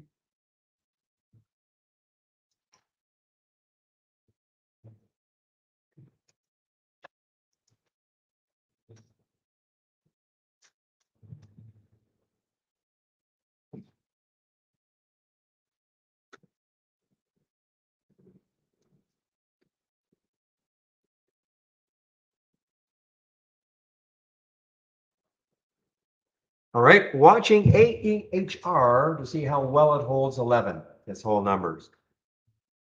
A little bit of a pullback now on it.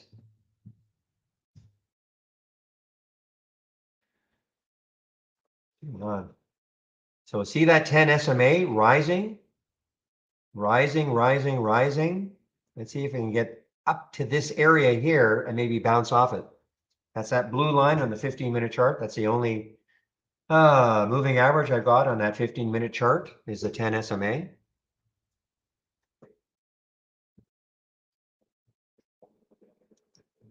I can't help that, John.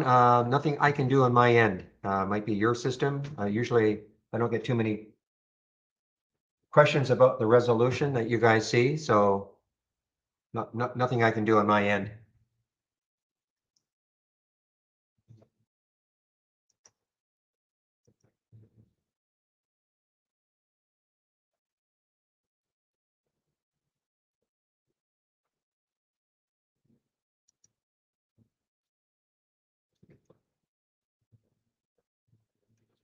Well, it's not on the race right now, but it won 5 races earlier.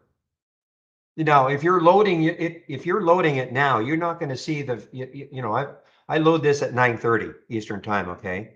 So you'll only start seeing your winners when you when you loaded it. Okay. From when you loaded it. Okay.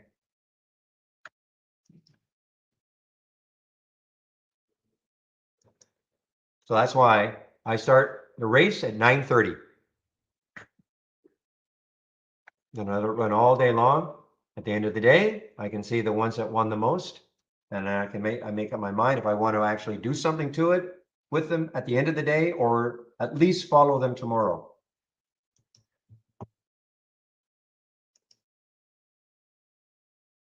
Well, it's a 4-minute race, if that's what you mean. It's a 4-minute race.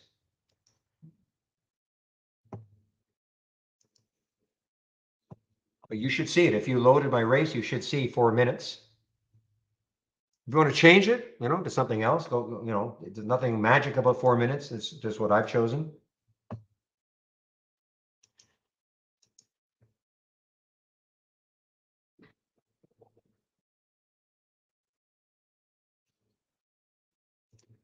All right, AEHR, kind of just watching to see if it can hold 11.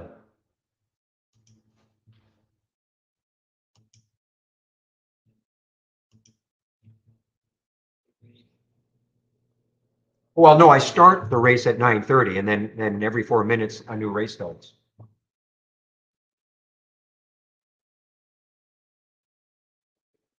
No, John, you're when you loaded this is when your 4 minute, whatever time it was, 1 o'clock Eastern time. That's 12:30, whenever it was. That's when your race started. You're not going to see the same. And also, I mean, there could be a slight difference. I mean, unless we're launching the race at exactly the same time. But I wouldn't get too hung up on it though, okay? I mean, it's every 4 minutes. So for me, this is now another race will be starting very soon.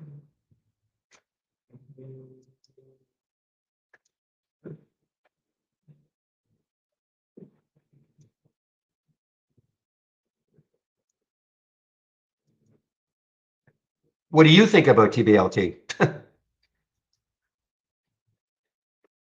That didn't hit, I mean, again, John, like if your trading plan is to wait for the VWAP, then you should do that. Well, you didn't wait for your VWAP, did you?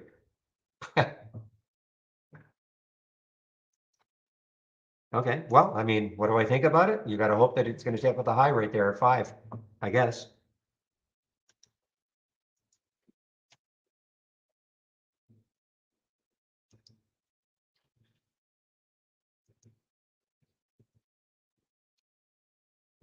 And meanwhile, yeah, the market's after a beautiful hour or so straight up, chopped around a little bit, and then I guess when that Google news hit about cutting staff, market didn't like that.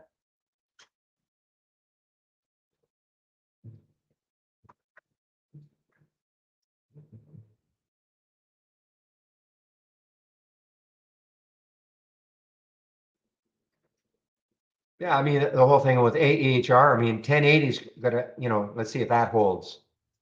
I'm not in this one yet. I'm really interested in getting in it over 11. We're in 11.10 or so if it reclaims it. But we'll have to see. That's a key area to try to hold on the 5-minute chart, 1085.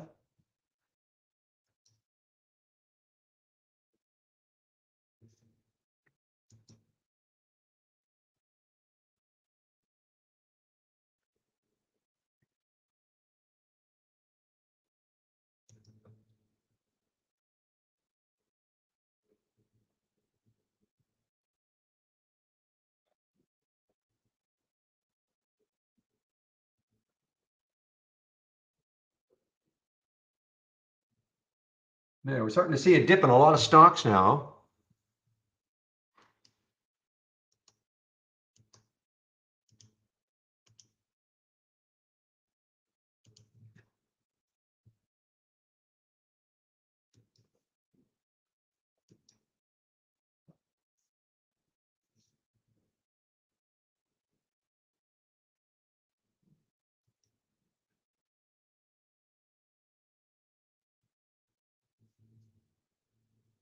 So, I mean, if it does take out 5, if TBLT does take out 5, then you look left and 592. I mean, it's got room. I mean, if it does take out 5, 592 is the next high.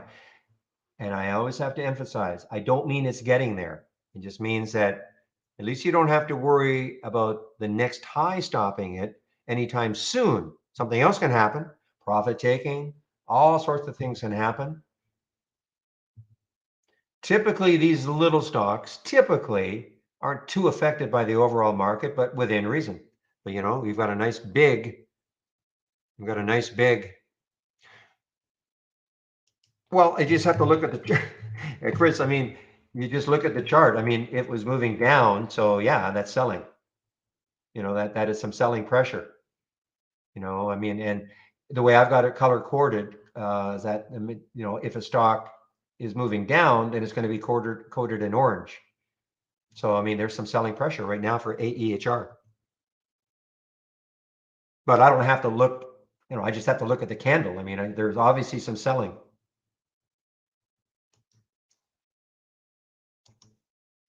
So right now, I'd be looking, too bad we don't have any more topping plays from you.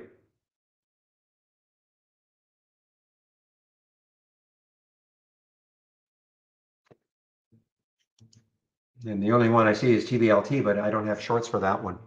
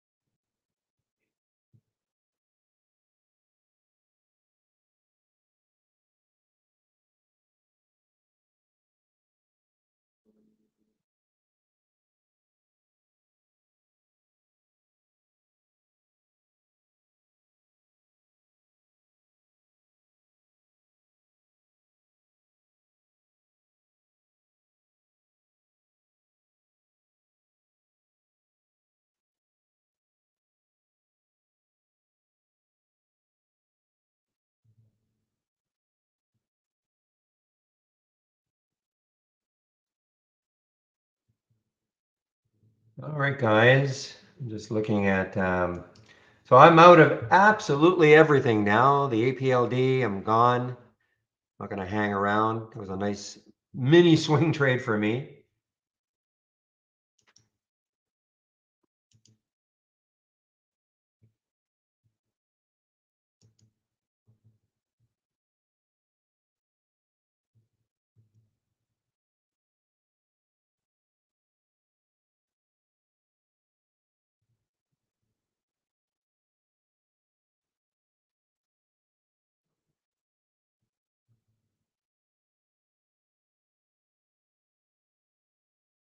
Yeah, you're right. 132%.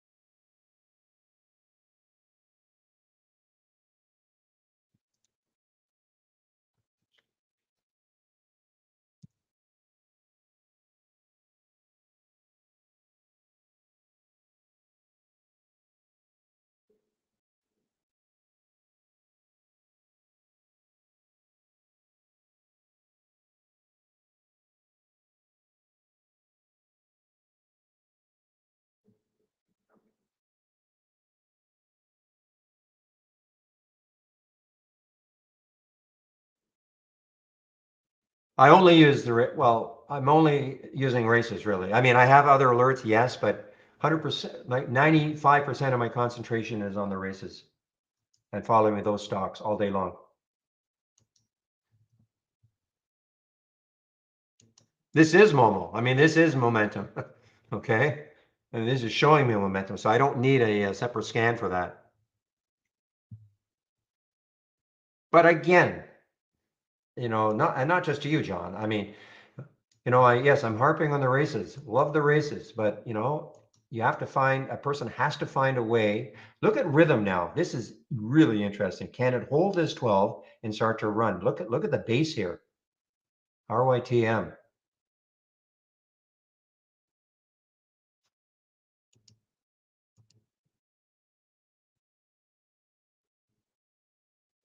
Yeah, I really don't have to look much further than this to show me momentum. The difference with the momentum scan is that it's only going to give you alerts when the stock makes a new high for the day.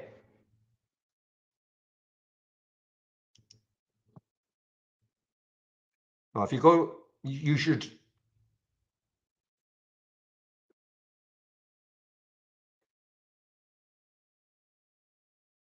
ROTM, it's not.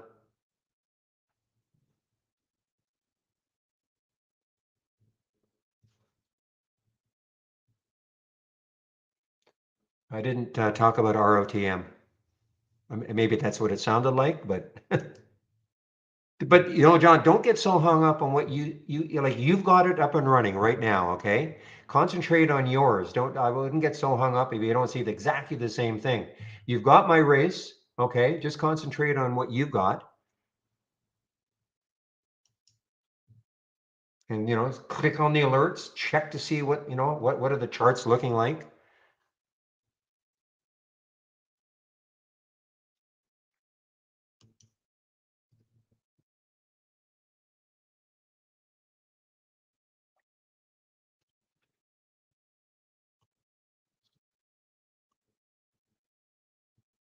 Oh, rhythm, RYTM, not ROTM. Thank you, Omni. RYTM. Got to work on my diction.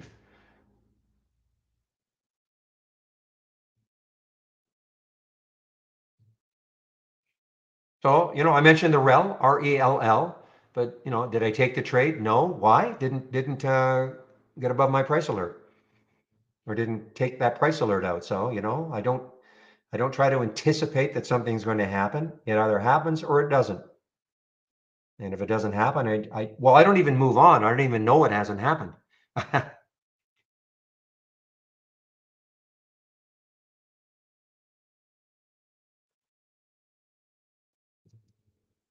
But again, John, I just concentrate on your races, okay? I wouldn't worry about whether something is showing up on mine and not on yours, or vice versa. You know, your race. I mean, it should be very similar, but you know, just concentrate on your races. See, I'm seeing a lot of these breaking down below the 10 SMA. You know, the WKHS broke down below the 10 SMA.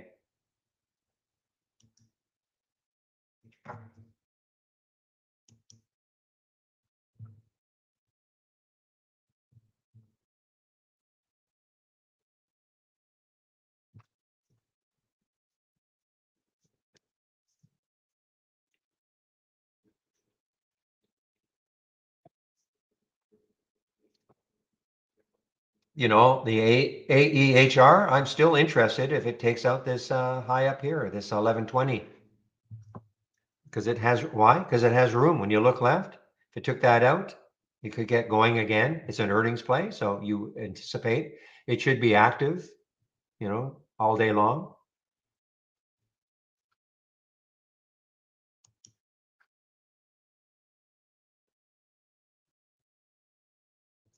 So, well, here's a cannabis play. Grow Generation, GRWG.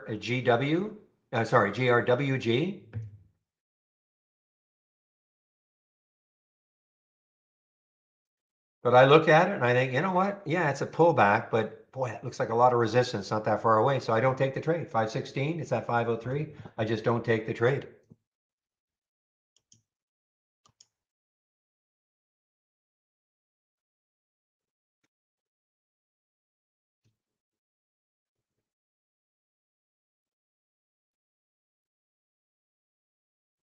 See, look at the struggle TBLT is having to get through 5. And we got up to what, 495? I mean, that's a big whole number to try to break, a psychological number to try to break.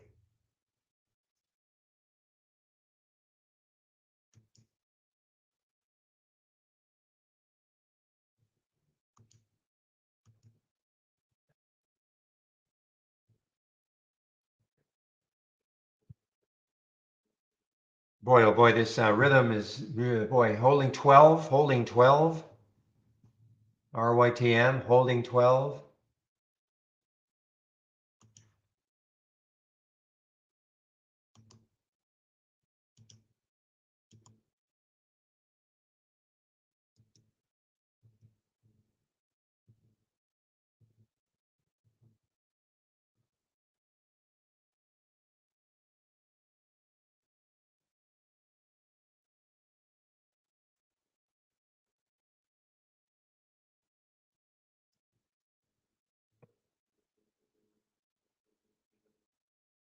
Got to be careful though if you're taking this RYTM. I mean, even though it's not a crazy low float, it can be extremely whippy. So if you're going to take this RYTM, just be aware of how whippy it can be.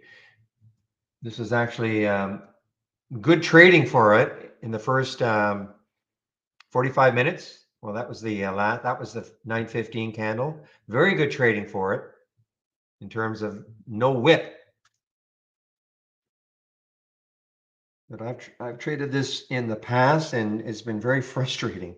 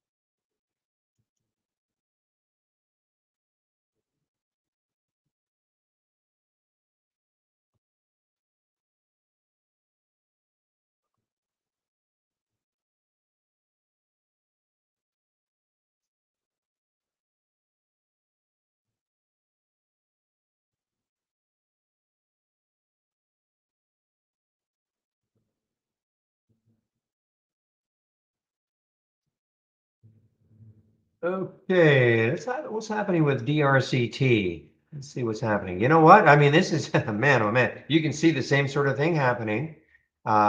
Massive base now on the 15-minute chart. We got up to 324. You know, this could get rolling again. I'm going to stick an alert around 285 just to see if it gets rolling again on some volume though. I mean, look at the volume, guys. I mean, there's, of course, you know, usually the opening 15-minute candle is the big one.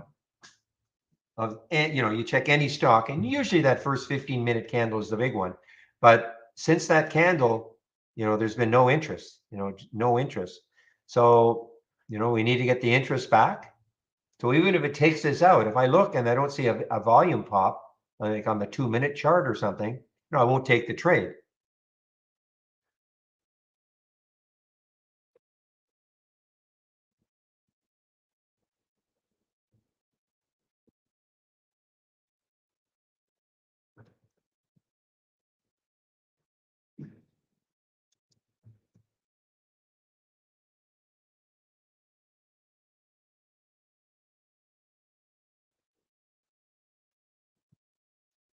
Like a man with conviction. So that's Zach is saying if 1220s fail,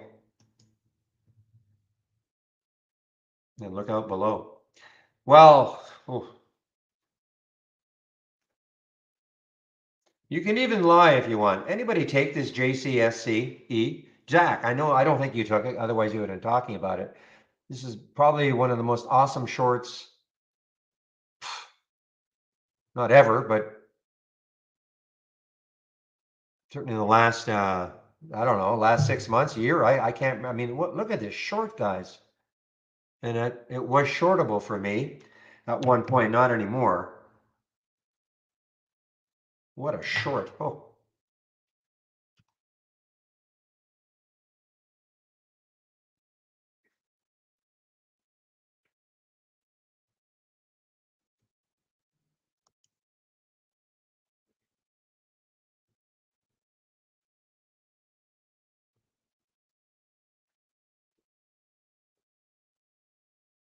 now here's a new one, Neptune. I didn't have. I don't think we've seen Neptune for a while, ever.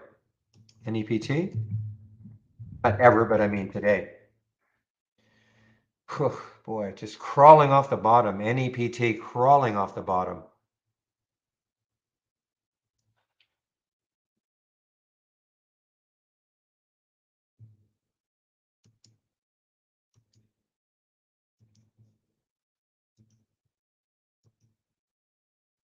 It was. And in somehow I missed it. Right at 10:10, 10:50. Price 1006, 1050. And it almost went straight down to 5 before it bounced. Got halted a couple of times, I think.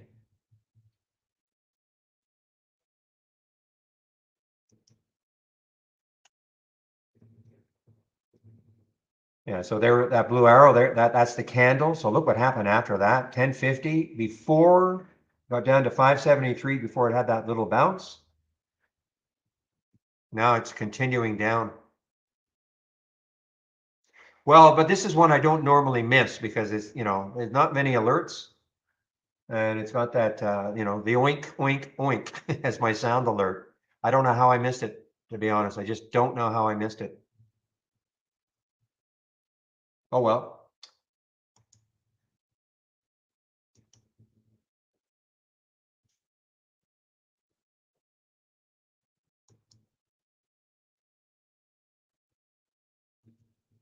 All right, guys, here's your moment of truth. If you're in the TBLT, getting close to that 5 level again.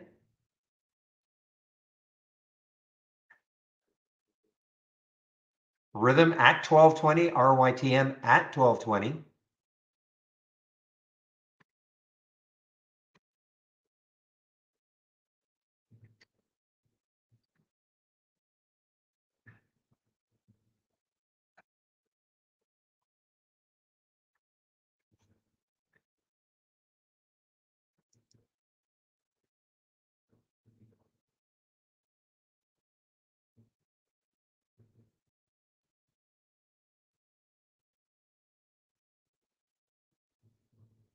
Okay, the selling pressure is momentarily over, momentarily. It still has another 2 minutes and 15 seconds, that green candle to close. So selling pressure momentarily over. Let's see if this candle can remain green though.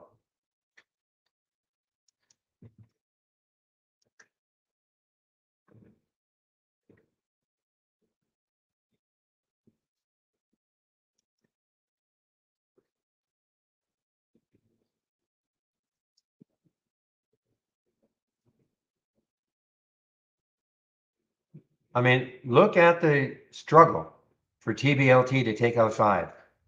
498, 498, 498. Okay, so maybe, but the volume is good. The volume is, there's still some enthusiasm. Volume is pretty good. Hasn't completely tailed off. And no, here's the situation. Here's that opening 15-minute candle. Oops. The opening 15-minute candle is not the biggest one. This is the biggest one on that big move.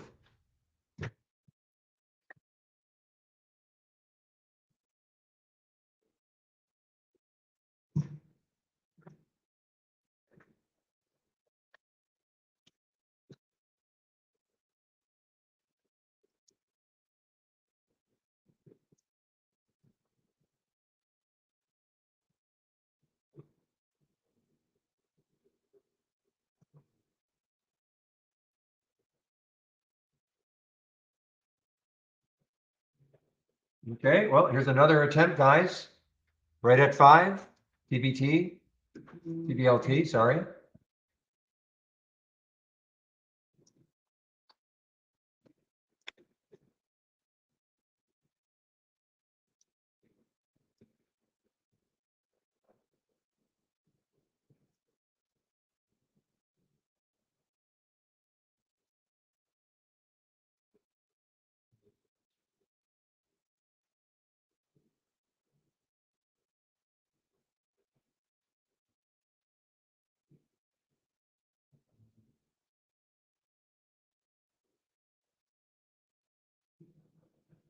Well, again, if you're in this one, the next high is way over here at 592. So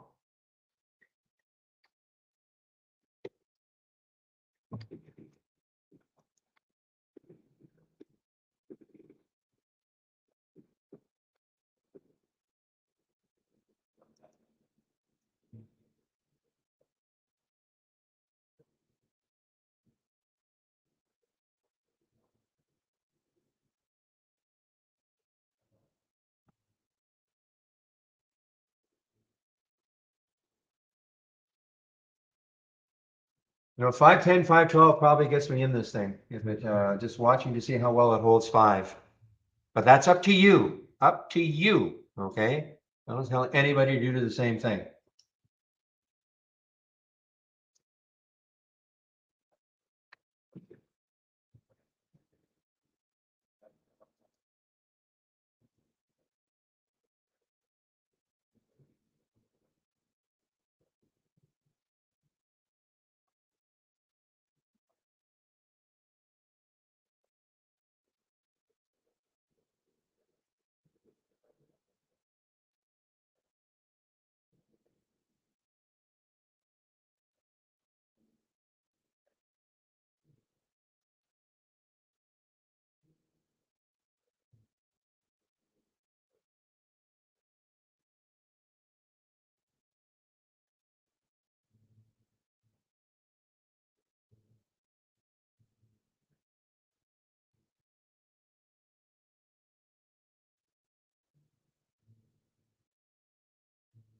All right.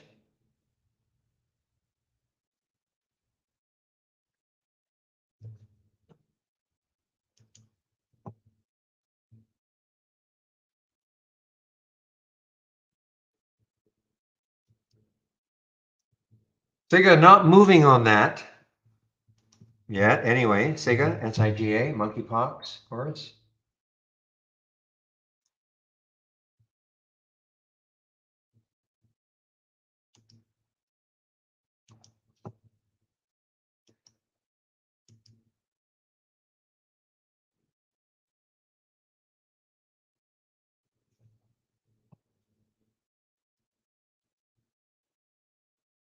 Ooh, ENVB. Now this got hammered before.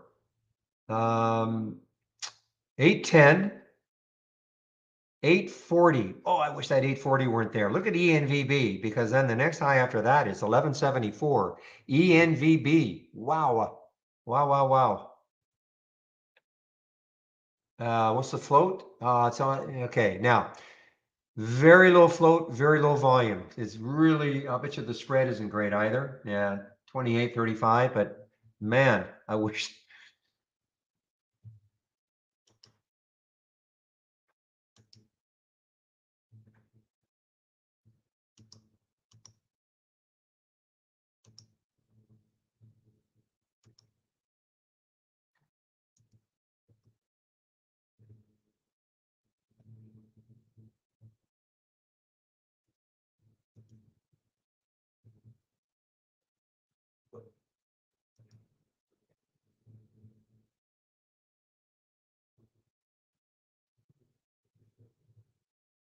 Okay, guys, I kind of escaped the TBLT, a little loss. I'm going to wait again to see if it gets out over that 510 level.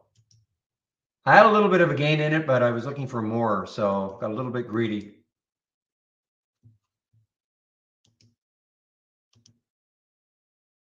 So first break of 5 did not work that well. Let's take a look again, put that alert around that 510 mark and see if it takes that out again.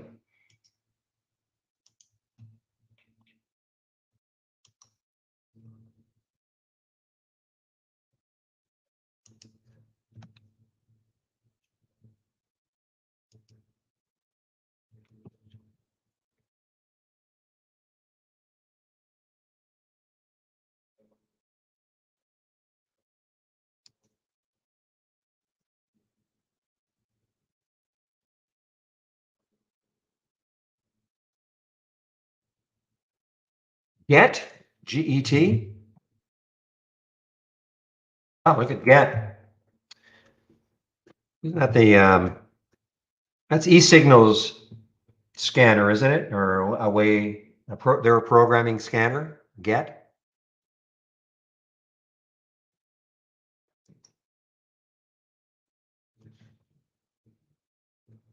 Very odd action. A lot of volume right now.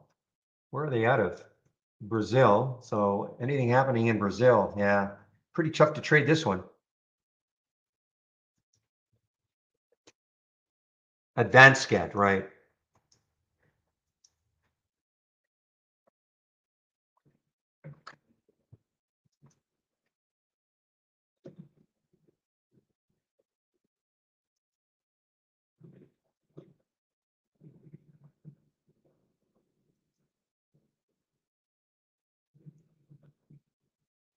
All right, guys, AEHR is back over 11.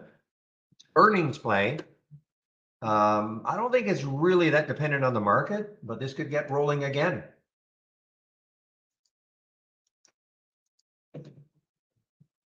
There's the high right there, but you know what? This could get rolling again.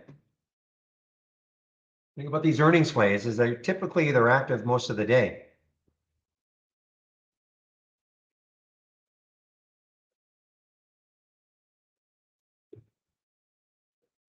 Yeah, Wolf, I don't know regarding what investor sentimentality is.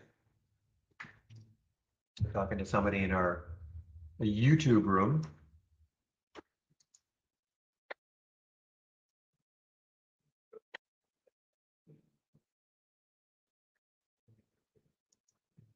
FTRP, you're making me look. I won't like it, but you're making me look. Wow. Yeah. Almost a dollar. Field Trip Healthcare. Okay. Canadian stock. Where are you out of? Out of Toronto.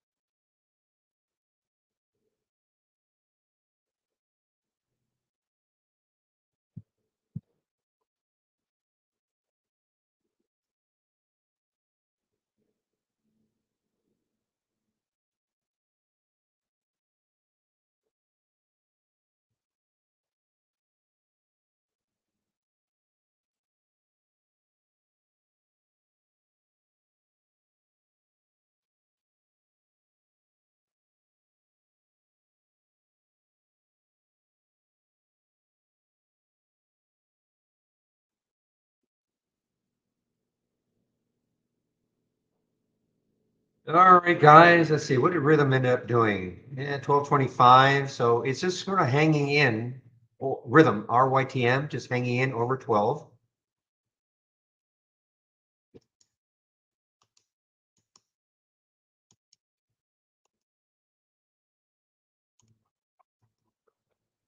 Boom!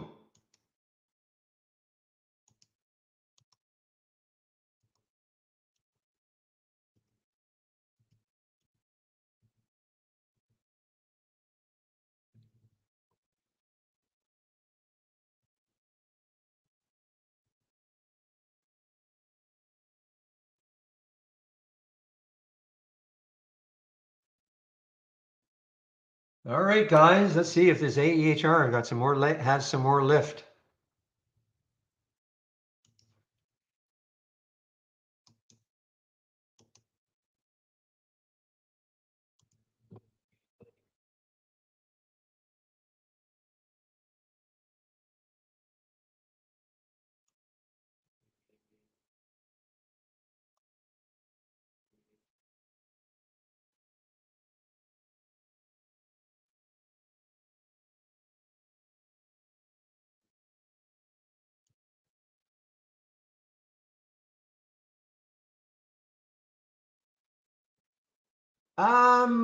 Yes. I mean, I don't really know. I mean, I haven't examined it that closely. All I know is that it gets me to focus on just way less, well, not way more on the racing.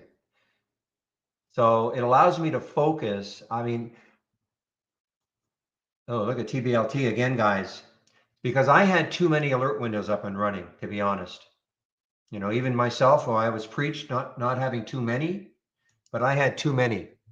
So I was way more distracted. So I mean, look at these. I mean, I don't get very many alerts, and most of the alerts I get here are probably out of the race anyway, in the race. I'll probably never stop watching this because you can get some incredibly dynamic moves. And then I'll look at Zach's, and that's it. I mean, look at Zach's. I mean, what? Only well, I would never take the cues, but 2 in the bounce plays, and I don't even know how many here. They had a few at the beginning, maybe 7 or 8 topping plays. So very, very manageable. But I used to have my multi strategy window up, my gap continuation or reverse, things like that. And yeah, I mean, getting some interesting alerts, but I was just clicking like mad and really falling into that, that pitfall of having too many things, trying to do too many things. So this is really, really getting me to concentrate, on a list of stocks all day long.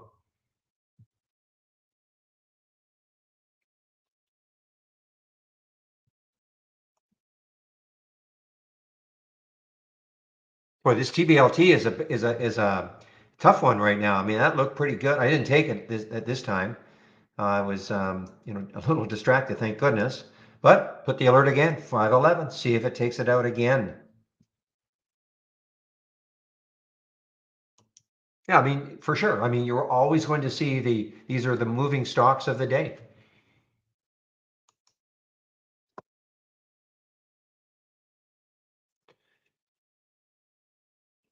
No, that's good, Zach. Nice headline.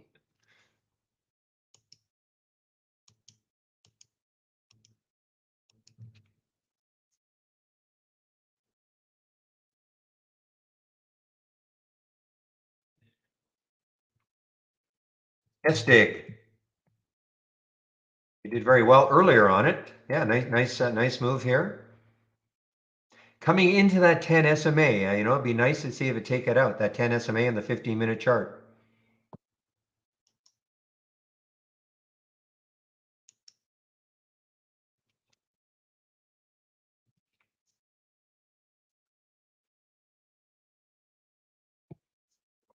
Actually saw shop here briefly. Here's shop way down here. Right at the high of a price range that I don't normally trade.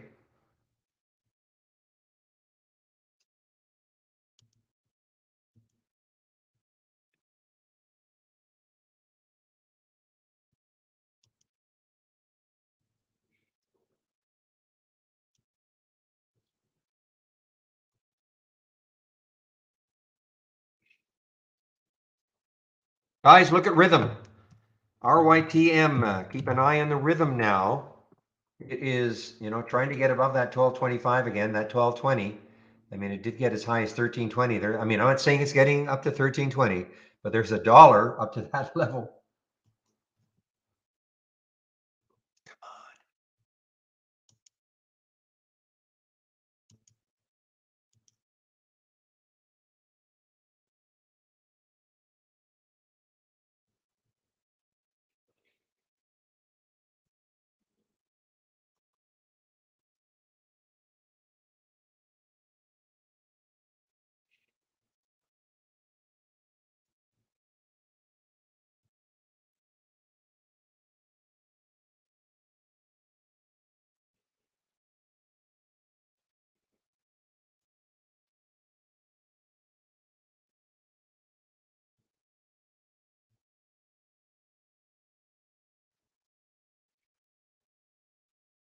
Yeah, I mean, let's take a look at PGY. I mean, it may not do it, but I mean, it's still kind of interesting. It's very, very choppy right now.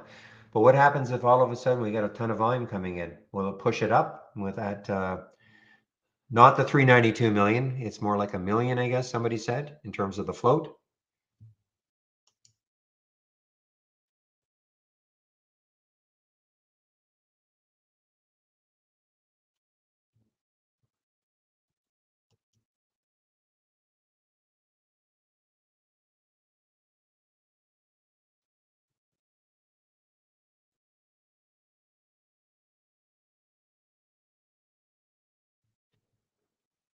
Okay, guys, you're getting off topic in the stocks only. Okay, I'm just going to delete.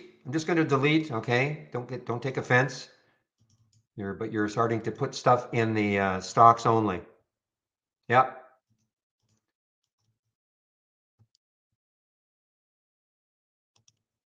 Even you, Zach. That's okay. I know you don't mind.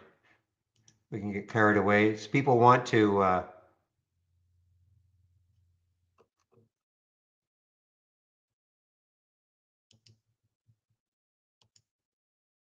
So again, very few rules in the room, but the stocks only is just when you're talking about a specific stock. Off topic. I mean, within reason, off topic. And then swing trading, which I don't really look at. I probably should do it more, but hopefully you guys are just talking about swing trading. You're not getting into politics or anything like that. You know, people want to see, you know, swing trading ideas.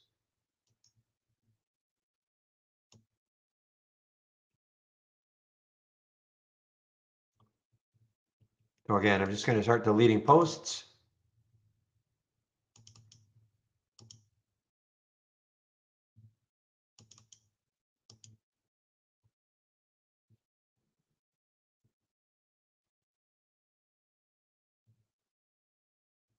All right, DRCT doesn't look good now, guys. So that's why you wait. That's why you put a price alert. And if it happens, great. You know, then you can take a look to see what's, you know, what is it a good pattern it's coming from?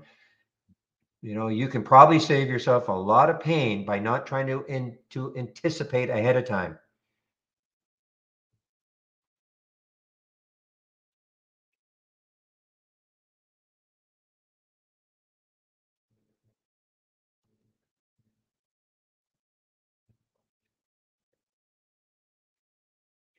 Well, Tyler, you know, it depends. I mean, with the races, now I have a list of stocks to follow, okay?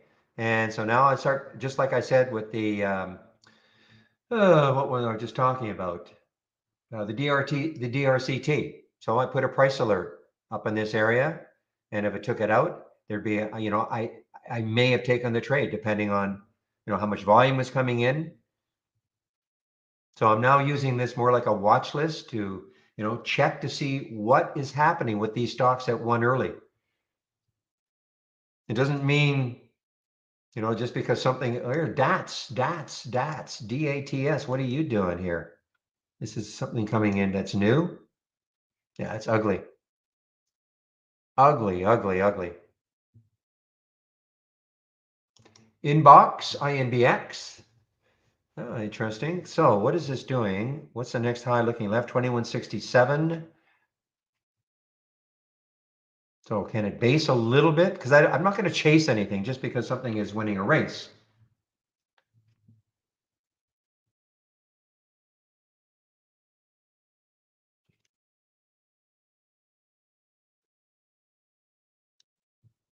And you know, listen, from now till the end of the day, there may not be anything that interesting.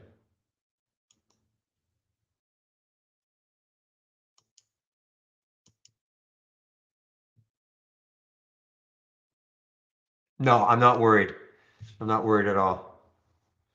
I mean, if it moves so fast that I can't get, you know, what I want, so be it. I'm never going to anticipate, though. I'm not going to anticipate a break of something.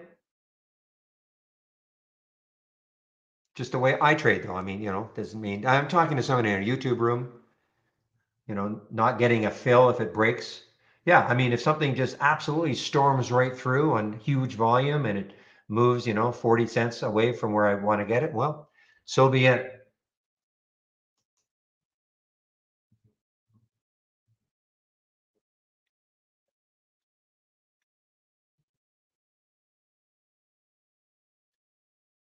I haven't done this for a long time, but you know, you could put an anticipatory order on the break.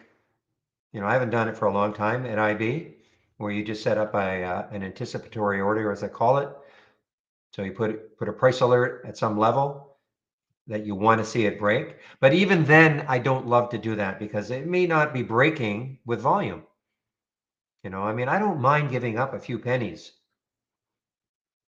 you know, and not getting in at, you know, if I get in at something at 11.20 instead of 11.15, you know, I'm not anticipating a 10-cent move or I'm hoping for, you know, 30, 40, 50-cent move. So I'm not going to worry about not getting in, like maybe in theory a nickel late. I'm just not going to worry about it. That's just general commentary too, Taylor. I'm not trying to, you know, dump on you. Not just, but that's the way I trade.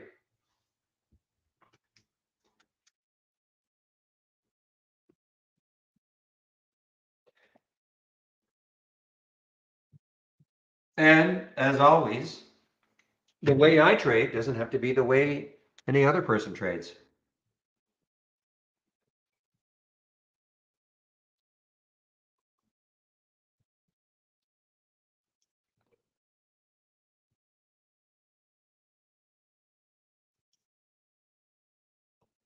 Well, my target is always a minimum of 1 for 2. So my question was, what's my target? Well, target. If I don't see enough, so if I get into something at, $10,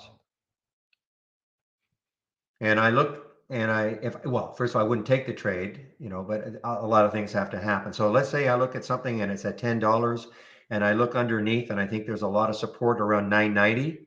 So I could put my stop there. But if I saw on top of 10, a lot of resistance at 10.05, I'm not going to take the trade. In other words, I'm not going to risk 10 cents to make 5 cents. So I would have to have at least, I mean, again, I'm just trying to make the math super simple. I would have to look at that and say, okay, do you have a reasonable expectation of making 20 cents when you're risking 10 cents? So if I look at a chart and I think, yeah, man, this has, say room to 10.50, 50 cents away, risking 10 cents. Now, does that mean it's going to happen? Of course not. But I won't go into the trade at the beginning if I think there's, resistance, too close. And no, but do I end up sometimes making only a nickel, risking 10 cents? Of course, because what could happen is, yeah, the stock could start moving, and then it starts coming right back down. The market's doing something.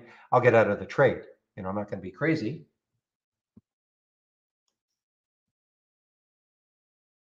But my minimum is always 1 for 2. There are some that say 1 for 3 is the minimum you should strive for. That's got to be up to you and your trading plan, as Michael always talks about, your trading plan.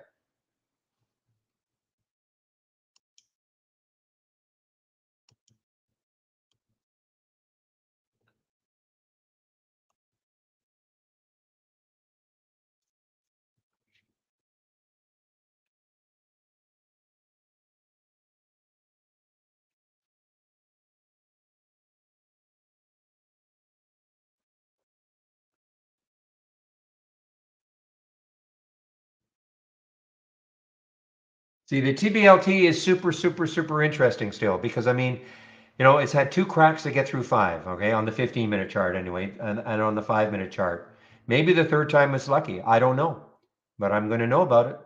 And if it does, matter of fact, put my alert set again at 510 because it's got the room. It's got the room to run if it wants to $6 or so. So let's just say for argument's sake, it gets up to 510 and I'm able to get in at 512 and I put a stop at 5. I don't want it to go back to that whole number. So that's a 12-cent stop and I'm looking left. And the next high is what did I say? 592.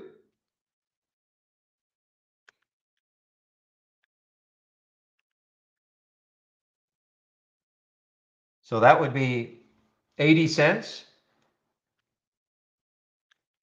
Risking 12 cents. So that would be like a 6 if it happened. 6.6 risk reward to risk. I'll take those odds. Doesn't mean it's going to happen, but I will take those odds.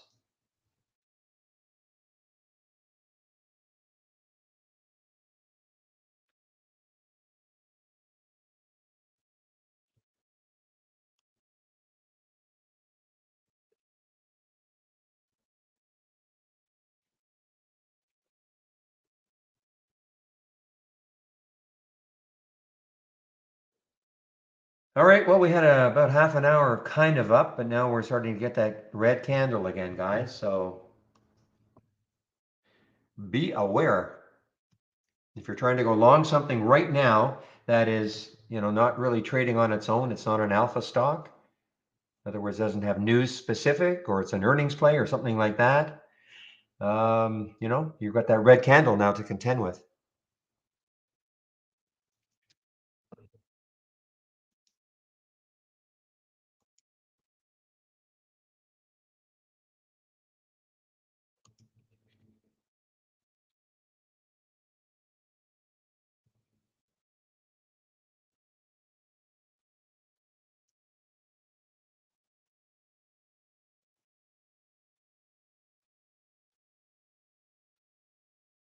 Yeah, I mean the SDIG, look, I mean the high was what, 346, so hanging in there around that 3 level.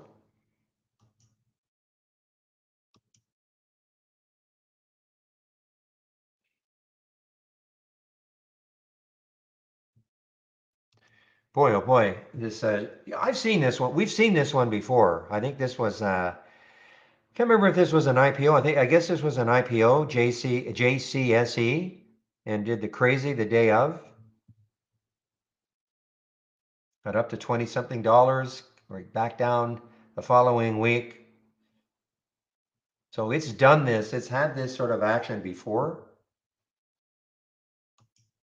And it just keeps making a new low, new low. Oh my gosh. 1050, 321.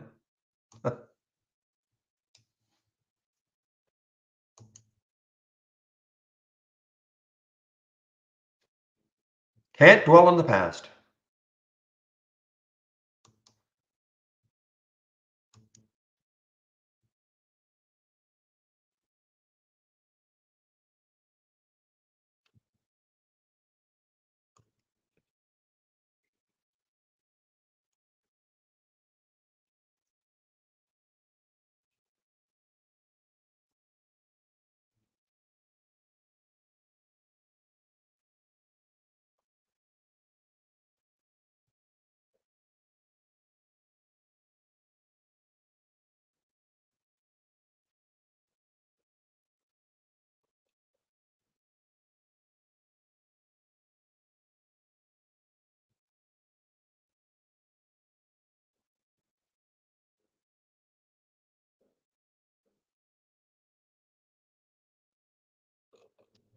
All right, guys.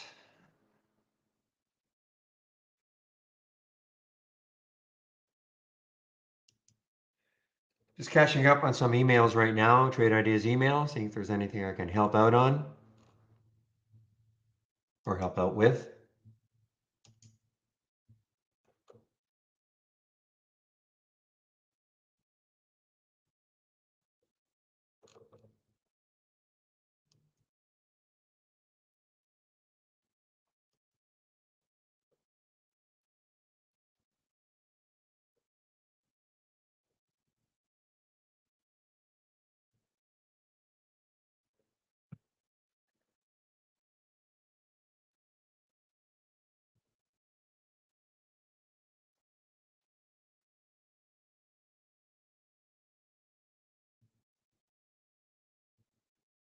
All right, guys, so it's 2 o'clock, so I'll just go over my watch or my homepage one last time.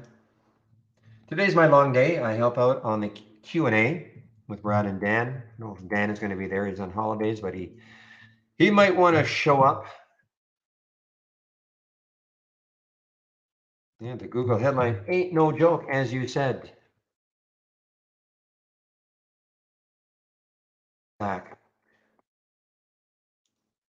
So on my homepage,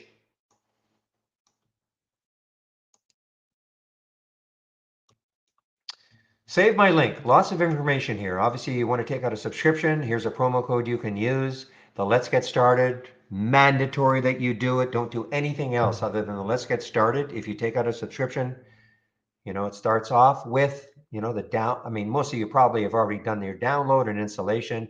Maybe you're already past the first startup and login. That's great. But, toolbar, right click magic. Okay. I don't even know what's next. Layout styles, creating a free floating layout, etc. Get the basics down. Okay. Get the basics down. Stock of the day video that I do at noon. This is free. You can sign up for it. Trade of the week. Let's take a look at the trade of the week. ASO, is it still doing okay, or is it capitulating a little bit to what the market's doing? It's still not bad. I mean, 39, I think, was the trigger. 42 now. I mean, it's awesome. Try to pick one trade. Sign up for it, guys. It's free. Trade of the week sent to you before the market opens every Monday morning. It's free. My scans are here. Here's my race. This is the race that in essence that you see. I've got other scans here though. You hear me talk about Zach's bouncers and toppers. I do look at that, the 10-day daily breakdown and the breakout. I will look at this. I don't get very many alerts. This is what I use in the pre-market. Pre-market actives up and down. So I do have other scans here that you might want to take a look at, but I don't have them all up and running.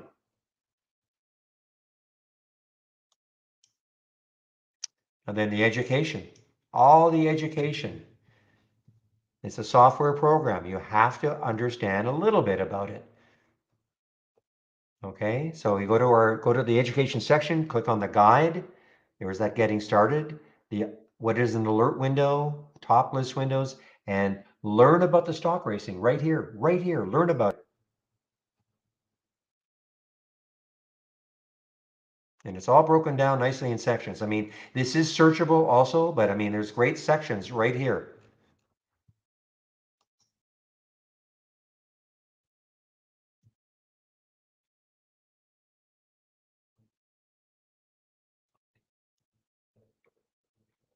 And daily support. So I shut the main room down at 3:30. YouTube is open until 4:30. So what happens is Chris takes over, Chris Farley at Trade Ideas takes over Monday to Friday between 3:30 and 4:30 in our YouTube room. Okay. So before I do shut the main room down, I will put the link in for YouTube. So you can head over there if you want to listen to Chris.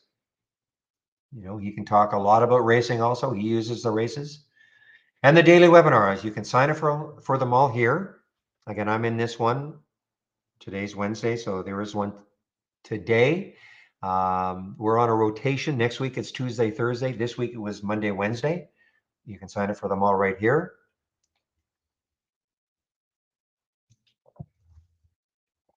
And then the back to basics. Michael Noss, our newest convert to racing. He put this together. What is a stock? Okay, that's where it starts. What is a stock? So save my link. You got all this information anytime you want to see it.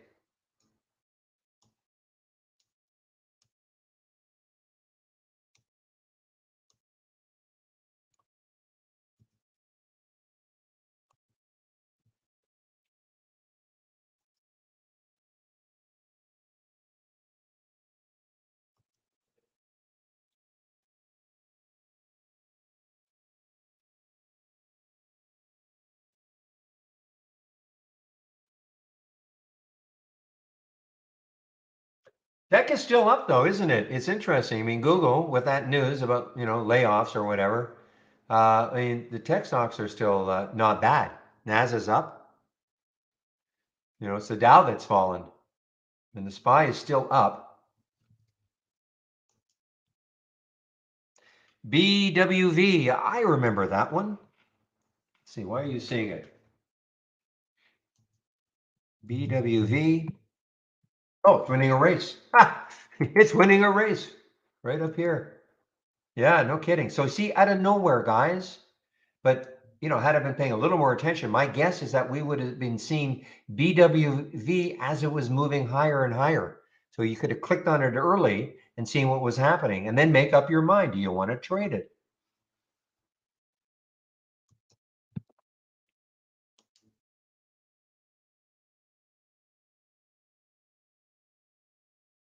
So when I look at BWV, number one, low float. So it's going to be very, very volatile. And I look left on the daily chart. For me, I see probably too much resistance.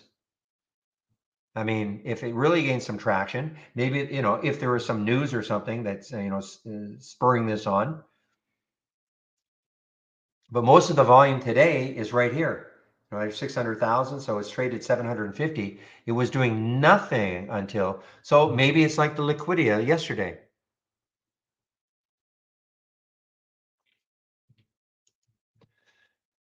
Okay, Cody, hopefully I can help you. You got the sim up and running. So does it say simulator? Right beside the ask, does it say simulator? I'm talking to somebody in our YouTube room. Hopefully, first of all, Cody, can you hear me and see my screen? A couple of yeses to let me know, okay? Can you hear me and can you see my screen?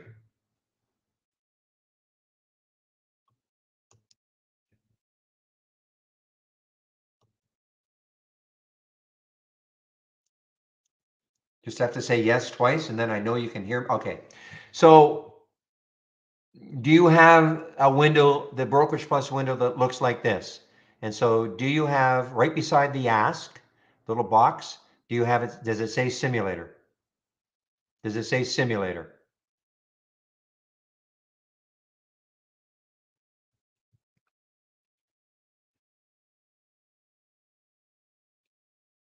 Because that's going to help me going forward if it says simulator in that box right next to the ask.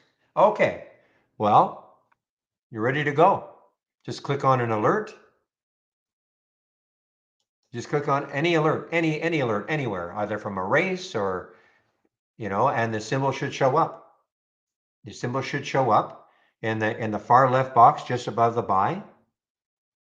So let me know if that happens. Just click on any alert, doesn't matter. And tell me if the symbol shows up just in that box just above the buy button.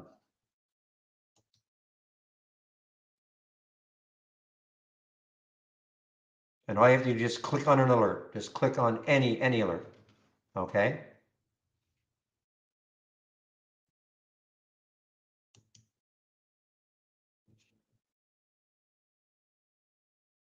And if it shows up, then you're ready to go. Now you've got the symbol. The box right next to it is the share box. If you click on it, you'll see, some you'll see like 100, 200, 300, 400, or you can type in how many. Just to get you going in the simulator, okay? So I've got CDIG right here, or SDIG. So, I'll just click on it. Let's, 300 shares. You should see, pick whatever you want. Oh, you don't have any alert windows open. Okay. Okay. I mean, you could, in theory, I suppose, type a symbol in, but how about a race? Do you have a race open, Cody? Doesn't have to be an alert window. Any, if you see a symbol anywhere, you can just click on it.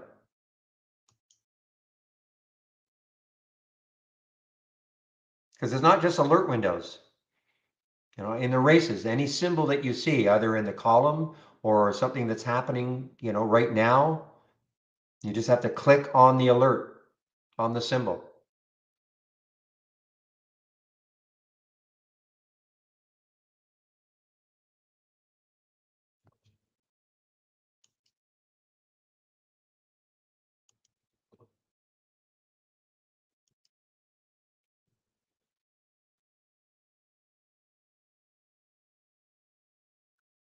It could be from a top list.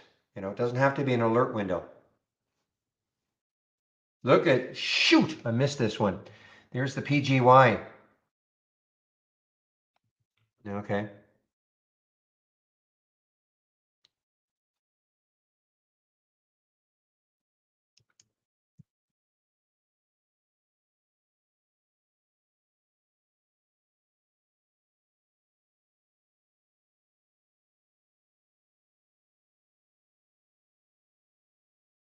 All right. So if you picked one, then the symbol shows up, right? Right above the buy button. Symbol should show up on that box. As long as it still says simulator, should show up in the box, right?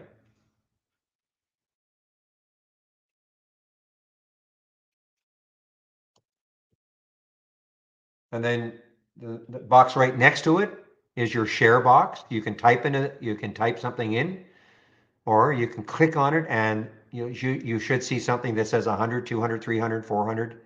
You can pick one if you want, or you can type the number of shares in. You should see the bid and the ask. The bid and the ask.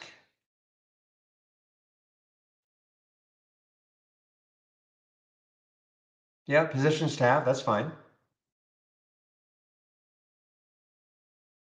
But did a symbol show up when you clicked on it? You can see my screen, right? Did a symbol show up when you clicked on it right here? If you can see my screen. Doesn't matter if it's PGY, then you're on the positions tab like I am. Did a symbol show up? You said you clicked on something from a top list. Did a symbol show up in that box right above the buy button?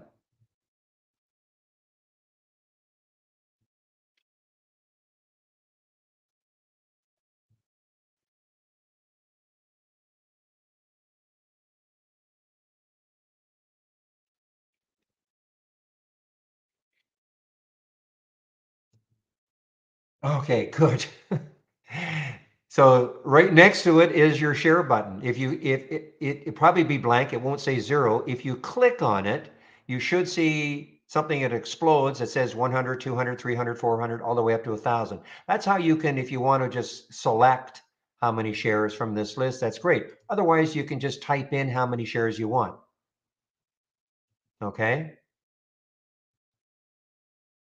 So if I click 300, it'll say 300 shares. Right? And now you have the bid and the ask. If the bid and the ask is pretty close, you can go in at the market if you want. It says market. This is a drop down. You have to understand what market and limit means. Limit means that, getting in at really a certain price, whereas the market is, going in wherever the ask is. But let's just make it simple, okay? Let's make it simple. Go in at the market. That's the default. So just click the buy button. Once you click the buy button, it sets it up, and then you have to click send. Once you click send, it'll show up. Okay? And now you should see it. You should see the trade in the simulator. First you click the buy button and then you click the send button. There's 2 steps. I don't like it, but that's the way it is. Yay, it's done. Okay, now you can practice, okay?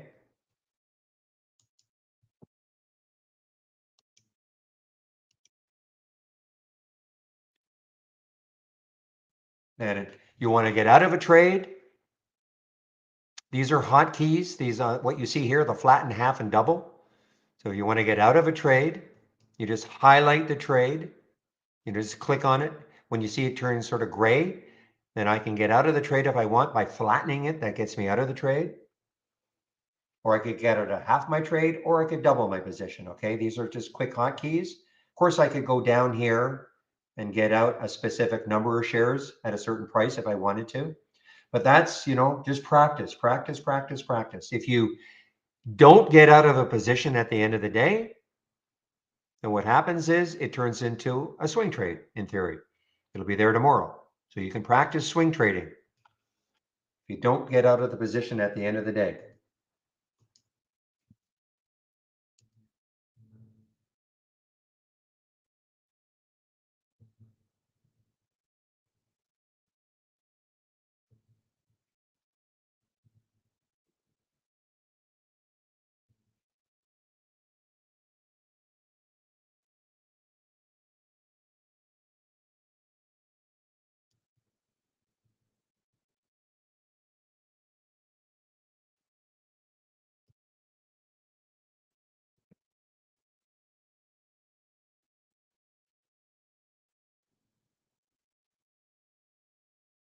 Well, you would think Uber will if Uber hasn't moved yet. Yeah, Uber's moving down a little bit too. Lyft layoffs, Uber layoffs. Oh, man. No problem, Cody. Hopefully you wrote down the the steps so you can remember how to do it.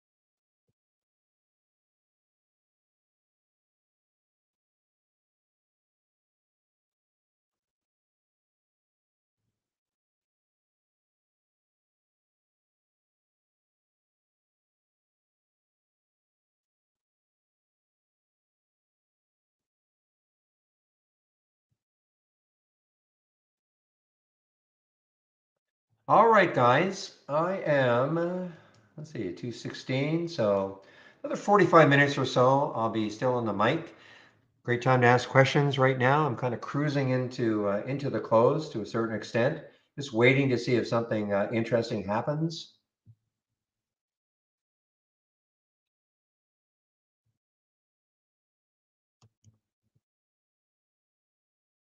So look what happened with TBLT. That's a fizzle out right now, guys.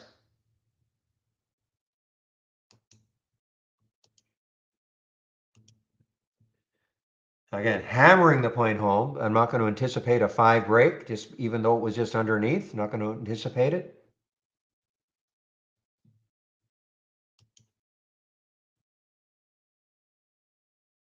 Yeah, we don't lay off here in the chat. Exactly.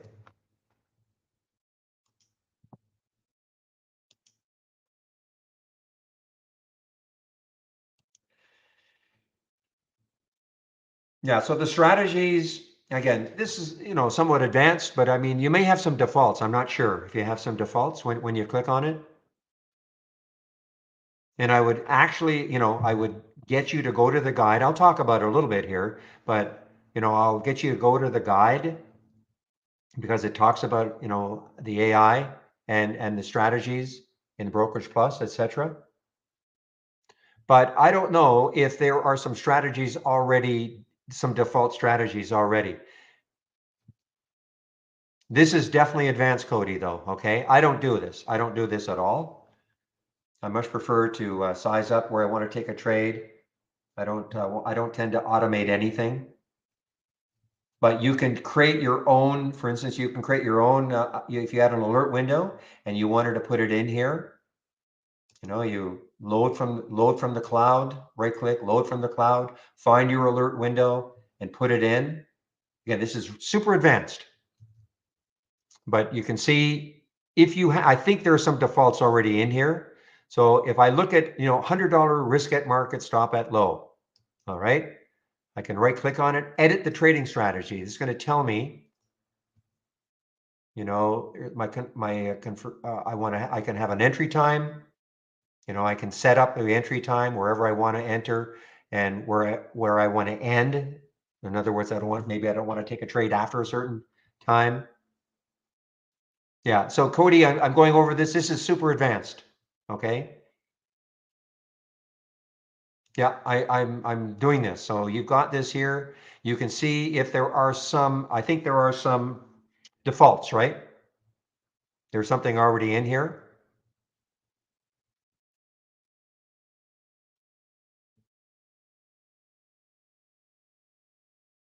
Again, these are all set up. Again, you have to right click on a strategy. I think there's probably some that are already in their defaults. And so you right click on the edit trading strategy. This is super advanced, and you have an entry time. You have your order details. What is it going to be based on? A stop loss? Are you going to base it on a risk value? In other words, a risk. Are you going to risk $100 a trade? It's very, very advanced. Okay. What I would do if you're really into it, but if you're new to trading, I wouldn't even think about that yet.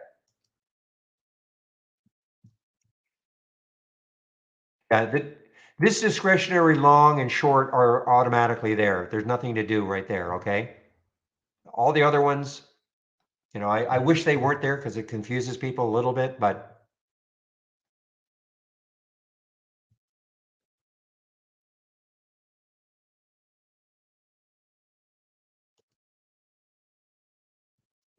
I would go to the guide because what I'm saying, I'm guarantee you'll probably forget everything because I do. I just don't do it. Okay. I just don't, I'm never going to be somebody who wants to automate any sort of trade.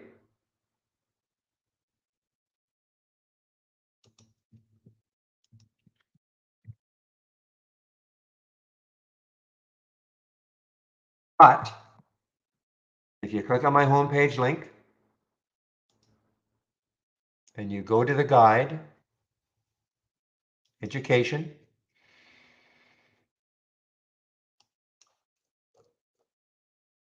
sorry, click on the user guide.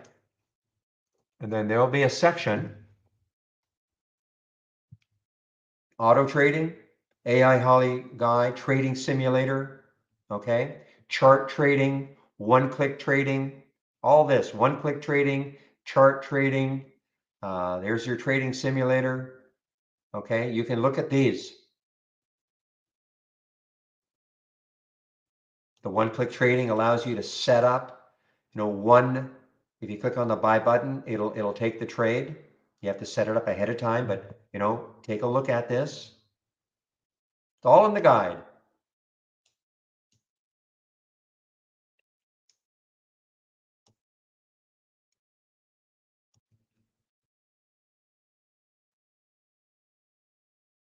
I don't dwell on it too much because, to be honest, I mean, I don't use it, and not many of our customers probably use it.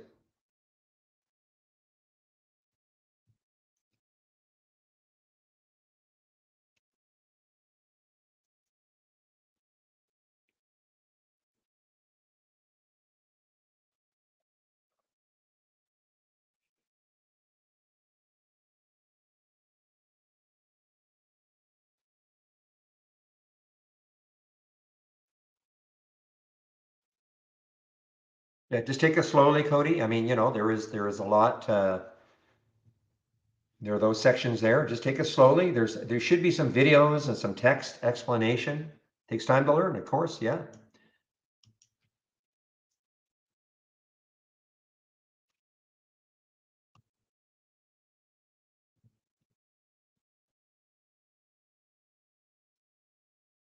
Yeah. So I mean, that's a very advanced topic, Cody. Very advanced. Okay. I'm not trying to again dissuade you from learning about it, but it is an advanced topic.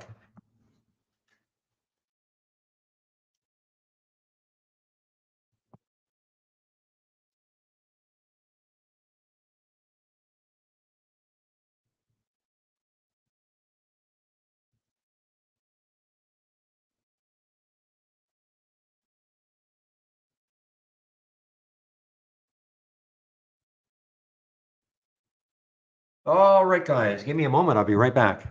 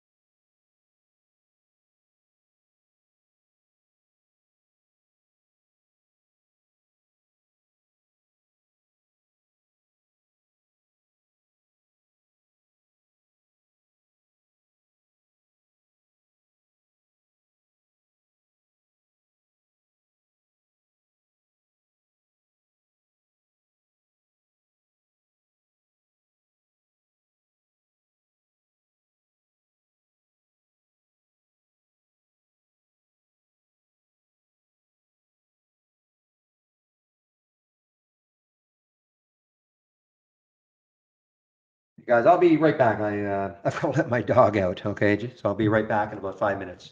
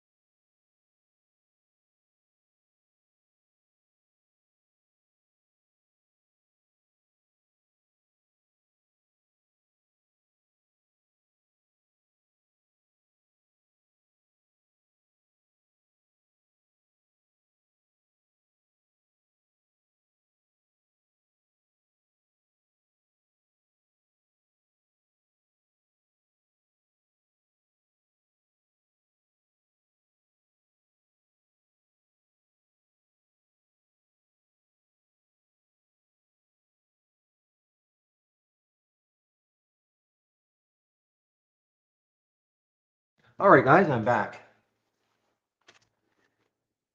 No options, no, Cody. Options are really difficult. You should have been in the room, YouTube room on Tuesday. Very enlightening in the YouTube room. Michael Noss talking about options, and he knows a lot about the stuff. Talked about how 85% of options expire worthless. So if you're, I don't know if you're new to trading, and you might go, what? Well, how is that possible?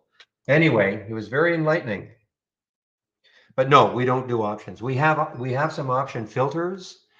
It's funny because about, if you asked me this 6 months ago or 8 months ago, I had one scan that I was in love with called, option volume breakout or something like that. Haven't looked at it in a long time now, but we do have some option filters. If I right click on an alert window and click on configure, and then I do a search and then type in options. So we have some pretty standard things. The put call ratio. We have the options volume, which is the average number of contracts over the last 10 days. We have the option volume today. We have the put and call volume today. Then this is the key one, the option volume today percent. So for instance, if you use that filter and you put, say, 200 in the min, 200% ratio of 2, what that would mean is, let's just say for argument's sake, something is traded over the last 10 days, has averaged, say, 1,000 contracts a day. For you to see that stock today, it will have to have traded 2,000 contracts. Okay, in other words, double.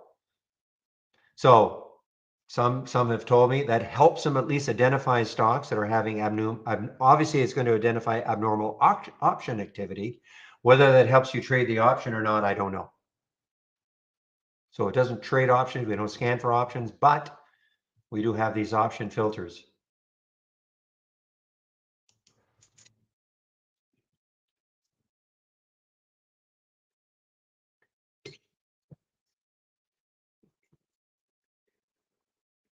It is possible, yes, PJ. But I guess, listening to Michael, and I've never traded options, but he was involved with a hedge fund for about 10 years and for prop trading, and learned all about that stuff. As he said, if you look behind my name, I got a bunch of letters. One of them is some kind of option course for 4 years. But he doesn't trade options. He just says, most of it is just hedging.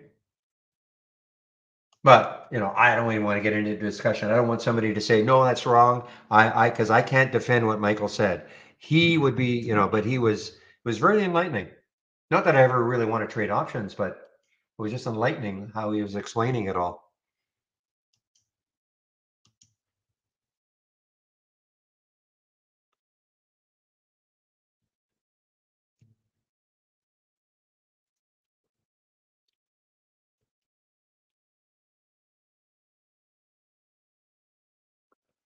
See, look what T-bill did, guys. TBLT. Again, let's get that big, giant 15-minute chart up here.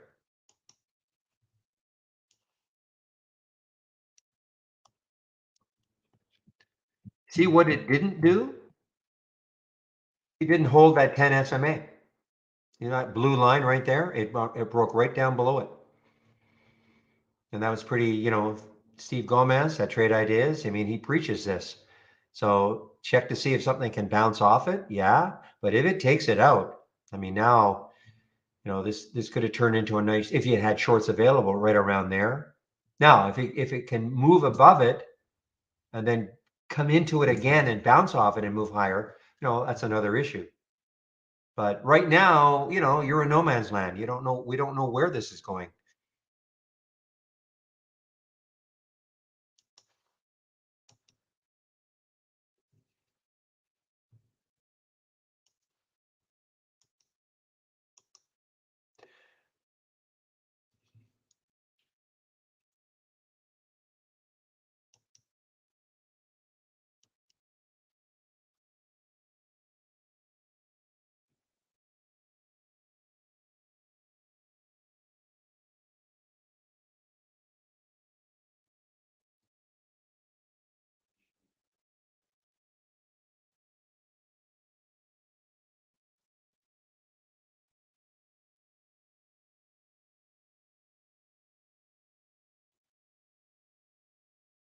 Let's take a look at XM. You've been talking about XM,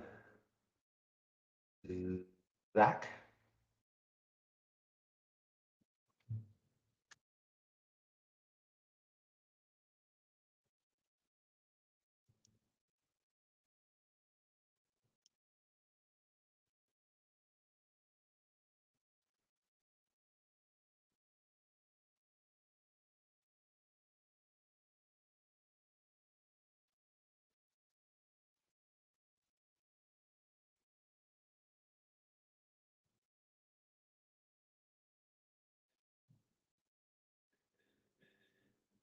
You're in the stocks only again, Dak. I'm sorry. I'm just gonna have to.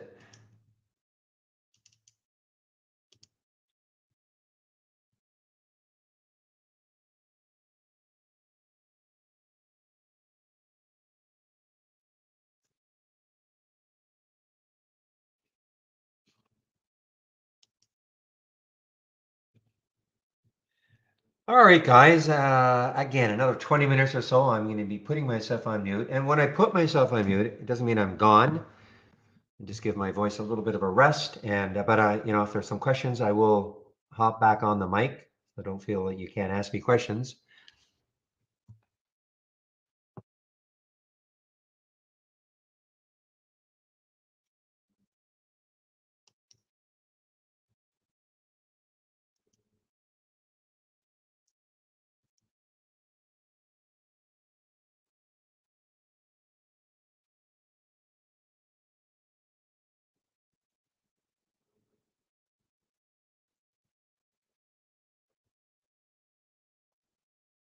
What's the market doing? Market's having a nice recovery, guys. So we had that little downturn with the Google News, I guess. Looked again pretty bleak 30 minutes ago. But we've got a couple of green bars. Be awesome if we could somehow get back up to those highs of 396. Peloton, is it zero yet? Oh, Peloton's on the move here. I guess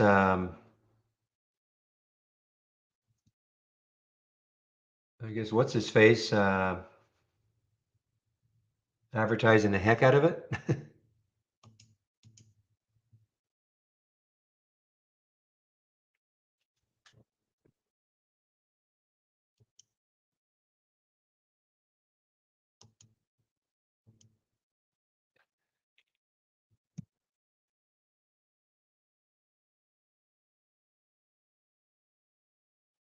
I saw that earlier, the ACTD. Am I going to regret? Yeah, 892. Wow, yeah. Actually, but do you have shorts? The box is just not populating, that's all. Yeah, not many, right? Only 8,000 right now. 8,000 at Interactive Brokers. Well, here's another one. Man, I wish, and I looked at the spread. The spread wasn't great. So, but man, another all-time low, ACTD. Isn't this a blank check? Yeah, it's a blank check, so can be a little bit crazy. It's a SPAC, in other words.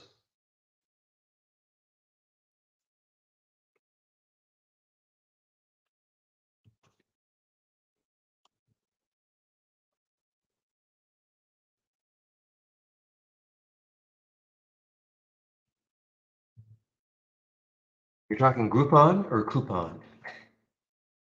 Yeah, Groupon. You mentioned this one yesterday, interestingly, oh man, people are going to start clipping coupons again.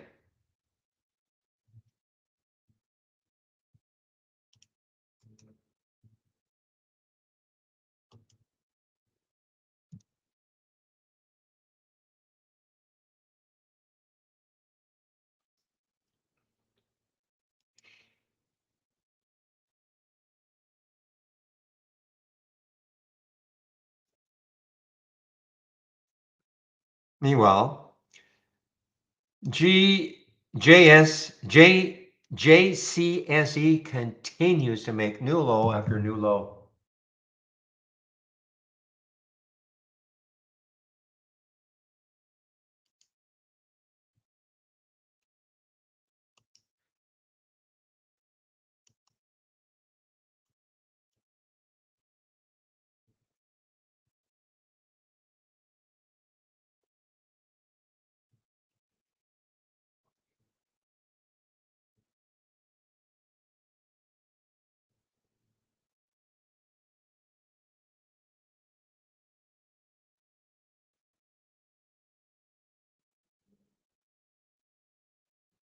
Having fun with price alerts, guys. AEHR.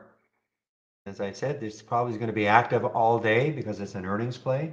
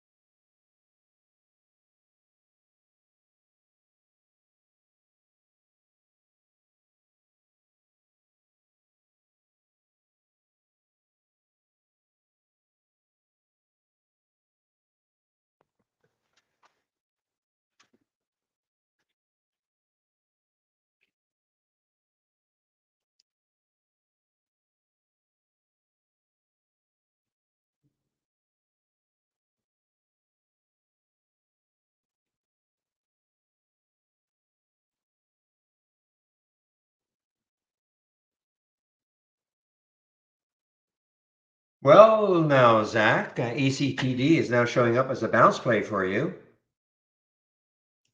ACTD, bounce play, as you know, I'm sure you know.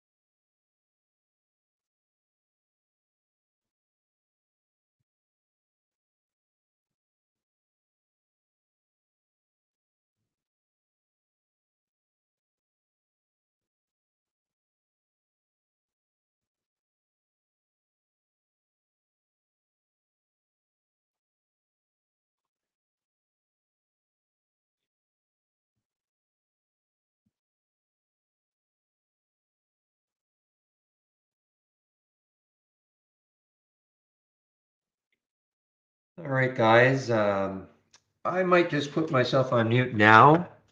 I don't see any other questions. Again, I'm here, so if you have any questions, please fire away, but otherwise, I think I'll just put myself on mute now.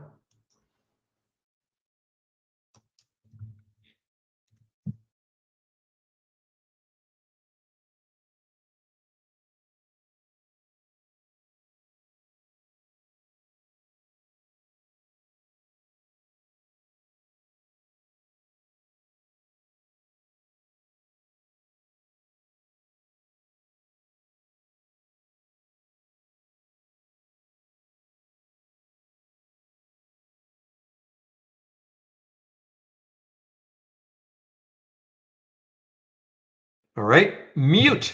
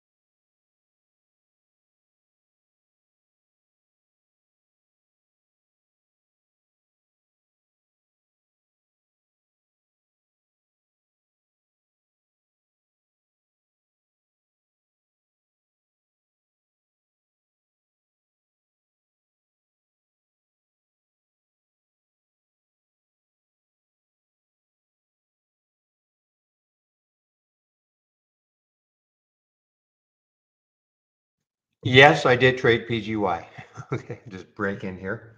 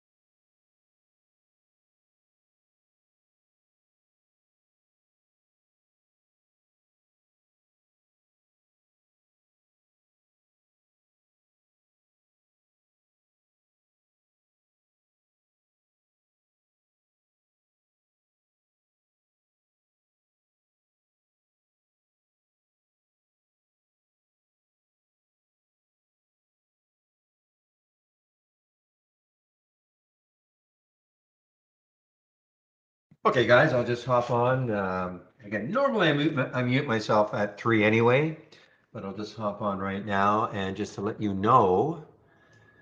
Stop trader, yeah. So yeah, we had the halt. PGY had the halt, but it was also winning race after race after race. After that halt, and that's what got me, of course, interested. Notice it won 17 races. Now this could still do something. I mean, not entirely impossible that this is still going to do something. 620 was the high. But we need volume.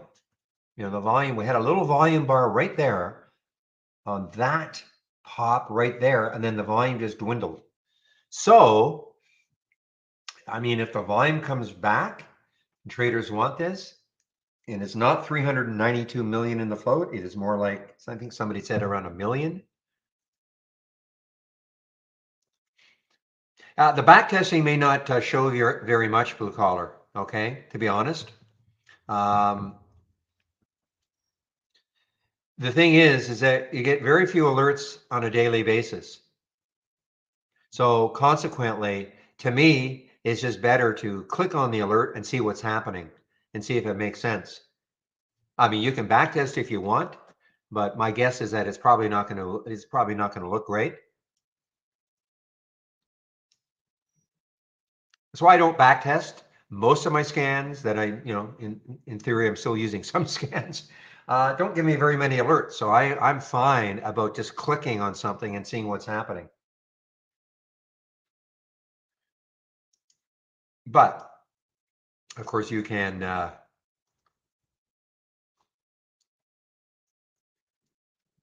backtest if you want, of course.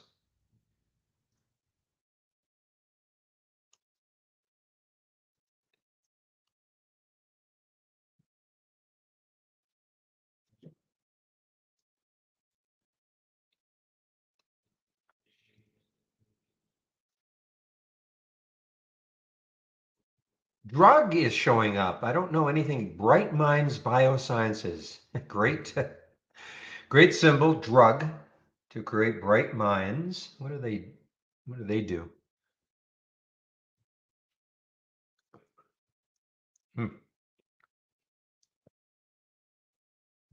Serotonin. Interesting. Okay.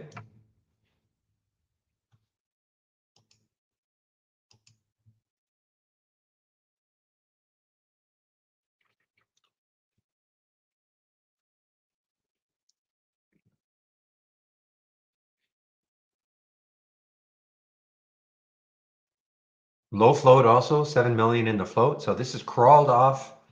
This has crawled out from the sub $1. So guys, you guys who like these ones, you might want to watch this one going forward. And that is drug. Doesn't trade very much, less than 1 million right now, but that represents 14 times normal.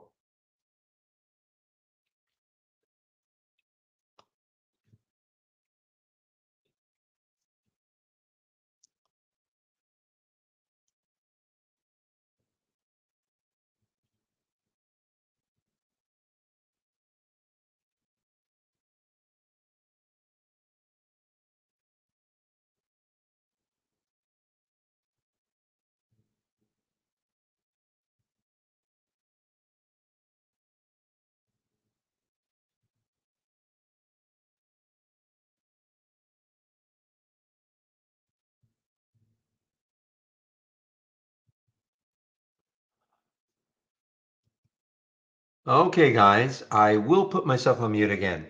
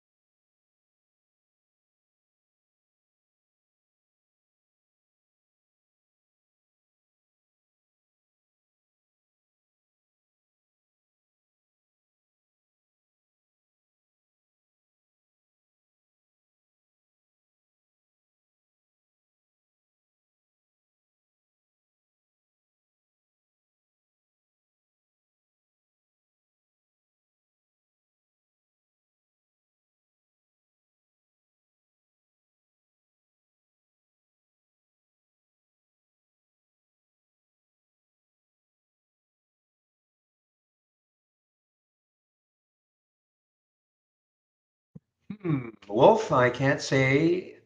We've had no, I track all the emails that come in to the company, and certainly nobody in this room has said that. The question is, anybody had issues with TI just crashing? Full stop, close recently happened twice today. Well, it's obviously not happened to me, and I haven't seen anybody else in the room say that, and I haven't seen any other emails. Now, you may have emailed, but I haven't seen any emails that's widespread. So this must be something going on with your system. Yeah.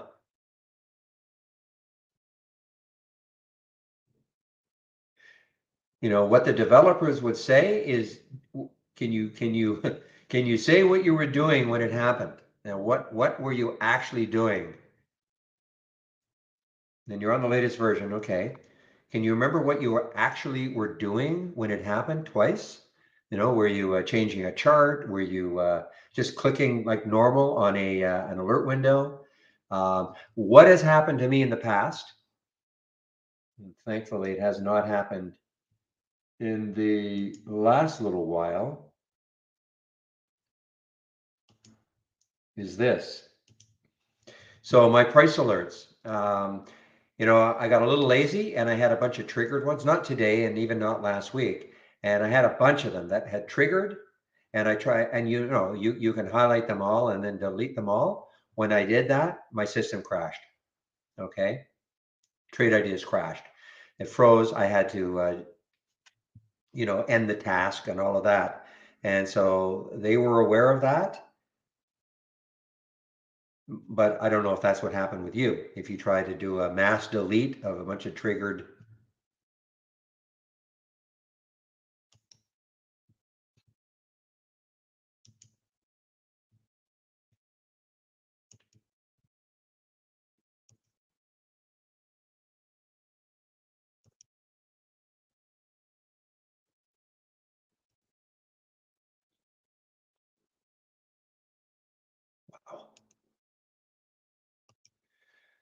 I know I haven't muted myself, but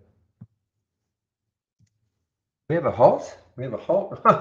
We have a halt or resume. Just give me a moment.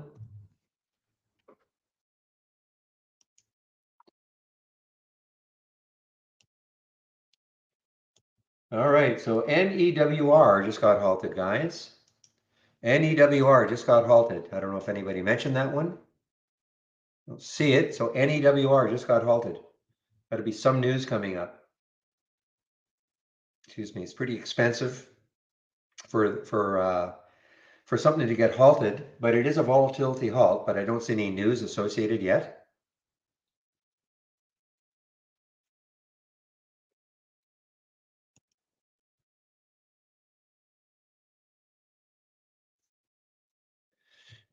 What don't you see on your end,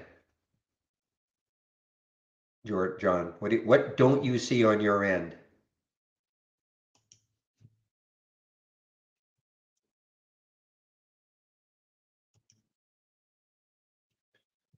Well, I can't explain that.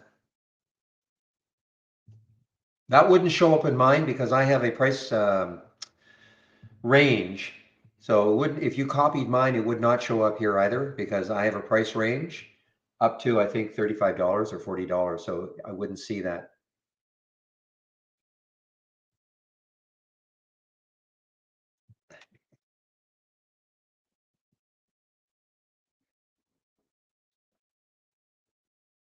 Where did you get the halts resumed? Did you make it yourself or did you copy mine? I mean, I can give you mine. Okay, well, I don't know what to say. I can give you mine, but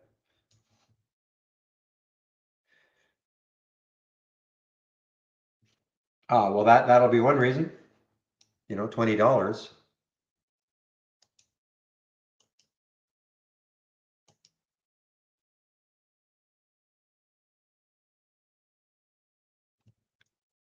Well, no, if you put a price range in it, it acts just like any other alert window.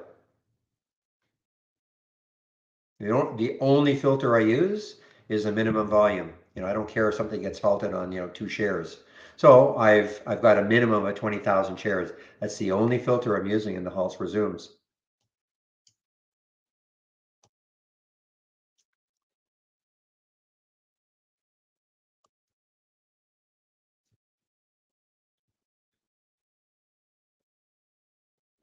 Yeah, same as there it is. That's what Zach is talking about.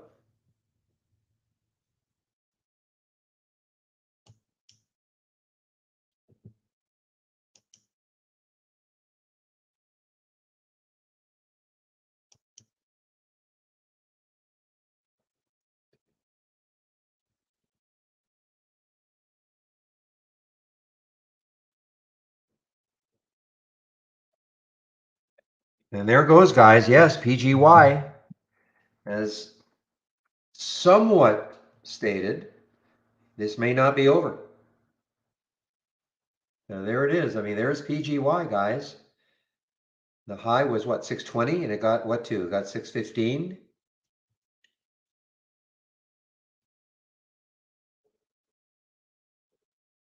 I'm not in it, but look at the volume that came in. See that volume bar? Look at that 15-minute, 2 million shares and counting. It still has 5 minutes or 4 minutes. So this could turn into maybe, depending on the volume, this could turn into certainly at least the third largest volume bar of the day on the 15-minute, at least. But if the volume keeps surging, who knows? Maybe it'll be the largest one. So I'm saying, guys, use this like a watch list and do not lose sight of these ones that were really super active. I was doing something else, so that's my excuse. But seriously.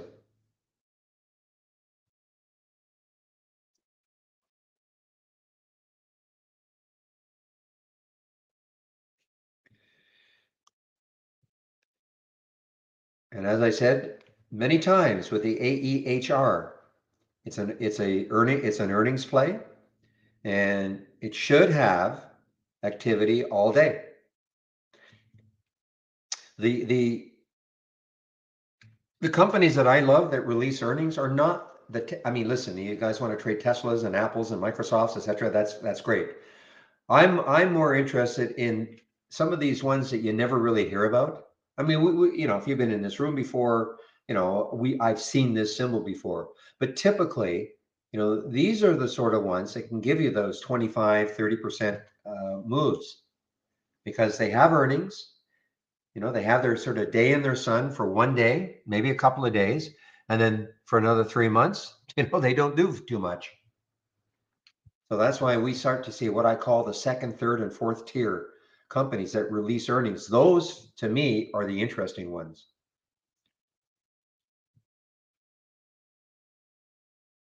Look at this, guys. I mean, this market is so resilient right now. I mean, we may take out that high. I'm talking about the SPY.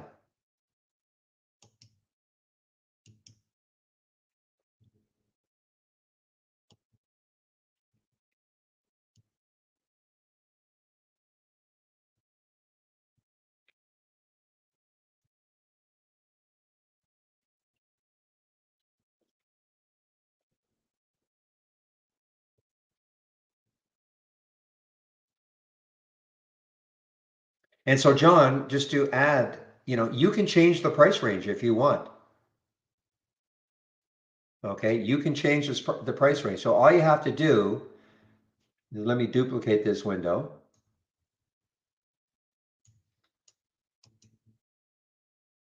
I don't want to, if I did it here, I'm going to lose my columns. Okay, I'm going to lose. So this is what I want to do. Okay, so let's just say for argument's sake, I started this race. Well, I can actually go and say open the top list.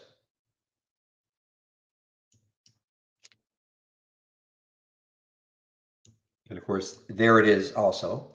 And now if I want, I can right click, configure, Click on that summary. So you see where it says between 1 and 50. If you want to make a change, go ahead. And you make that change, and then that'll change the race to reflect that change. So if you want to make it 1 in 100 or 10 in 100 or whatever else you want to do.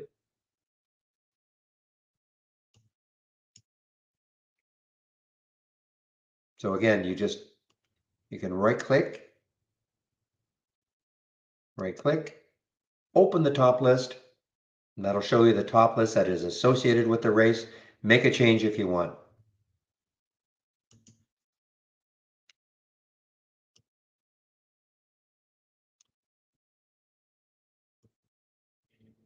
The reason I don't want to mess around with this is because I don't want to lose my top 10. I want to be able to look at them at the end of the day, and then I can I can maybe say to myself, well, you better follow PGY tomorrow. You better follow TBLT tomorrow. I mean, I don't know if anything's going to happen, but I want to be aware of that. I mean, anything that wins a race over and over and over again probably should be watched the next day.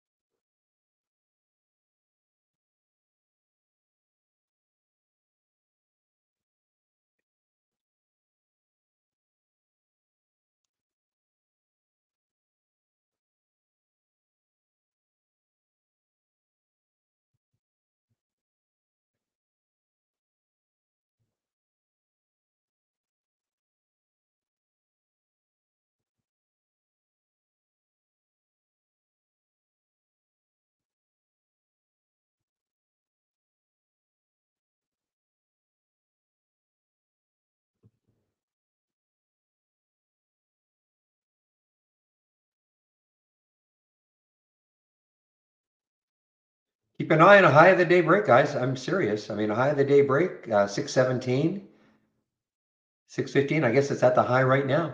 Keep an eye on this for a high of the day break and a potential run into the close. The next high over here is $7. 637. I'm sorry, 637 is the next high.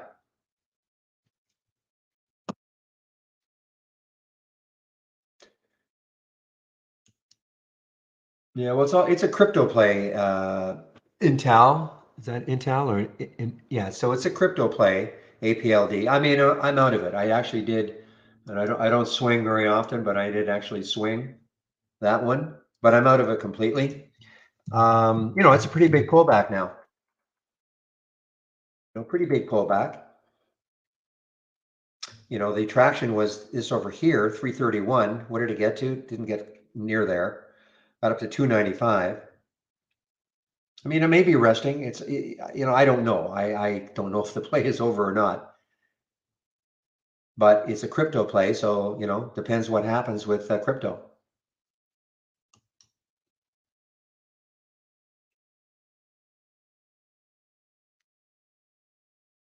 Boy, look at AMC just surging here, guys. It's been a great look at this. I mean, what a move. I mean, 12 to 17 in 2 weeks, 2.5 weeks. Not as crazy as some of the percentage moves we've seen, but boy.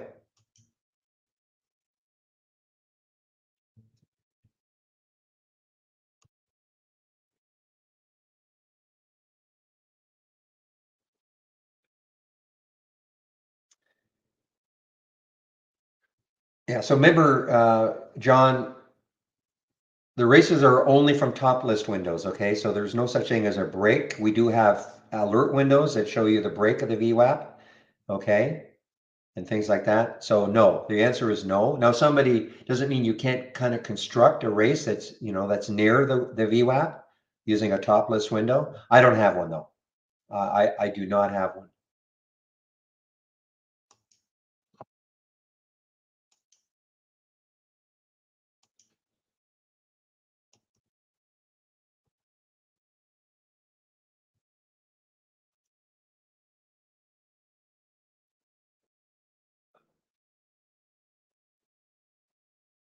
Oh man, guys. we're back into this these low floaters again. We had a little break from them, but now we're back into these low floaters again.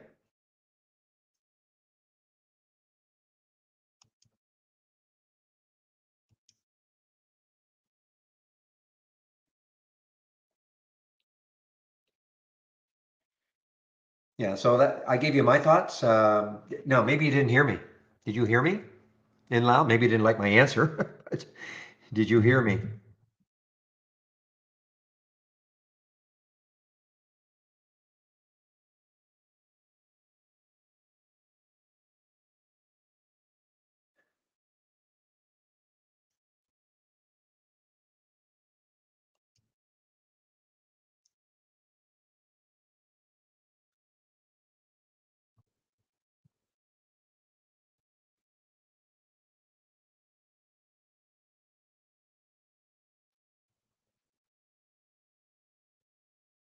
Ooh, $7. Yeah, $7, 637.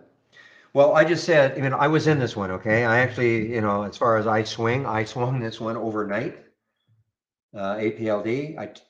But I'm out of it completely now. I didn't, earlier on, I was doubtful it would take out three, which is what happened. It's a crypto play. So, if crypto isn't strong, I don't know what crypto is doing right now. Let me take a look at Bitcoin, the IPO. It's sort of flat. So, it's basically a crypto play. So really it depends a lot what's happening with crypto. It's still above that high there, the 215. If that holds, maybe it can bounce off that again. But right now it's in super rest mode. It's just a big consolidation now.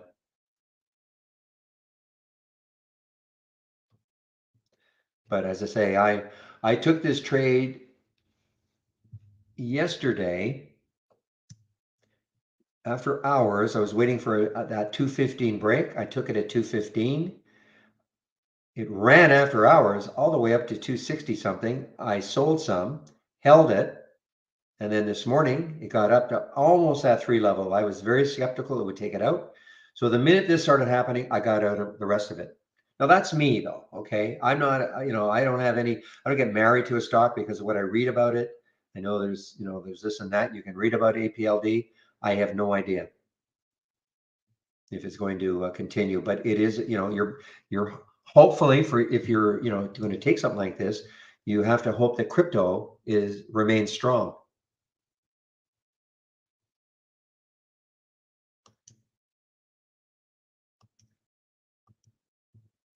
But that is my opinion. Somebody else may have a completely and utterly different opinion on it.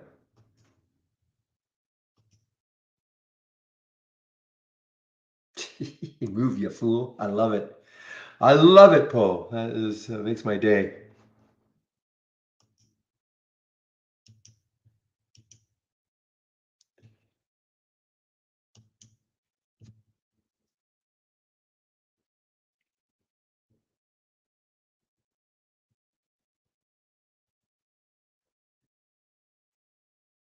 Now, don't come after me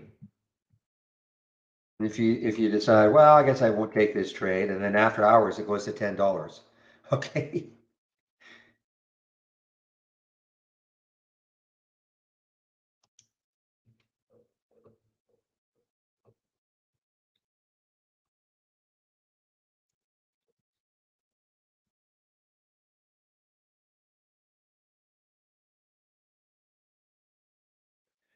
See, my problem, I have trust issues. Okay, I have trust issues trusting these small stocks. Doing a lot. I just don't trust these moves to last. Many days in a row. That's all.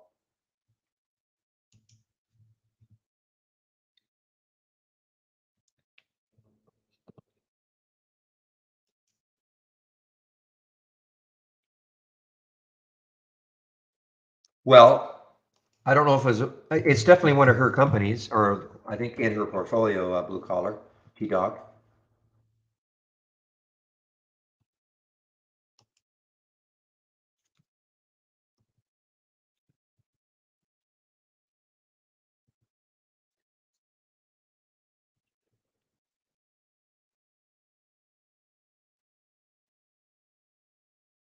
Just brief look at AMC.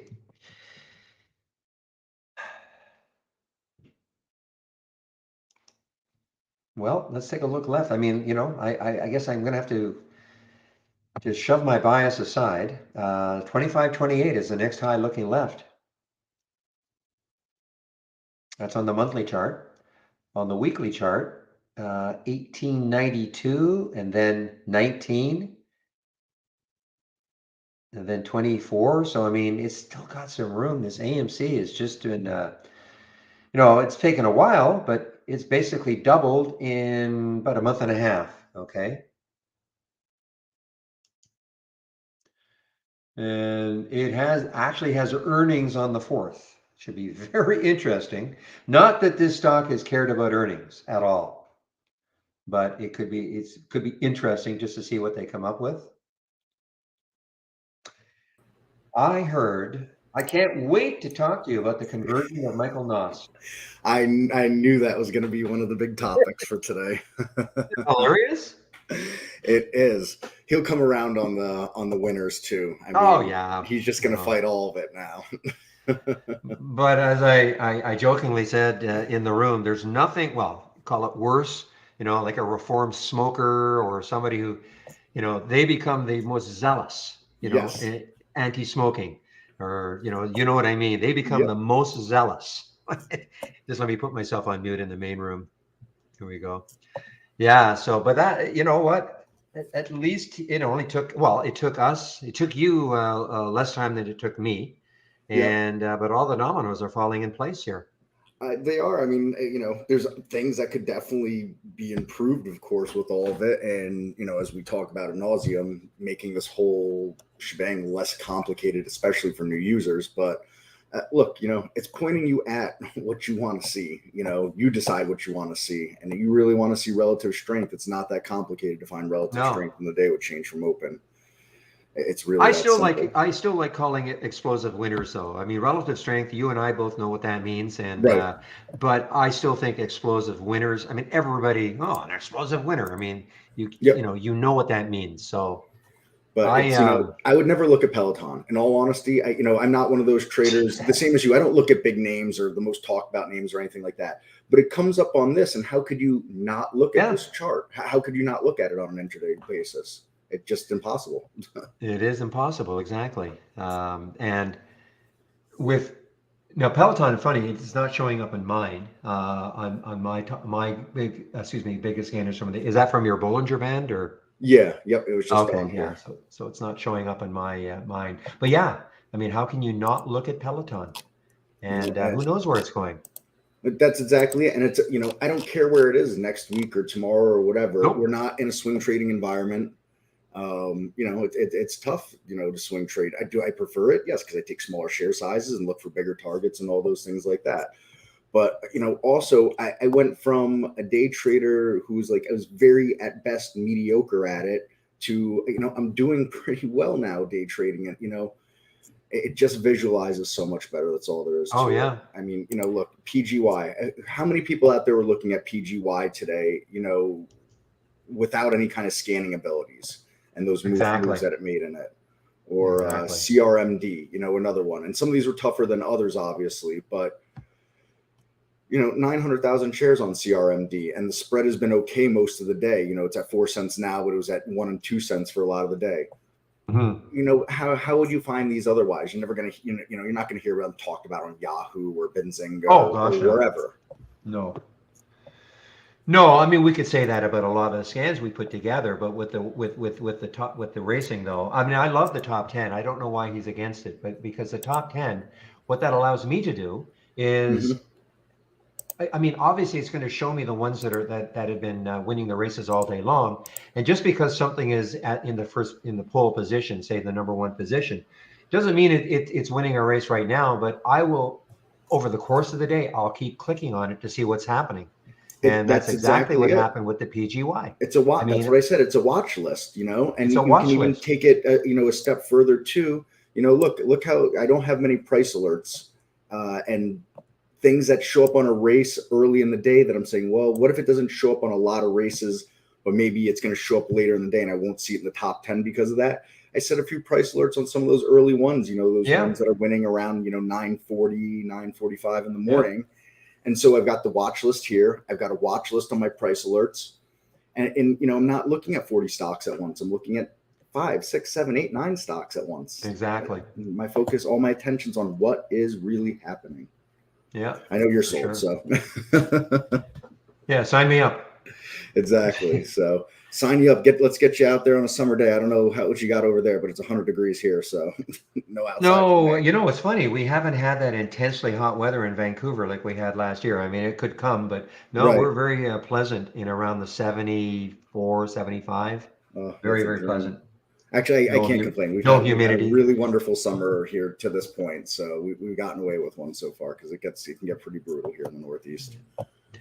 All right, I'm sure you've got a captive audience that wants you to talk about yes. racing for an hour, so I'll let you go.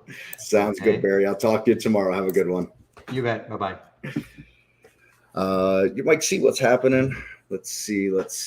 Before that, it was a quiet chat here. All right. So I'm going to guess Cody had his questions answered by Barry earlier. If you're still here, Cody, and he either didn't. Oh, wait, I got to share my screen. Ha, ha, ha. I completely forgot about that. Whoops. If Barry hadn't answered questions or anybody else's questions throughout the day, or you wanted to touch back on any questions that you may have had with Barry or a conversation you had with Barry, or just let me know, pop that stuff in here and we will do the best we can, or I will do the best I can to answer those questions. So let's see. We talked, I've continued to pound the table here. And that's a big deal because we're in a bear market and we got to pay attention to all these things. And I've talked about that 393 level, and I just want to point things out here. You got that right here, right? And then you got it right here again, and then you got it right here again. So again, for all my efficient market hypothesis fans, please explain that to me. I'll wait. I'll give you my email if you want to discuss it at length. That's a big level. We got this downtrend here. We've now broken it, and it's the second day that we're breaking it, and we're going to close above it 2 days in a row. We're going to close above this 393 level unless the market falls out for some reason. Is it possible? Yeah. I mean, I get the feeling we're going to close above it, though. We can start talking about the winds changing back again towards some more bullish action. Still a bear market. So yeah, Cody, I was just saying, I saw your question in here about options. I'm guessing Barry answered that already for you though, but I was just touching on that just in case I saw some of the last conversations that were going on in this thread. So, but that's kind of where I am for what I'm looking at in the market. And I'm more of a swing trader, or I prefer to be more of a swing trader, as you heard me mention with Barry. Swing trading comes a little more naturally to me. It's more conducive to my personality. I feel like I can take smaller share sizes with swing trading, larger stops or wider stops, and it usually leads to higher targets as well. But we're not in that kind of environment, or we haven't been for quite a long time now. Or, long time is relative, to whatever. But anyways, my point being is that, now maybe some of these longer term charts that I start to look at and post on Twitter and wherever else, maybe those are things I start getting a little more involved in again, like I was, through the second half of 2020 and most of 2021, really since the end of 2021, I really haven't done a lot of swing trading, to be honest. It just hasn't, I just haven't had the setups happen for me like that. So that's, some market thoughts real quick while we're heading towards the close here. And again, bring over my compare count windows that are, cordoned off by market cap here. We can see, all day long, the new highs outpaced the new lows, although the new highs did take a bit of a breather here on the larger caps versus the smaller caps, where the smaller caps were more of a battle the whole day. So we'll see what that all means. Guilty till proven innocent is the market, as they say, all those things like that. With that said, looking at the top 10 list here on the Bollinger Band race, let's see. So DRCT, won some early races probably because of that big gap up, but then faded and just couldn't do it the rest of the day. Give us a big middle finger candle, right? I had a price alert set around here, but when it started to really break down under this level, I just deleted it because I didn't think it was worth looking at anymore. LFMD, won a bunch of races, but this is kind of tough. Spread is fine on it. This is what I mean by spread. Whenever I say it, just so nobody gets confused. I'm talking about the bid and ask here, through the brokers. So, the spread is going to be the same from one broker to the next. But a good spread, but what my issue would be with this is that volume. That's not really a whole lot of volume there. But a move's a move, and some people love stuff like this. So that's why, show things, different strokes for different folks and all that. APLD, this one had a nice set of candles to open up the day. A little gap up here. Nice move. Couldn't quite get above that 3 level. Pulled back. Took a charge at it again. Couldn't even get up to the high of the day. But all the same, look, you get this opening range here at, 250. It starts to make that break, Plenty of time, plenty of alpha. And on a $2 stock, 20, 30, 40 cent move on a $2 stock. I mean, it's a huge move, It's a great percent move. EEHR, another one here. And here's what I love about this chart. We get this early move and we consolidate in here before just grinding up the rest of the day. Yeah, Perfect Trader is an easy chart. No, but we've also got a sloppy market. I mean, look at the overall market that we're in. Bring over the SPY chart here. Look, gap up, sideways. Gap up, fade. Gap up, grind it out the whole day. Pretty much open flat from yesterday. We moved up, we moved across, we moved down, we moved across, we moved up. All right, chop, chop, chop, and slop all over the place. So getting those nice, neat, clean charts like all traders would like to see, just not always there. That's all there is to it. But again, with these races, I just can't talk enough about them. I mean, probably people are sick of hearing it, but too bad. I've got this great watch list right here on these top 10 winners, right? But if that's not good enough, if you don't want to see it like that, here, same race down here, all right? This is just showing all winners here. So it's a much more extensive watch list. Is that, there's things that have won less than 3 races. So for example, let's scroll up and see what's around here. So SNTI, what if that's having its moment right now? All right. It's only, in the first race, SMTI right here. There it is in that race right there. And look at this move it's making right now. Is it just busted above 2? 1 minute volume that's coming into it. It's traded almost 7 million shares on the day. 18.7 times what it normally does. Look at, the potential upside that's here on that. Will it get there? I have no idea. But again, race is pointing to it right now. All right. CMPS. Here we go. It had this big volume spike, this big move up, come back down, curling back up again. Beautiful pattern on that chart. Beautiful pattern. That's 600,000 shares. I'd like to see a little more than that traded, but like I said, this is not easy. That's all there is to it. APYX, this one, not so crazy about. All the same though, chart to chart, that looks good. It's actually a really great looking chart. Up 17%, 200,000 shares traded on the day on very light volume actually compared to what it's. I think this big volume candle back here is what's affecting all that. But all the same, chart to chart, look left. This beautiful move right out of this base, right? Beautiful, beautiful, beautiful. You're not going to hear about that on Yahoo or anybody else. So PGY, back at it again. Look at this move from PGY right now. Look at that move heading towards 7. Look at this. In these 2 15-minute candles, a buck right now in these 2 15-minute candles. It's down here at 590. It's up here at 690 now. All right. I mean, and look at the volume coming into it too. 132,000 times what it's normally doing for volume. Boom. anyways, we could wax like this all day long. Earlier in the day, I don't know if this actually won a race or not, Workhorse. But had this gap up here. But I think because of the gap up, it didn't get that big change from open, which is what I'm racing on. So from the close, we're looking at a 15.5%. But a good portion of that was done in this gap up. However, I set a price alert. My price alert was down here actually earlier. And when we took out that 340 level, 40 cents. Over 40 cents off that 340 level on a $3 stock. Races pointed towards me. Too bad Holly decided to short it. I really don't understand that move, but it is what it is. Really don't understand that, actually. What else? So, yeah, sorry, I had a price alert on Workhorse. You can see that here.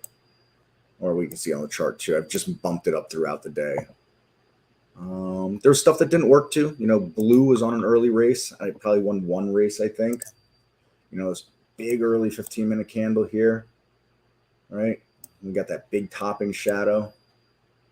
And then was it going to break it? But I just, I said, we're going to wait. We're going to wait because let's just look at the area. Look left. Look left on a daily chart. Look at what it's fighting with. Can't get it. Can't get it. Can't get it. Faded. Even weaker today and weaker on volume too. So, just illustrating all kinds of things here. Workhorse, yeah, it didn't come through as a winner though for me, Peter. It never actually won a race because the change from open wasn't high enough. But I saw it, when I was watching races early in the day, that's how I saw it. So let me see if I can show on a replay here. See if I can find it on the replay. Race setup today. Let's see if it shows up here on this.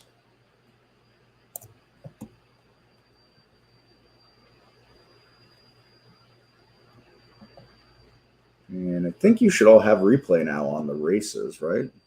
Yeah, you guys should all have replay now.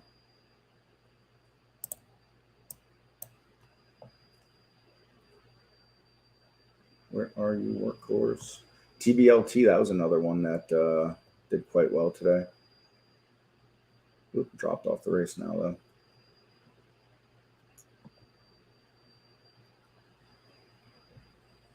Don't make a liar out of me, Workhorse.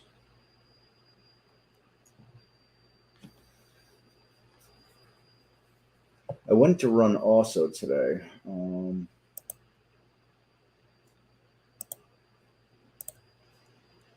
This here is the Bollinger one that I share with you all because it doesn't have the custom in it. So it's just like there's one slight difference between that. And for a while, this looked really good compared to what I was looking at. I think it was just because I started it later, so it was in a different rotation on that. All right, Workhorse isn't showing for me now for some reason.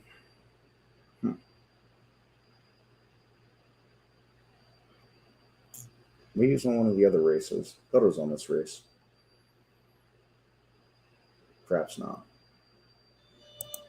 Tilray.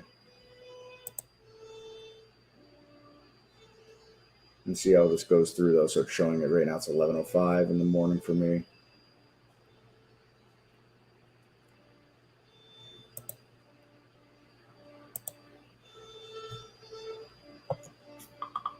Must have been one of my other races. This made me a liar. I apologize. Like I said, it never won. It just popped on the race for a moment and then was gone for me. Yeah, RYTM, I saw that earlier making some moves here, and I thought to myself, what's extended? Again, everybody, what is extended? That looks pretty extended to me, all $5, and we're just, touched over 13. But again,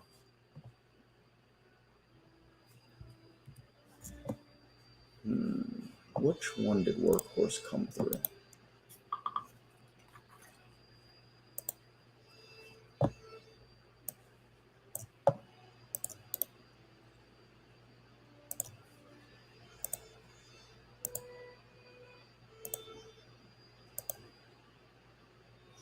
All I'm curious now where it comes. Now, Snap was up there early.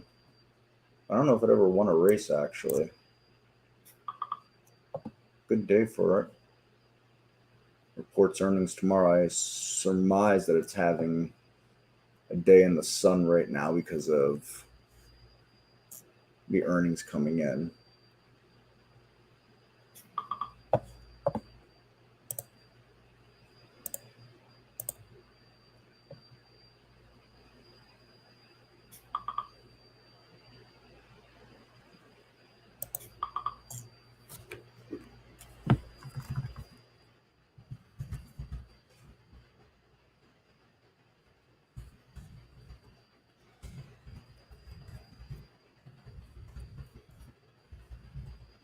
I swear to you, Peter, I saw it there. I didn't make it up.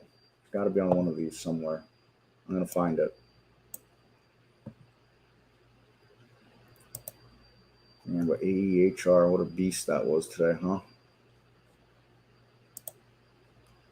Sky T had some nice moves.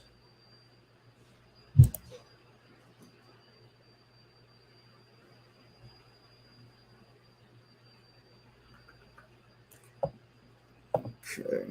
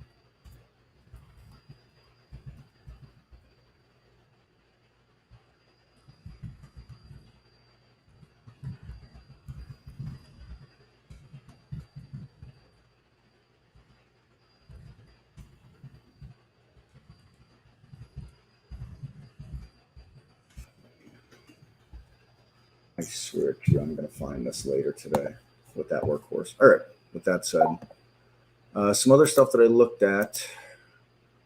CTIC popped through something. Can't remember what. But again, you know, look left, look left, look left. And this just seemed to be a big issue area for it right here. Couldn't really push through it. And I was watching the XBI. You know, it started off pretty hot this morning, but I think it's faded quite a bit. XBI, where are you? Yeah, so, you know, some nice moves off the XBI early. Getting rejected up at this level here, but it's got that look that if the market pushes, this is going to be one of the things that pushes along with it. You know, it's which one's the cart, which one's the horse, it kind of becomes.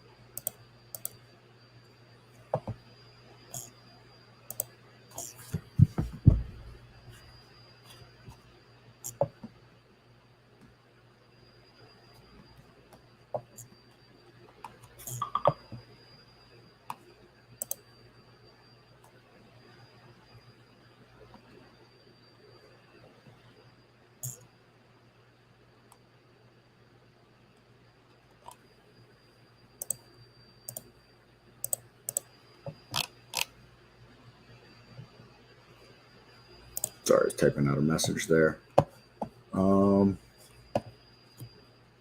Market's fighting.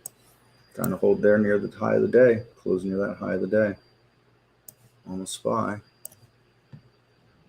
PGY, what a move. Holy cow. What a move.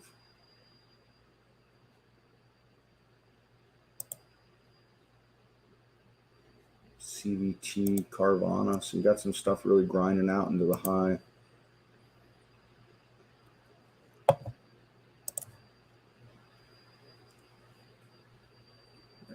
Let's get rid of that. Some other stuff that, just didn't work out today that was, alerting early. VXRT, same thing here. Look left, look left, look left. And what do we see? That's what we see. And we trace that all the way back to here. So there. Just, that's why we look left.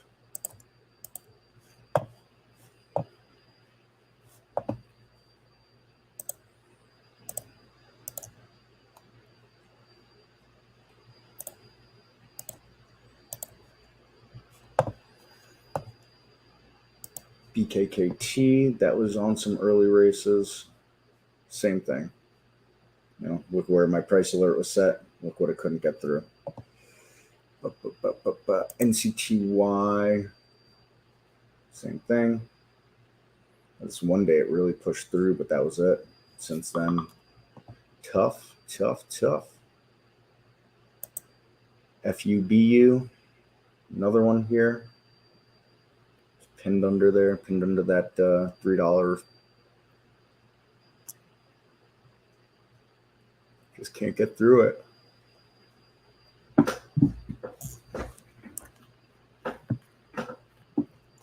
All right, so anybody with questions, fire those away for me. TBLT. Must have been through here that I won all those races. BERV. Really curling up right now.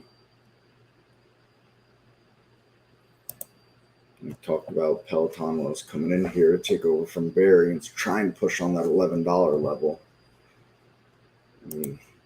What a chart. What a chart. 160s all the way down to here. Stationary bike with an iPad.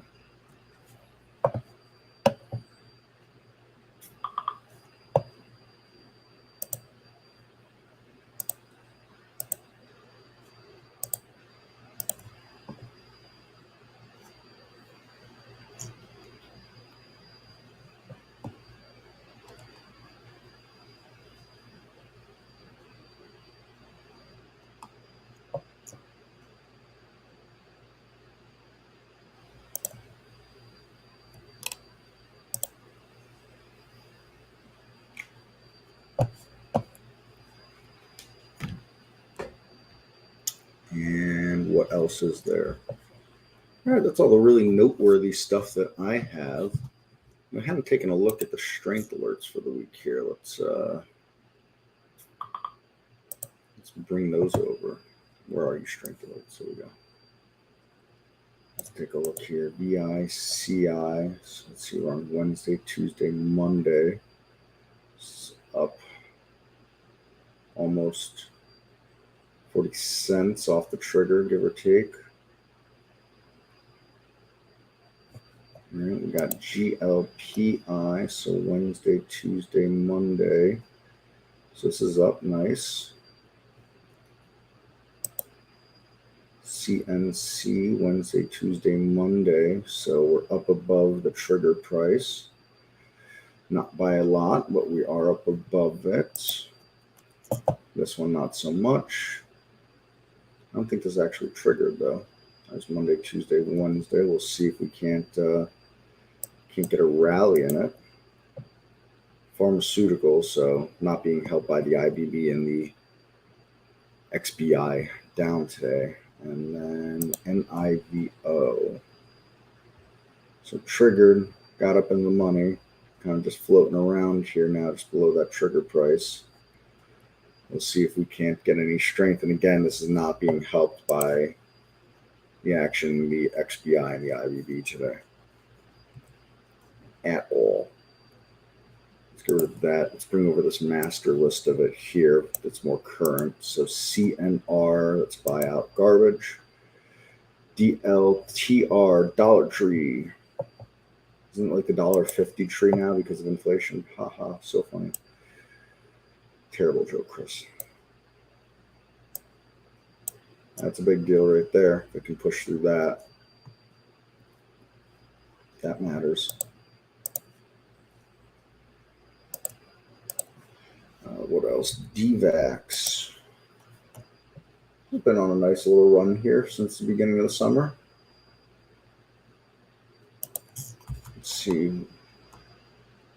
All right, some interesting things to note here. All right, so there's a bottom, some higher lows, some higher highs. All right, not bad, right? And then, so we made this move up, we pulled back, we made a move up, we consolidated, we made a move up, we've consolidated. I'm trying to make another move up again. So this is something worth watching here. That $15 level is very significant. Yeah, DVAX, you know, the issue you have, you know, those things, you know, pharmaceuticals, they're a tough lot to swing. And you know, here's my example of why they're a tough lot to swing. That right there. In case you can't see it, look at that. I mean, it can happen overnight just like that with these stocks. You know, pharmas, bios, same things, all the same stuff, you know, all the same possibilities. So it's really got to watch those. Really, really, really got to be careful with those. What else? This is energy, I believe. So that's a biggie. That's a real biggie. So we came back down to this level here. This level seems to be pretty significant. Came back down, couldn't bust underneath it. And we're headed back up again. That's a nice looking chart. That's a very nice looking chart, actually. So since we looked at energy that way, let's look at energy real fast this way. XLE. So XLE's up on the day, still trying to push up through. XOP. Looks very similar. I need some help. Now, Nat Gas was very strong early in the day. UNG, I think, has given it up at this point. UNG. No, it hasn't. Why is that not? Oh, that's why it's at the top of my list, but it was scrolled down. So that's what I was trying to look for it here on this list, and it was down like this. And I said, that doesn't make any sense. But there it is. There it is. So, you know, Nat Gas, you know, we talked about it the other day. When it started doing this, I said, gee, Nat Gas looks like it's trying to set back up again. And now it's left the station now for sure. So that's significant. CTIC. Now this is one that I said I was looking at earlier today. Again, you know, pharmaceutical preparations is the stuff we got to be careful with. But makes a move up and goes sideways. Comes back down, tests out of that move up. Nice move up. Comes back down, tests again. Tries to get up, tests again. Gets up. You know, this is now becoming support and resistance up there. Are we moving that support and resistance line? You know, up to here instead now. Not unreasonable to think that. Nowhere near a lifetime high. And it's got a pretty big short float too. It's a really big short float, 17.3. also has a pretty sizable short growth as well. So those are really notable things there. And then, sorry, I had the chat covered up. I see something came in there. How do you get the buy and sell buttons working minor grayed out? Oh, yeah. So this is how we do that, Cody. Let me move some stuff around real quick.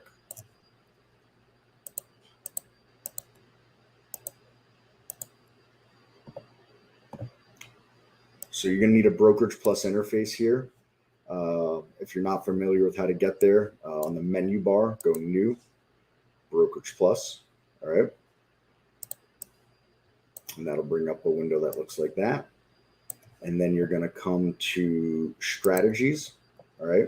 And you have two options here. You can either take one of these and edit one of these pre-built ones, or you can right click and go New Trading Strategy. And either way, you're going to get a configure window that looks like this. And the first thing you'll have to do is attach an account here. Since I'm not connected to anything, I can't do that. Let me back out of this really quick. Let's go broker. I'm going to connect to simulated trading. All right. Back into the edit. And we'll select the account in here. Okay. Save that. This entry time, most of this is going to be more for automation. You don't really have to worry about any of this here for chart trading. Order details, this will matter.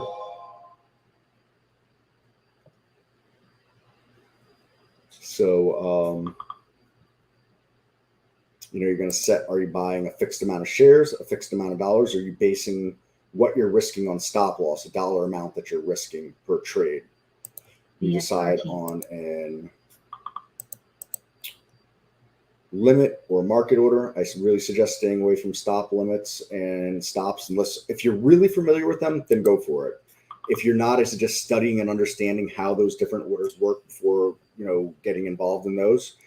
If you go for a limit order, you're gonna set this stuff in here, your time and force, your limit offset, all those things like that. And then in your risk management, if you want a stop and or a target, you'll set those here. Again, stick to dollars or percents. Stay away from the filter stuff, right? So, if you want a, percent, 3%, 3%, you can't have a trailing stop and a stop loss at the same time. It defies market mechanics. Your broker can't hold a trailing stop and a stop loss for the same stocks. They won't allow you to. So the same logic applies there. And then last but not least, excuse me, I just gotta swap something here.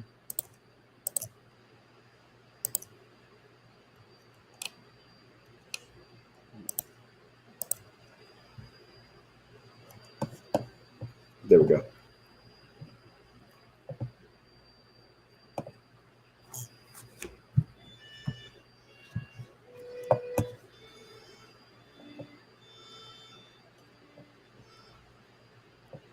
And so that's what you have here.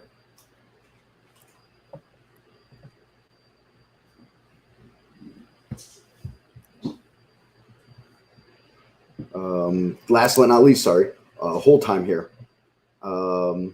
And that's, if you wanted to have a hold, you don't have to have a hold. Again, this usually revolves more around automation.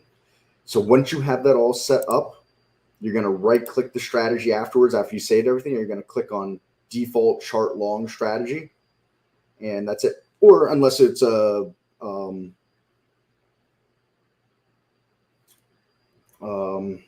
unless it's a short strategy, then you look for default short. So like if I right click here, you'll see set as default short strategy. And that's really it. All right. And once you've done that, this button will go green and you'll be ready to go.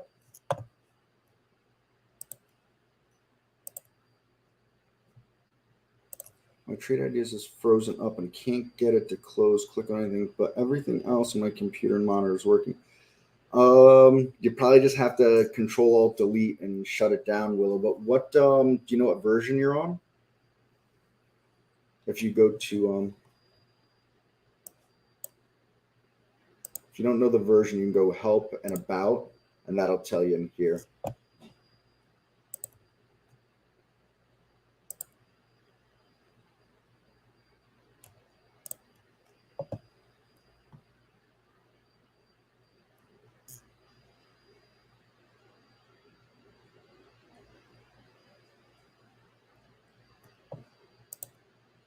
downloading this one on Monday. Did you happen to have anything that came up and said there's an error and to send the files to support or anything like that?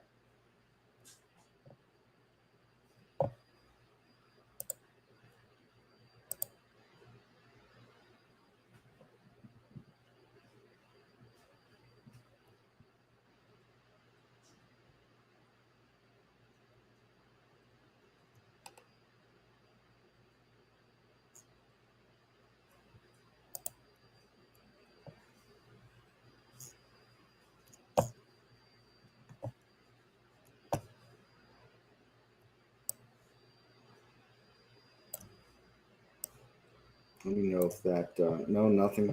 All right.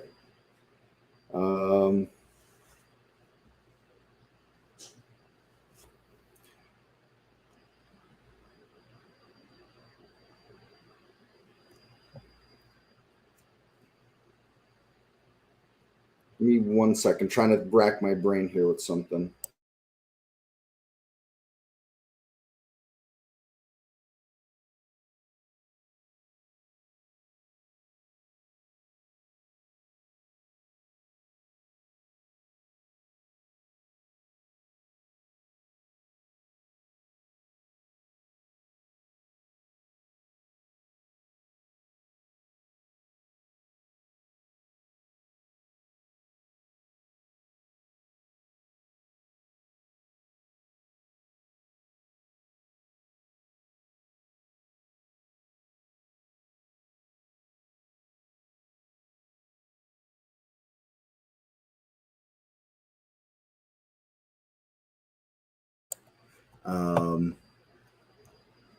Tesla is reporting, huh? All right, do this for me, Willow. Let's call it a one-off on this. But if that happens again, what I want you to do is give us an email to the support address and send files to support. And email us and say, hey, this happened. I sent some files. See if there's anything, you can glean from those that why it may have caused that. And that's what we could do there for you. If you Control-Alt-Delete out of it, can you force close the app?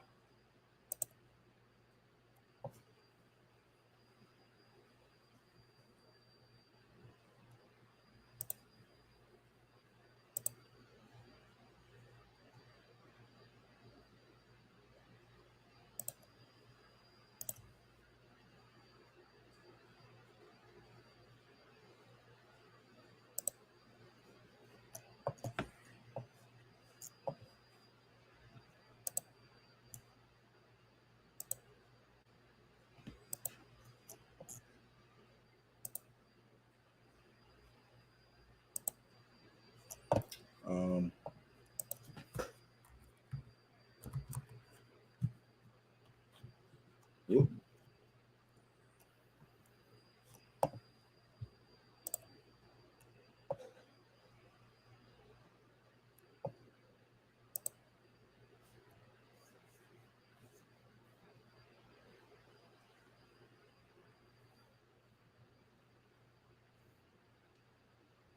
I wholeheartedly agree.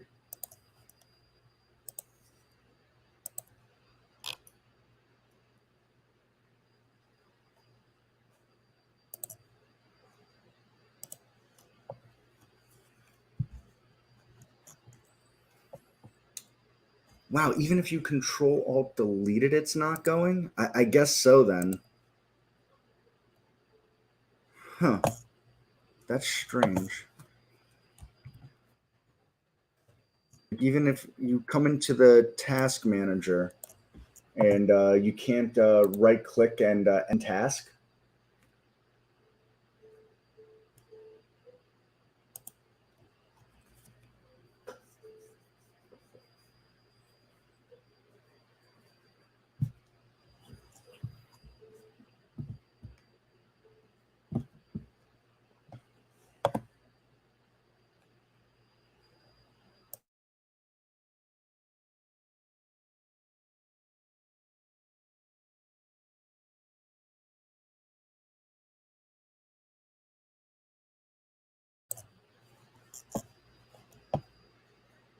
Nope. Yeah, I guess just shut down then, Will. I don't, there's no other force quit I can think of. Sorry.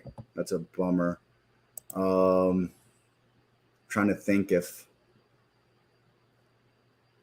I'm trying to think if even your support files will point us to anything with it.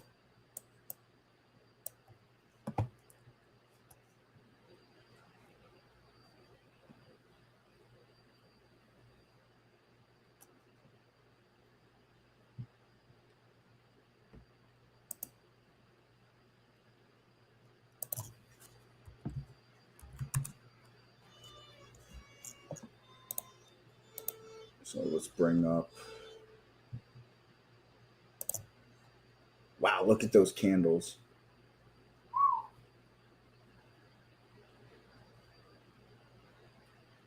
Look at that.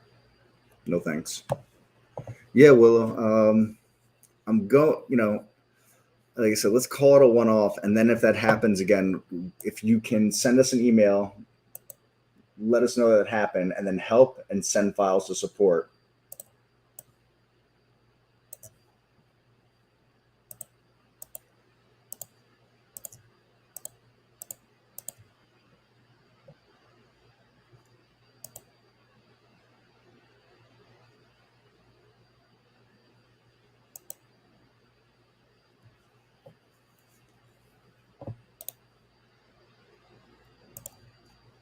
Get rid of that. So, all right, let's see what earnings season has to bring. Netflix only lost 1 million subscribers yesterday instead of 2 million subscribers. So that was bullish for Netflix, apparently. This has been a wicked downtrend here for Tesla. So, kind of slowed down off of that. So do we get this bend?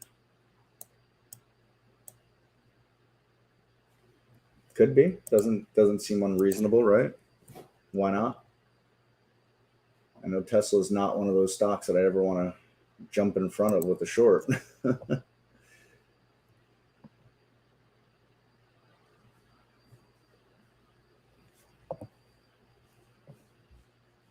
again, if anybody else has questions, fire those away for me.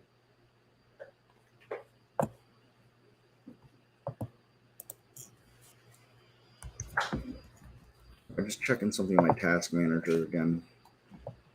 I don't know if there's something else that can help with Willow there having that issue.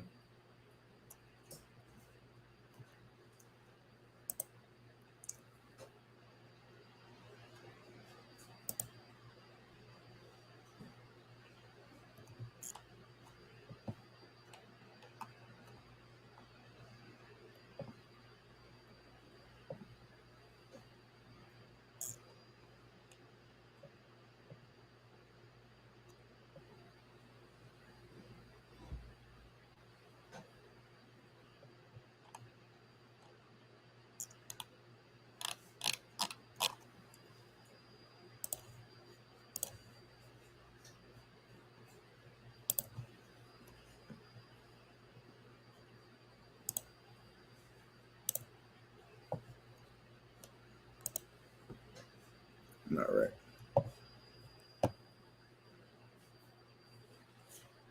All right, so market closed up. We closed up above that 393 number.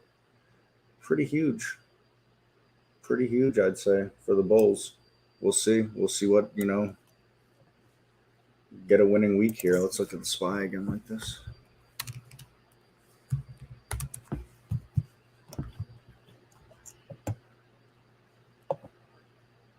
Still got this broadening form.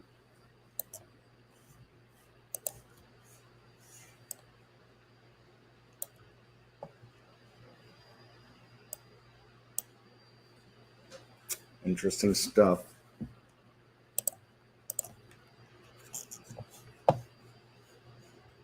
Let's look here as well.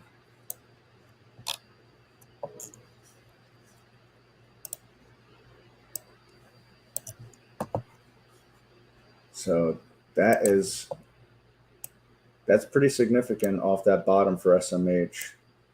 I guess I think there's something to do with Congress, right? And I don't know. Try to really not pay attention to those people.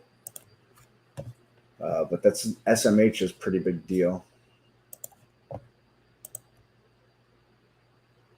Retail still doesn't look great. Vanguard information, that's interesting. Uranium, I don't know. Uranium just can't really, it had this move in here, and everything that bounces afterwards is, again,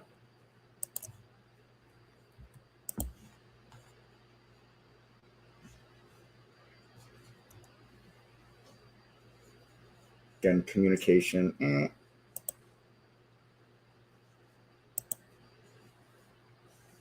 It's a big deal for the Qs again. Look at that. Really blasted off this line here.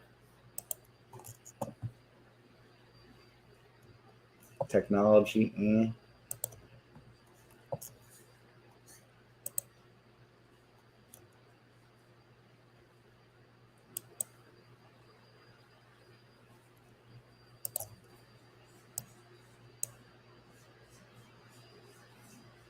That's interesting. That biotech, is that going to, they led us on the way down. They're going to lead us on the way up.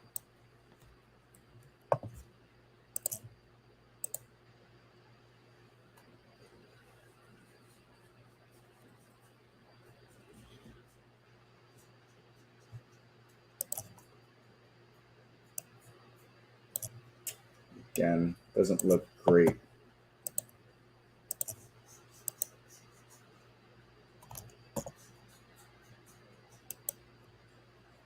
Banking.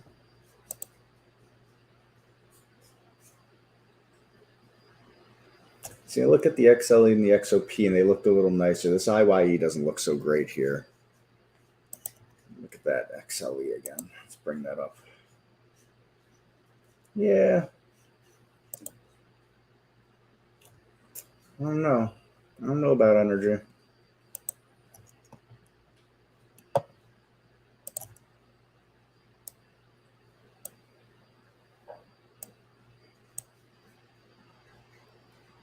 Tan, same thing.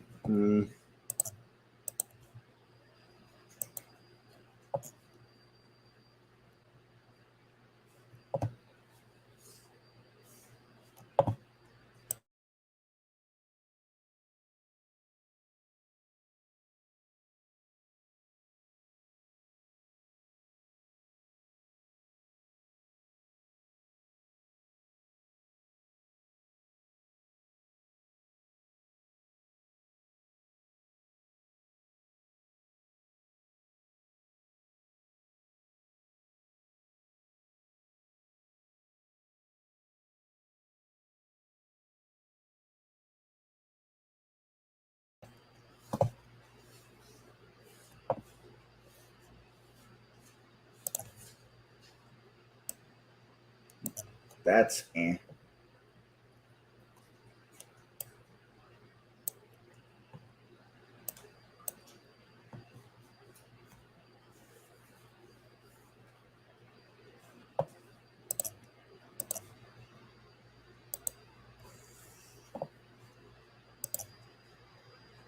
transportation. I just have the same look, looking at all these,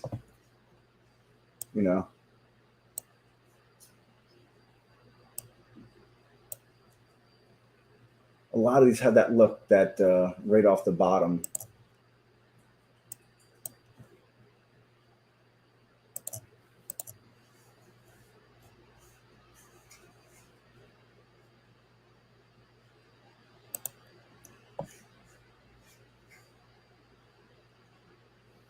Haven't looked at the RVMD in a long time, huh?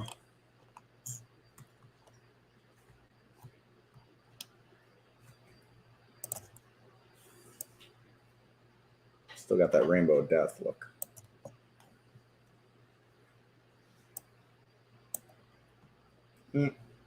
We'll see though. That's a pretty significant level down here, as we can see.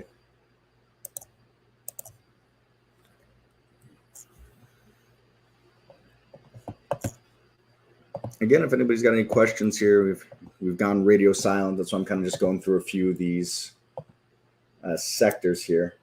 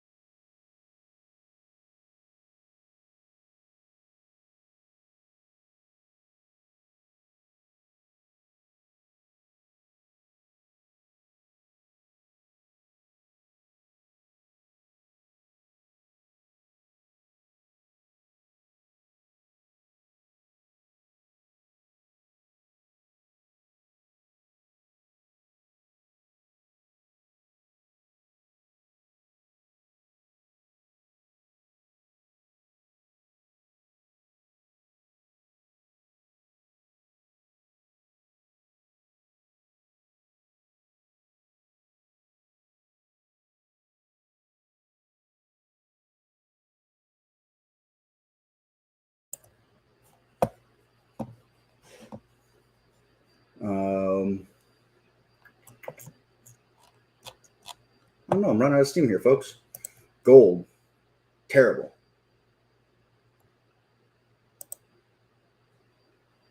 Pharmaceuticals, still kind of hanging up there.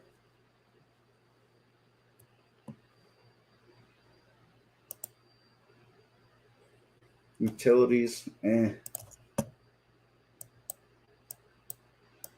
Generally, they like to go that way, but I don't know. That utility chart doesn't look good to me. You can also argue that that's a bull flag too, so I don't know. Utilities, interesting.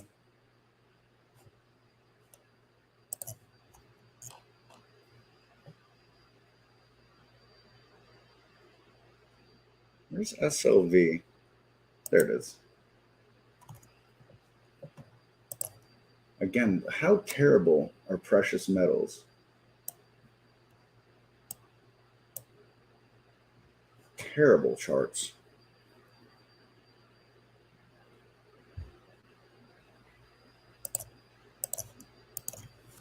One, two, three. QQQ? I don't know. QQQ looks, looks like it wants more to the upside.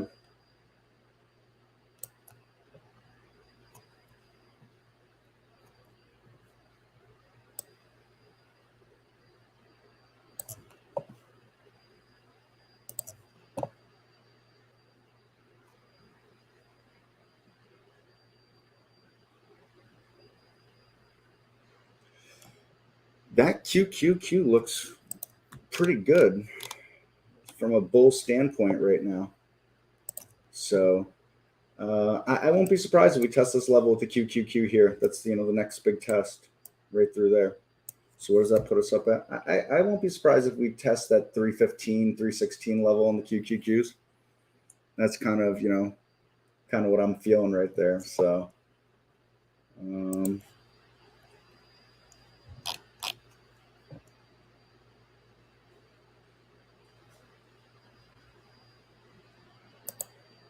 home builders, that's what I wanted to look at too. Home builders, now that looks sick still. I got to get through that and this. We'll see with the home builders. I don't know about those home builders.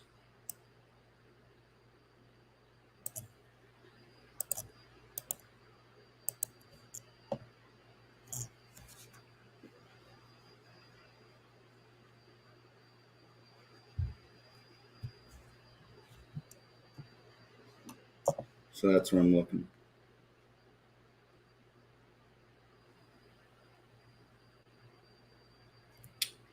I don't know, Peter, because I don't know how much precious metals used. I know lithium's used.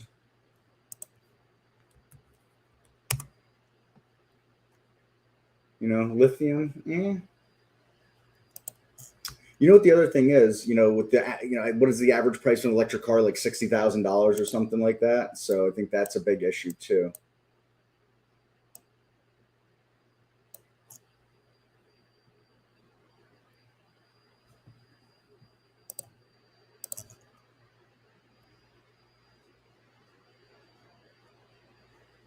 But yeah, I don't have, a lot of insight on that other than that there, Peter.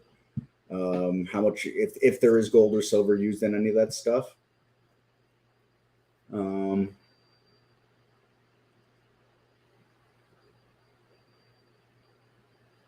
trying to think of what else might be used in these cars besides the lithium. I mean, lithium's obviously real big for the batteries. Cobalt, I'm not sure how you trade cobalt. You should have to look for cobalt miners. So I wouldn't know where to go start with that. Have to do a web search. Who's cobalt miners, I suppose.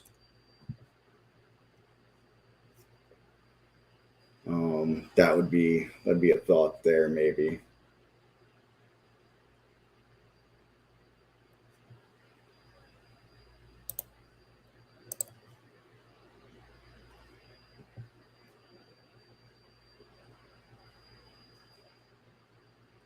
All right, so that's what I got. CPRX. What that move doing? There's another one, real extended here.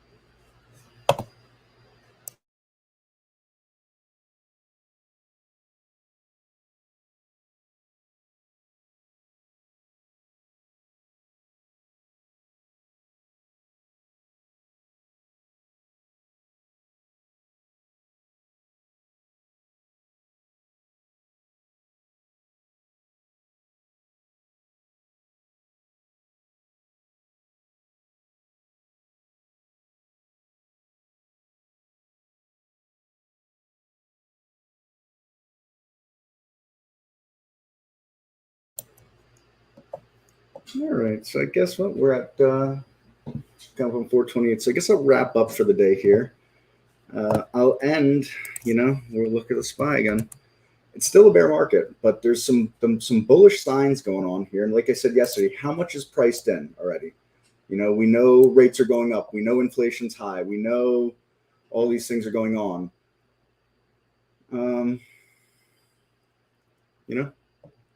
How much that's priced in already? The stock market's, remember, stock market's a forward-looking, forward-looking mechanism here. So,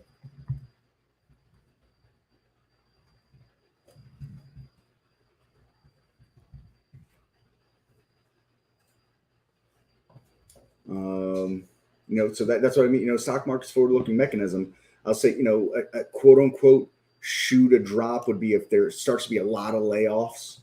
I think hiring freezes isn't a big deal, isn't as nearly as a big deal as layoffs. So those are the kind of things to look at as, things that could bring us back down. But, inflation, we know it's here. We know it ain't going anywhere. We know the Fed is going to raise rates. We know there's a war going on in Europe. We know, there's high tensions with China and Taiwan and all that stuff like that. We know these are all things we know already. So, yeah, we'll see what this all translates to, what this all means, and if things are starting to be priced in, the market's digested things, and it's ready to move on from these things here. Remember, all this stuff here is liquidation, right?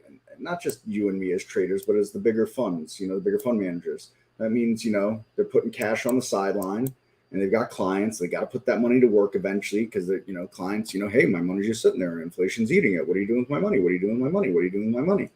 And at some point, they got to get back in. They got to get back in the carousel. They got to get back in the game. So that's that. So like I said, bear market,